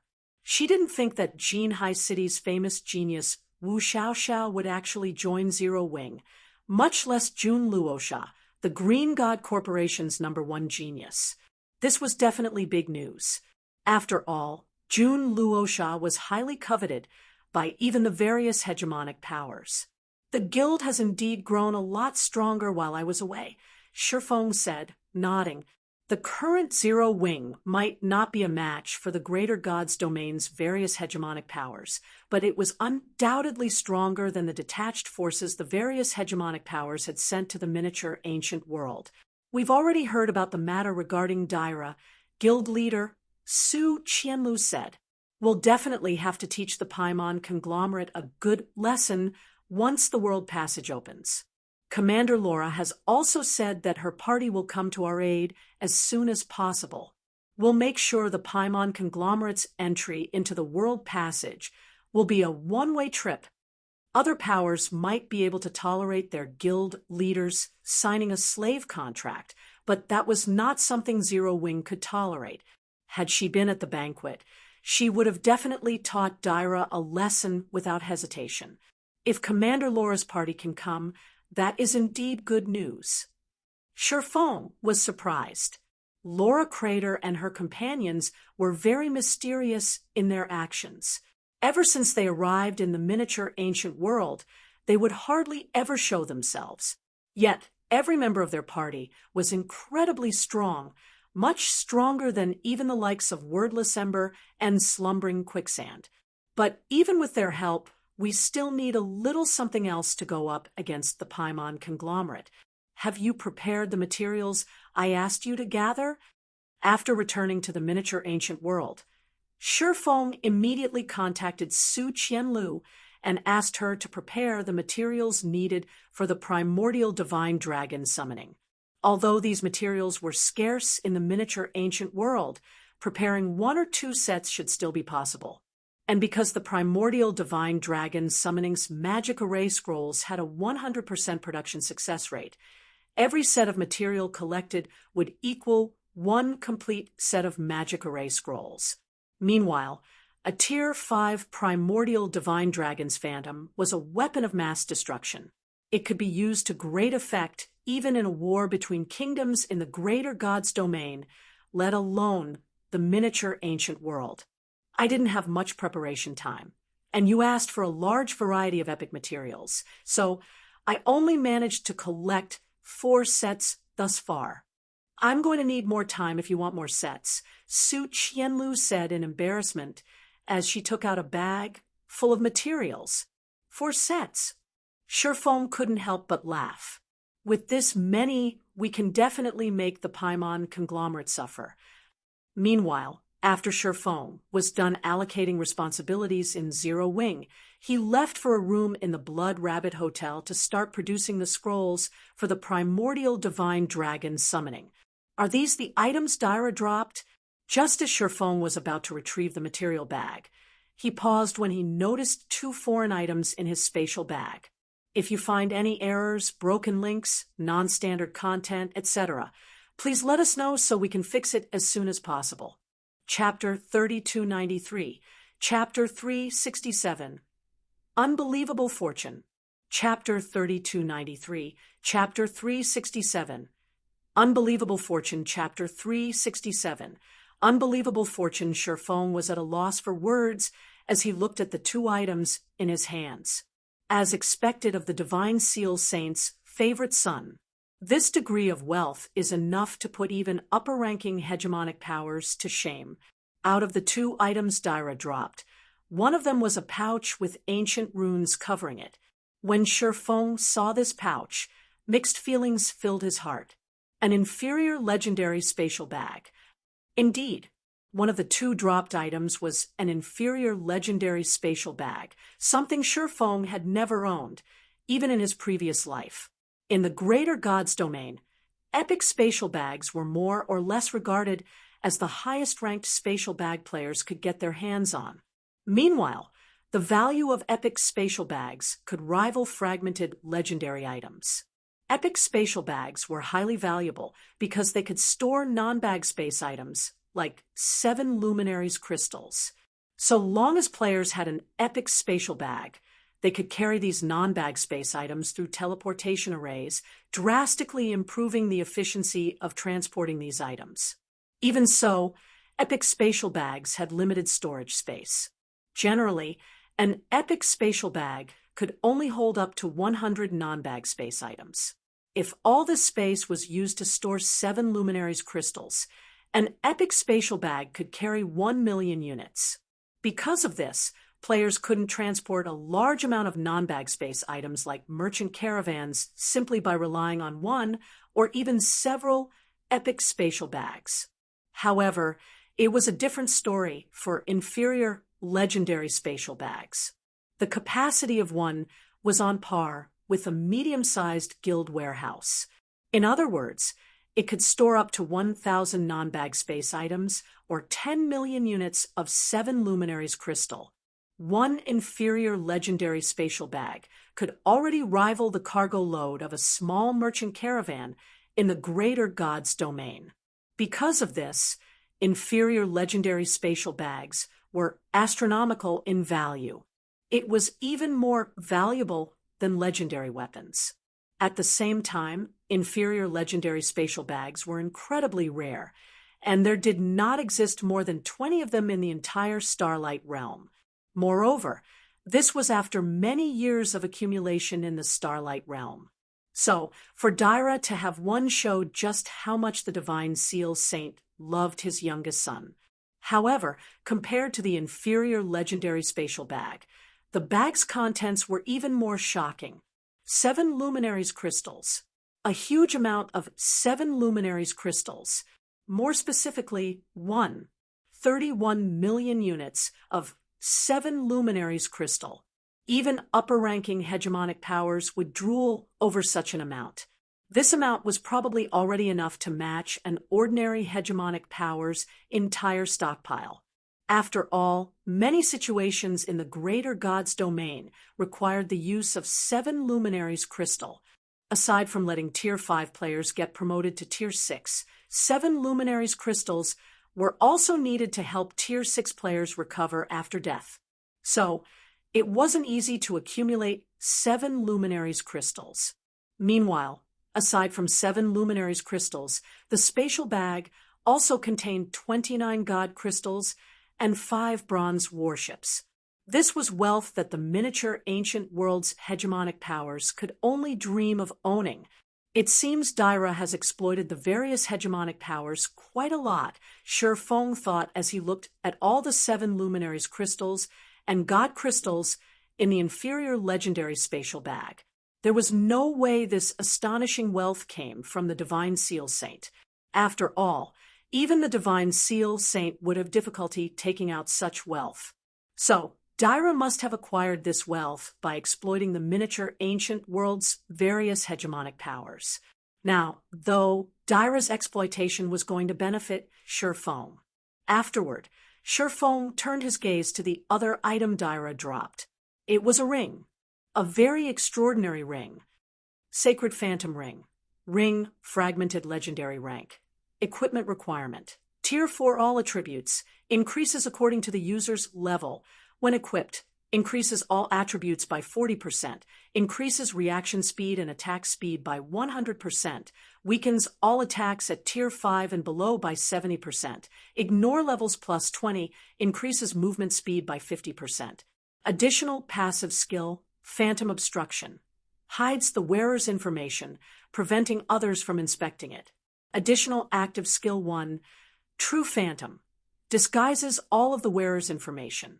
Duration, unlimited cooldown. 1 hour additional active skill 2, Phantom Substitute, take on a true death on the wearer's behalf.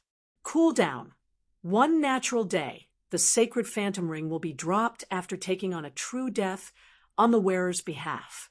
When you're just trying to make great content at me, the sacred phantom ring is the accumulation of the entire ancient elven race's strength. It is rumored that the ring can help its wearer escape all forms of death and acquire eternal energy. The sacred phantom ring was broken during the ancient holy war, but it can automatically repair itself with 4 ancient magic elven stones. The divine seal saint really does love his youngest son. If this thing is fully repaired, it might even become a divine artifact. Shurfong was greatly astonished by the sacred phantom ring's abilities, particularly the phantom substitute skill. The ability to avoid true death was something countless players in the greater god's domain dreamed of obtaining. Even Tier 6 players were not an exception. Items that let players avoid true death were so rare that not even the executives of Apex Powers would necessarily have won. In God's domain, true death for players meant having their immortal souls destroyed completely. Meanwhile, the consequence of such a situation wouldn't be limited to account deletion.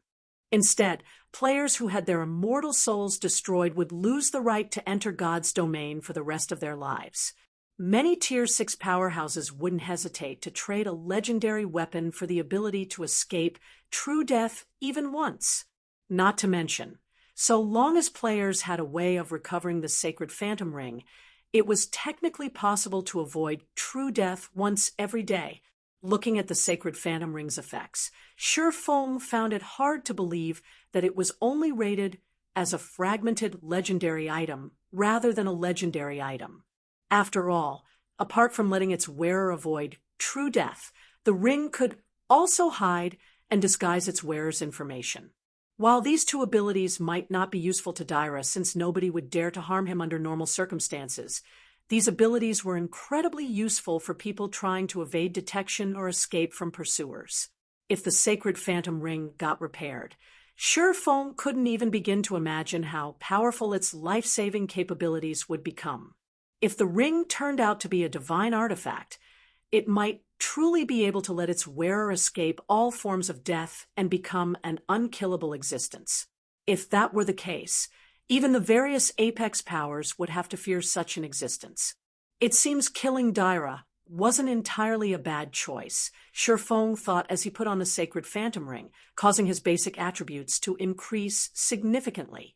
At this point, he could even rival Iron Crocodile, a level 136, Tier 5 Sacred Sky Knight.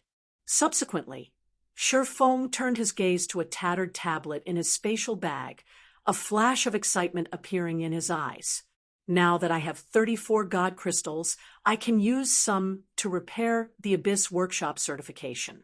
The Abyss Workshop certification.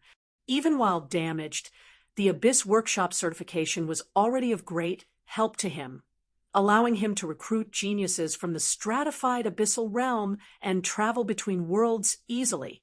If the Abyss Workshop certification's effects could be further improved, it would undoubtedly be of even greater help to him. If you find any errors, broken links, non-standard content, etc., please let us know so we can fix it as soon as possible. Chapter 3294, Chapter 368, Repaired Abyss Workshop Certification. Chapter 3294, Chapter 368, Repaired Abyss Workshop Certification. Chapter 368, Repaired Abyss Workshop Certification. After deciding to repair the Abyss Workshop Certification, Shurfong began taking out sparkling fist-sized crystals from his bag one after another.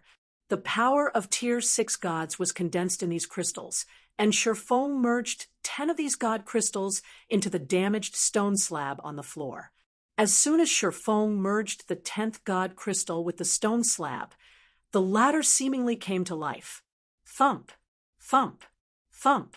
The sound of a beating heart continuously echoed throughout the room. At the same time, divine runes started to appear on the damaged stone slab and drain the room of all its mana. At some point, The room even began to shake and tremble, looking like it could crumble apart at any moment. Thankfully, the barrier in this room can stop up to Tier 5 attacks. Otherwise, these fluctuations will most certainly attract a lot of attention. Surefoam sighed in relief when he saw the room and its defensive barrier staying in one piece. Every legendary item had heaven-defying effects, so the recovery of any legendary item would cause a huge commotion. Oftentimes, the commotion caused would alert others nearby of a legendary item's presence. Meanwhile, if players with special identification skills took notice of the commotion, they could inspect the legendary item even without the owner's consent. Surefoam wouldn't have minded others finding out if he was only repairing an ordinary legendary item. However, it was a different story for the Abyss Workshop certification. The Abyss Workshop certification was an ancient god's possession. Ancient gods were the strongest known existences in the greater gods domain. They were the goals of many gods and Tier 6 players. However, ancient gods had long since secluded themselves from the greater gods domain. So even finding a clue pertaining to ancient gods was exceedingly difficult, let alone a possession directly related to an ancient god. Moreover, the Abyss Workshop certification had a very special function. It could be used to teleport players directly to the Abyss Workshop, one of the greater gods domain's 3 great workshops.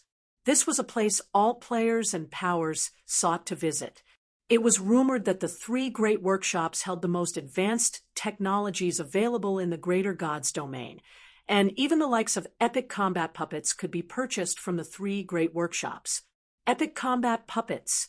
It should be known that every epic combat puppet had the strength to rival Tier 6 gods. In other words, even if a player was only at Tier 1, so long as they could control an epic combat puppet, they would be stronger than a large majority of the Tier 6 players that existed in the greater gods domain. Meanwhile, epic combat puppets were but the most basic technology available in the 3 great workshops. According to a legend, a player had managed to create an empire that spanned multiple gods' domains because of an item they bought from a great workshop. At the time, said player dared challenge even the greater gods' domain's apex powers. It was just that the player had failed miserably in their attempt at invading the 12 sanctuaries, and thus vanished from the greater gods' domain's history. Because of this legend, all players and powers in the greater gods domain sought to enter the 3 great workshops. Unfortunately, the 3 great workshops were incredibly mysterious. Their entrances would also randomly appear, and finding them was a task so challenging that even Apex powers could do nothing but scratch their heads in frustration. So, if news spread that there was an item capable of letting players teleport to the Abyss Workshop, all players and powers in the greater gods domain would definitely try to obtain it, even if it meant destroying the entire miniature ancient world. Of course, even if the average player managed to enter one of the 3 great workshops, they couldn't do anything unless they had the necessary currencies to do business there. Currently, although Surefoam could already travel to the Abyss Workshop without the Abyss Workshop's currency, he would only be wasting his time and the Abyss Workshop certification's skill cooldown. However, this naturally wasn't a problem for the greater gods domain's various apex powers and conglomerates. They had long accumulated a significant sum of the 3 great workshops' currencies over the many years they had existed. They were only missing a method to enter the 3 great workshops. While Surefoam was lost in his thoughts, the Abyss Workshop certification was completely repaired, and a stone slab covered in divine runes presented itself to Surefoam. The divine might the stone slab radiated was so powerful that even Tier 4 players would have great difficulty getting close to it, let alone handling it. Abyss Workshop certification, legendary rank item, a certification of glory in the past. It can be used to teleport to the Abyss Workshop, cannot be traded. There is a 1% drop rate on death. When you're just trying to make great content at me, automatically disappears if stored in a warehouse for more than 90 natural days. Additional skill 1. Abyss teleportation. Teleport to the Abyss workshop from any location. Each teleportation will cost 100 dark crystals. Cooldown 10 natural days. Additional skill 2. World-breaking teleportation. Forcibly opens a world-breaking gate at a pre-designated location. Up to 9 locations can be saved. Each gate can only transfer up to 20 people. Each gate activation costs 1,000 units of 7 luminaries crystals. Cooldown 12 hours. As expected of an ancient god's possession. These effects are even more absurd than that sacred phantom ring. Shi Feng inwardly exclaimed when he finished reading the Abyss Workshop Certification's updated information. The Abyss Workshop Certification was already plenty incredible previously. After all, the world-breaking teleportation skill alone was enough to stir the desires of the greater god's domain's various powers, let alone the ability to teleport directly to the Abyss Workshop. Now, the Abyss Workshop certification had become even more astonishing, allowing him to save up to 9 locations with the world-breaking teleportation skill instead of just 3 locations. This meant that he could teleport between 9 worlds. This was an unbelievable ability for players and powers seeking to develop across multiple worlds. Moreover, the 9 locations didn't necessarily have to be in the same realm. In other words, it was possible to achieve cross-realm teleportation with the Abyss Workshop certification. It should be known that teleportation between realms was an exorbitant expense even to Tier 6 players. The average Tier 5 player couldn't even afford such an expense, and could only choose the more time-consuming option of traveling with cross-realm merchant caravans. Yet, now he only needed to spend 1,000 units of 7 luminaries crystal to teleport up to 20 players between worlds or realms. If all 20 slots were filled, the teleportation fee for each person would only be 50 units of 7 luminaries crystal. That was a ridiculously low price to pay. Most importantly, the cooldown for world-breaking teleportation had been reduced from 10 days to just 12 hours. This reduction made it possible to normalize teleportation between worlds or realms. He would no longer have to carefully weigh the use of each teleportation. It seems I won't have to miss the Galaxy Conglomerate's Invitational Competition. Now, Shi Feng thought. The Galaxy Conglomerate's Invitational Competition was related to one of the 6 great divine sets.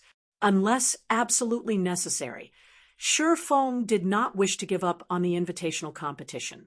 Previously, if Shi Feng wanted to leave the miniature ancient world and make it in time for the competition, his only option was to wait for the world passage to open and leave through there. However, trying to leave through the world passage would be no different than suicide, since the Paimon conglomerate would definitely be waiting for him on the other side. Meanwhile, when he returned to the miniature ancient world, the preliminaries for the Galaxy Conglomerate's Invitational Competition had already begun. So, it shouldn't be more than a week before the preliminaries were over and the main event began. Yet, the previous world-breaking teleportation had a 10-day cooldown. By the time the skill's cooldown was done, it would already be too late for him to participate in the competition. Now, though, he no longer had to worry about missing the competition. Greater God's Domain, Starlight Realm. On a flying ship traveling across a vast galaxy, a level 205, Tier 6 assassin clad in an 8-piece fragmented legendary equipment set approached a blue-robed young man. Lord Divine Seal, a report just came in stating that young Master Daira nearly died a true death in a miniature world, the Tier 6 assassin anxiously said. Upon hearing the assassin's words, the blue-robed youth asked in a cold voice, "Who did it?" "Black Flame. The culprit is a swordsman named Black Flame. If you find any errors, broken links, non-standard content, etc., please let us know so we can fix it as soon as possible." Chapter 3295, Chapter 369, Laura Crater arrives. Chapter 3295, Chapter 369. Laura Crater arrives, Chapter 369. Laura Crater arrives, Thunder Fortress, Red Moon Harbor. One after another, ships continued to pour into the Thunder Fortress from the Sea of Dark Thunder. Apart from advanced ships, there were many bronze speedboats, and even warships among these ships, their numbers far greater than the ships that had entered the Thunder Fortress the past few days. This scene shocked the players who had only recently arrived at the Thunder Fortress. However, their shock wasn't solely due to the great number of ships. Instead, it was also because of the strength of the players alighting from these ships. The majority of these new arrivals were independent players. These independent players arrived in teams, and there would be at least 2 or 3 Tier 4 players in every 20-man team. In addition, every one of these independent players was at level 134 and above, and was fully clad in epic weapons and equipment. The equipment standard of these independent teams was already comparable to the various powers' main forces. Sure enough, those guys came running here as well, a tall, middle-aged man who had just alighted from a bronze speedboat said, a wry smile appearing on his face when he saw the several dozen attention-grabbing teams at the harbor. At the same time as this middle-aged man stepped onto the harbor, the other independent teams at the harbor also turned their attention to him. The reason all these independent teams paid attention to the middle-aged man wasn't just because he was a level 135, Tier 4 Shield Warrior, or the 20-man team he led was fully composed of Tier 4 players. More than that, it was because of the adventurer team the middle-aged man represented. 5 Dragons Fong. Apart from guilds, adventurer teams were also a formidable force in the Greater Gods domain. In fact, over 60% of the Greater Gods domains that trade and transportation industries were under the various adventurer teams' control. Meanwhile, out of the many adventurer teams in the Greater Gods domain, 5 Dragons Fong was a considerably famous top adventurer team in the Starlight Realm, ranking among the top 100 of the Starlight Realm's adventurer teams. Although 5 Dragons Fong had fewer than 100,000 members, which was nothing compared to hegemonic powers with tens or hundreds of millions of members, its overall strength and influence were enough to deter the various hegemonic powers from provoking it. It can't be helped, Commander. Any adventurer team worth their salt will know that it's impossible to continue staying in the miniature ancient world. Now, all we can do is earn some contribution points from the Adventurers Association before packing up and leaving, a level 136, Tier 4 female oracle said, sighing. Originally, the various adventurer teams were supposed to enter the World Passage on the second day after its opening to sweep the leftover void monsters that various hegemonic powers couldn't be bothered to take care of. After all, although the World Passage's opening rewards were tempting, most of the adventurer teams currently operating in the miniature ancient world had come here to do trade and sell transportation services. Firstly, plenty of precious resources were available in the miniature ancient world. While the various hegemonic powers would take control of most of these resources, a significant sum would still be available on the open market.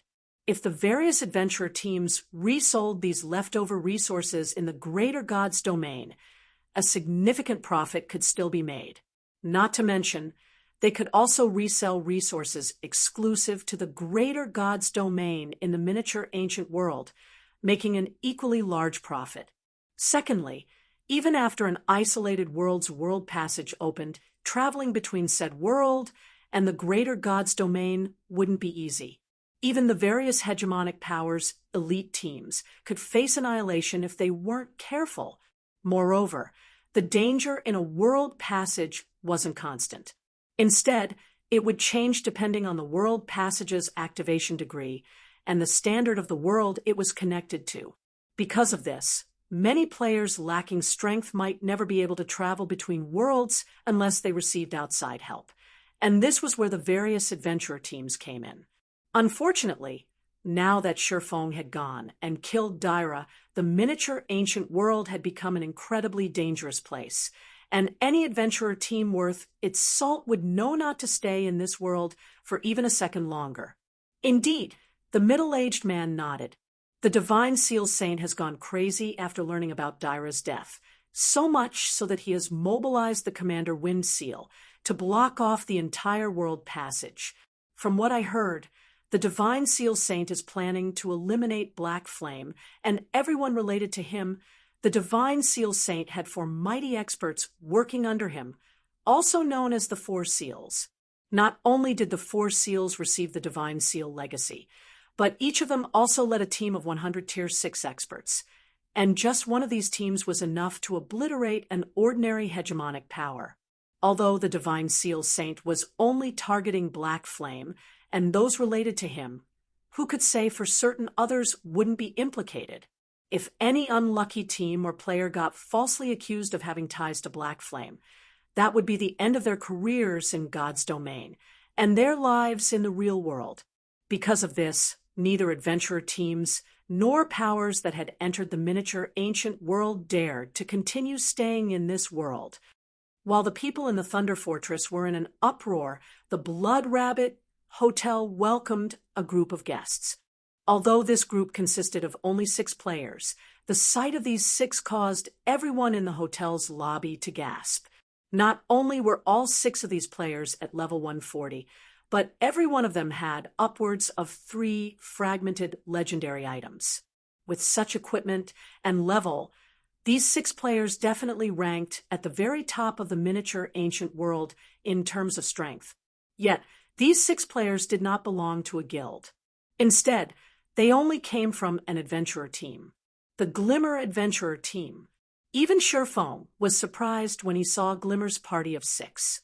Apart from Laura Crater and Cassio, this was the first time Sherfone was meeting with the 4 other players in Laura's party, but every one of these 4 new faces possessed strength at the standard of titled experts.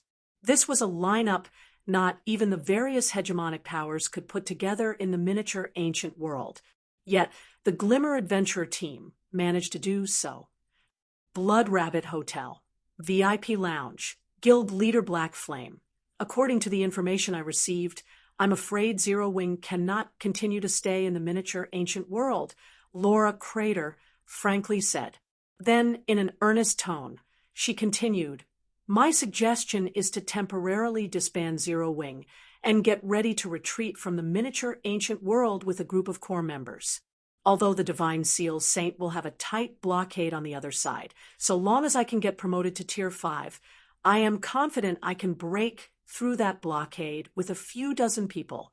Once in the greater God's domain, so long as you leave the Starlight Realm, even the Divine Seal Saint will have difficulty getting his hands on you." She's confident in breaking through? Sherfone was shocked when he heard Laura's claims. He didn't think that Laura would be hiding such strength. Sherfone knew that the Divine Seal Saint had stationed Wind Seal, one of the 4 seals, on the other end of the world passage. According to rumors, not only did Wind Seal possess a legendary weapon, but he was even strong enough to rival Tier 6 gods of the same level. On top of that, Wind Seal also had a 100-man team of Tier 6 players supporting him. After learning about this lineup, even Sherfone wasn't confident in breaking through the Paimon conglomerate's blockade. Yet, Laura was confident in doing so. "Your suggestion is excellent, Commander Laura, but Zero Wing will not disband. Neither will Zero Wing leave the miniature ancient world," Sherfone said, shaking his head. "The Divine Seal Saint's forces might be strong, but that doesn't make Zero Wing a pushover. If he dares to bare his fangs in the miniature ancient world, he'll have to be prepared to lose them. If you find any errors, broken links, non-standard content, etc., please let us know so we can fix it as soon as possible." Chapter 3296, Chapter 370, Tier 5 Advanced Epic. Chapter 3296, Chapter 370, Tier 5 Advanced Epic. Chapter 370, Tier 5 Advanced Epic. Sherfang's firm words rendered Laura and her party members speechless. Guild Leader Black Flame. The current Zero Wing is indeed close to catching up to the various hegemonic powers in the miniature ancient world, but the forces the Divine Seal Saint can send here go far beyond the various hegemonic powers, Laura patiently explained. Tier 4 players might be rare in the miniature ancient world, but they are everywhere in the greater God's domain. Once the world passage opens, it won't take the Paimon conglomerate more than 2 or 3 days to clear out the entire passage and flood the miniature ancient world with Tier 4 experts. At that time, we aren't talking about facing just a few hundred or a few thousand Tier 4 experts, but hundreds of thousands instead. Moreover, these Tier 4 experts will have much better weapons and equipment. Travel across a world passage might be challenging, but with the Paimon conglomerate's strength and influence, it would have no trouble transporting a few 100,000 Tier 4 experts into the miniature ancient world. Meanwhile, such a force was enough to destroy the entire miniature ancient world many times over, let alone destroy Zero Wing. It didn't matter even if Shifeng possessed a legendary weapon. Once the world passage opened, players entering the miniature ancient world might have to deal with level and tier restrictions, but there wouldn't be any restrictions on weapons, equipment, and tools.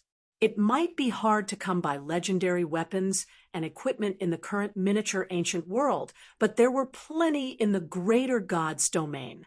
For a long-standing existence like the Paimon conglomerate, the number of legendary weapons and equipment under its possession vastly outstripped even the various hegemonic powers. So long as the Paimon conglomerate sent over a few of its legendary weapons and equipment, Shifeng would be doomed. Shifeng was admittedly very strong, but how many players equipped with legendary weapons and equipment could he go up against simultaneously? However, Shifeng did not bother explaining his decision to Laura. Instead, he asked, "Commander Laura, are you planning to take on the greater God's domain once you get promoted to Tier 5? Laura's identity and strength were a big mystery to Shifeng. When Shifeng met Laura, the other party's primary goal was to enter the greater God's domain. They had even signed a contract around this condition. However, it also seemed like Laura was considerably knowledgeable about the greater God's domain and knew that it'd be incredibly dangerous to roam the greater God's domain as a Tier 4 player. Hence, she had yet to leave the miniature ancient world until now. That is indeed my intention." Laura was initially stunned, failing to understand why Shifeng would ask such a question. However, she still chose to give Shifeng a proper answer. Although the miniature ancient world still holds many secrets, many more opportunities are available in the greater God's domain. The miniature ancient world would no longer hold much value to her once she reached Tier 5. A big part of why she came to find Shifeng this time was to return the favor she owed him. Meanwhile, she would return this favor by bringing Zero Wing's members into the greater God's domain with her. "How about making another deal with me, Commander Laura?" Shifeng asked. "A deal? What kind of deal?" Laura grew even more confused. Rather than try to get out of his current predicament, Shifeng was instead looking to make a deal with her. What was he even thinking? "Once you are promoted to Tier 5, stay in the miniature ancient world and protect Zero Wing for a month," Shifeng said, smiling. "In exchange, I can help you go further in your Tier 5 promotion." The woman known as Laura Crater undoubtedly possessed extraordinary strength. Even though she had only revealed a portion of her strength thus far, it was already enough to put her in the top 10 of the miniature ancient world's God list. Moreover, Laura was confident in breaking through the Paimon conglomerate's blockade once she became a Tier 5 Sword Saint. If that were the case, she'd be of even greater help to Zero Wing if she remained in the miniature ancient world. Shifeng needed to participate in the Galaxy Conglomerate's invitational competition, so he wouldn't be able to stay in the miniature ancient world to protect Zero Wing during that period. If Zero Wing could have Laura protecting it, He could participate in the competition without any worries. Go further in the Tier 5 promotion. An elderly male elementalist from the Glimmer Adventurer team laughed when he heard Shi Feng's words. Young man, do you know what rank Commander Laura can achieve when creating her Tier 5 mana body? Aside from the elderly elementalist, the three other unfamiliar faces in Laura's party also laughed. Epic rank, right? Shi Feng said blandly. Apart from reaching level 140, Tier 4 players seeking to get promoted to Tier 5 in God's domain also needed to create a Tier 5 mana body that suited them. Meanwhile, the Tier 5 mana bodies players created would vary in strength, the ranks going from bronze, silver, gold, and epic. For most paragons in the Greater God's domain, their lifelong goal was to create a Tier 5 epic mana body. That way, they could become a powerhouse in the Greater God's domain once they reached Tier 6. Meanwhile, the Divine Seal Saint was one such powerhouse. It was also why many paragons refused to get promoted to Tier 5. Only, out of the many paragons in the Greater God's domain, less than 1% of them would succeed in creating a Tier 5 epic mana body. You are indeed insightful, Guild Leader Black Flame, the elderly elementalist said, nodding. Then, with a proud smile on his face, he continued, You are correct. Commander Laura can already create a Tier 5 epic mana body. So, do you still think you can be of any help to her? In the Greater God's domain, even conglomerates would celebrate for 3 days and 3 nights if one of their paragons managed to create a Tier 5 epic mana body, while hegemonic powers would celebrate 10 days and 10 nights if they gained such a paragon. In response, Shi Feng looked at the elderly elementalist before saying, What if I say I can help Commander Laura push her mana body to the advanced epic rank? The advanced epic rank. The elderly elementalist didn't believe Shi Feng's words for even a moment. Are you playing a joke on this old man, Guild Leader Black Flame? It was true that the epic rank wasn't the limit for Tier 5 mana bodies. Above epic mana bodies were advanced epic mana bodies. However, even acquiring a Tier 5 epic mana body was already an astounding achievement in the Greater God's domain, let alone a Tier 5 advanced epic mana body. According to his knowledge, individuals capable of reaching this standard were all mythical figures in the Greater God's domain. What did it mean to be a mythical figure in the Greater God's domain?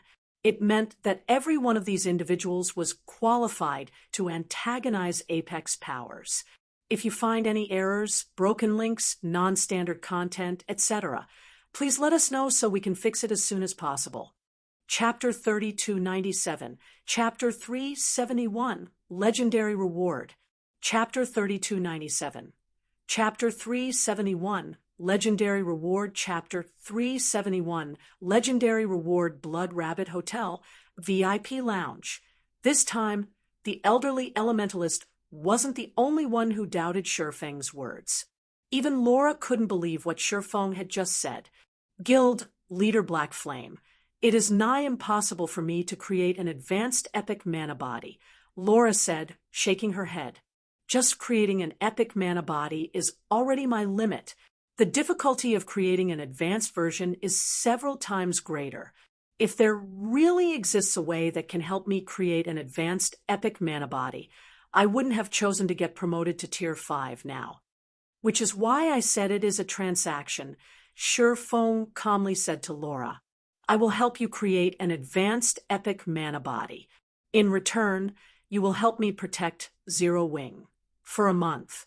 I'm sure this is a worthwhile transaction for you, right, Commander Laura? After all, you know how hard it is to create an advanced epic mana body. Are you really sure about that, Guild Leader Black Flame? Laura asked, a confused look appearing on her face as she looked at Shi Feng. Ever since arriving at the miniature ancient world, Laura thought that she had already learned everything there was to know about Zero Wing and Shi Feng. So, she couldn't help but be puzzled by the conditions Shi Feng was presenting her with. The advanced epic mana body was akin to a myth in the greater god's domain.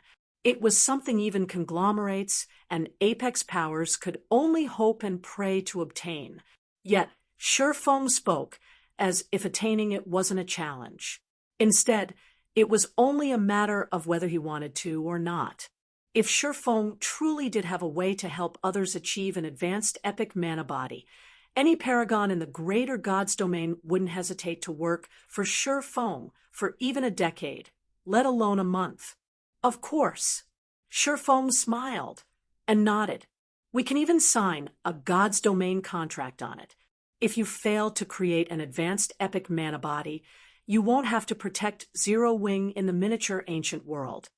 The creation of an advanced epic mana body was indeed a massive challenge. Even during his previous life, Shifeng had only ever managed to create a standard epic mana body. However, he now had the complete 100 Refinement Building in his possession, and the 100 Refinement Building's second floor was specialized in helping players create mana bodies. After experiencing the effects of the complete 100 Refinement Building's first floor himself, Shifeng was confident that Laura, with her talent to create an epic mana body without any help, could easily create an advanced epic mana body with the hidden construction's help. Honestly, with how massive of an opportunity he was offering to Laura, he would have been well within his rights even if he had asked Laura to protect Zero Wing for a much longer time. The reason he only asked Laura to help Zero Wing for a month was so that he could have an easier time pulling Laura to his side. He had never heard of Laura's name or her nickname of Shimmering Sword during his previous life. Yet, there was no doubt that Laura's strength and talent far surpassed Wordless Ember and Slumbering Quicksand. If Laura could safely develop herself, her future achievements would undoubtedly surpass Wordless Ember and Slumbering Quicksand. Okay, you have a deal? Laura said. I promise you that so long as you can help me create an advanced epic mana body, I will ensure nobody, not even the Paimon conglomerate, can harm Zero Wing in the miniature ancient world for a month. I will also owe you a huge favor on top of that, and you can use this favor to ask me of anything. I will even go against an apex power if you want me to. Commander. The elderly elementalist was shocked by Laura's words. He didn't think Laura would offer such a condition to Shifeng. Others might think Laura was joking when she said she would go against even an apex power, but those who knew her would know that she wasn't joking. Let's sign a contract, then. However, I'll put it out first, but you must keep my methods a secret. Unless I allow it, you must never tell a third party about my methods. Shifeng said as he took out the God's Domain contract he had prepared in advance. That won't be a problem. Laura agreed without hesitation. Then, signed Shifeng's contract after seeing no problems with it. After both parties signed the contract, Shifeng brought Laura away from the lounge, leaving behind Casio and the others. Blood Rabbit Hotel, VIP guest room. While Laura was wondering how Shifeng would help her to create an advanced epic mana body, Shifeng took out a stone tablet and opened a space-time passage. When Laura stepped through the space-time passage, she couldn't help but be shocked. Isn't this the greater god's domain? When Laura sensed the world suppression unique to the greater god's domain, she couldn't help but turn back and look at the vanishing space-time passage in disbelief. Traveling between the various worlds of God's domain was a very troublesome affair and could normally only be achieved through world passages. So, in a situation where a world's world passage remained closed, it was nigh impossible for players to travel into and out of said world. Yet, Shifeng had shattered this rule, accomplishing interworld travel without the use of a world passage. That's right. We are currently in the ancient River Kingdom's Gazing Moon City, Shifeng said, nodding. But we don't have a lot of time. I also have quite a few problems here, so we'll need to travel incognito. After saying so, Shifeng used the sacred phantom ring to alter his appearance into that of a young swordsman. He also changed his ID to Yifeng, the one he had been using throughout his previous life. Then, after doing all that, he put on a black cloak. With this, even if others used advanced identification skills on him, they would only see the information hidden by the black cloak. They wouldn't be able to tell that this information was falsified. Laura was not surprised by Shifeng's transformation. After putting on a black cloak, she followed Shifeng out of the Gazing Moon Hotel. Fortunately, they did not attract any red players' attention and safely arrived at the 100 Refinement Building situated in the western parts of the city. 100 Refinement Building, first floor lobby. When Shifeng and Laura entered the building, the elderly great wizard manning the front desk instantly recognized Shifeng, despite Shifeng's disguise. "You really know how to surprise me, young man. It's only been a few days, yet you've already collected so many 7 luminaries crystals," the old man said with a surprised look. Then he sighed and continued, "Had I known you were so capable, I should have asked for 1,000,000 units instead. You've really gotten yourself a bargain, young man. Here are the promised 7 luminaries crystals," Shifeng said, rolling his eyes at the old man as he took out 89,000 units of 7 luminaries crystal. "I've completed the quest, right?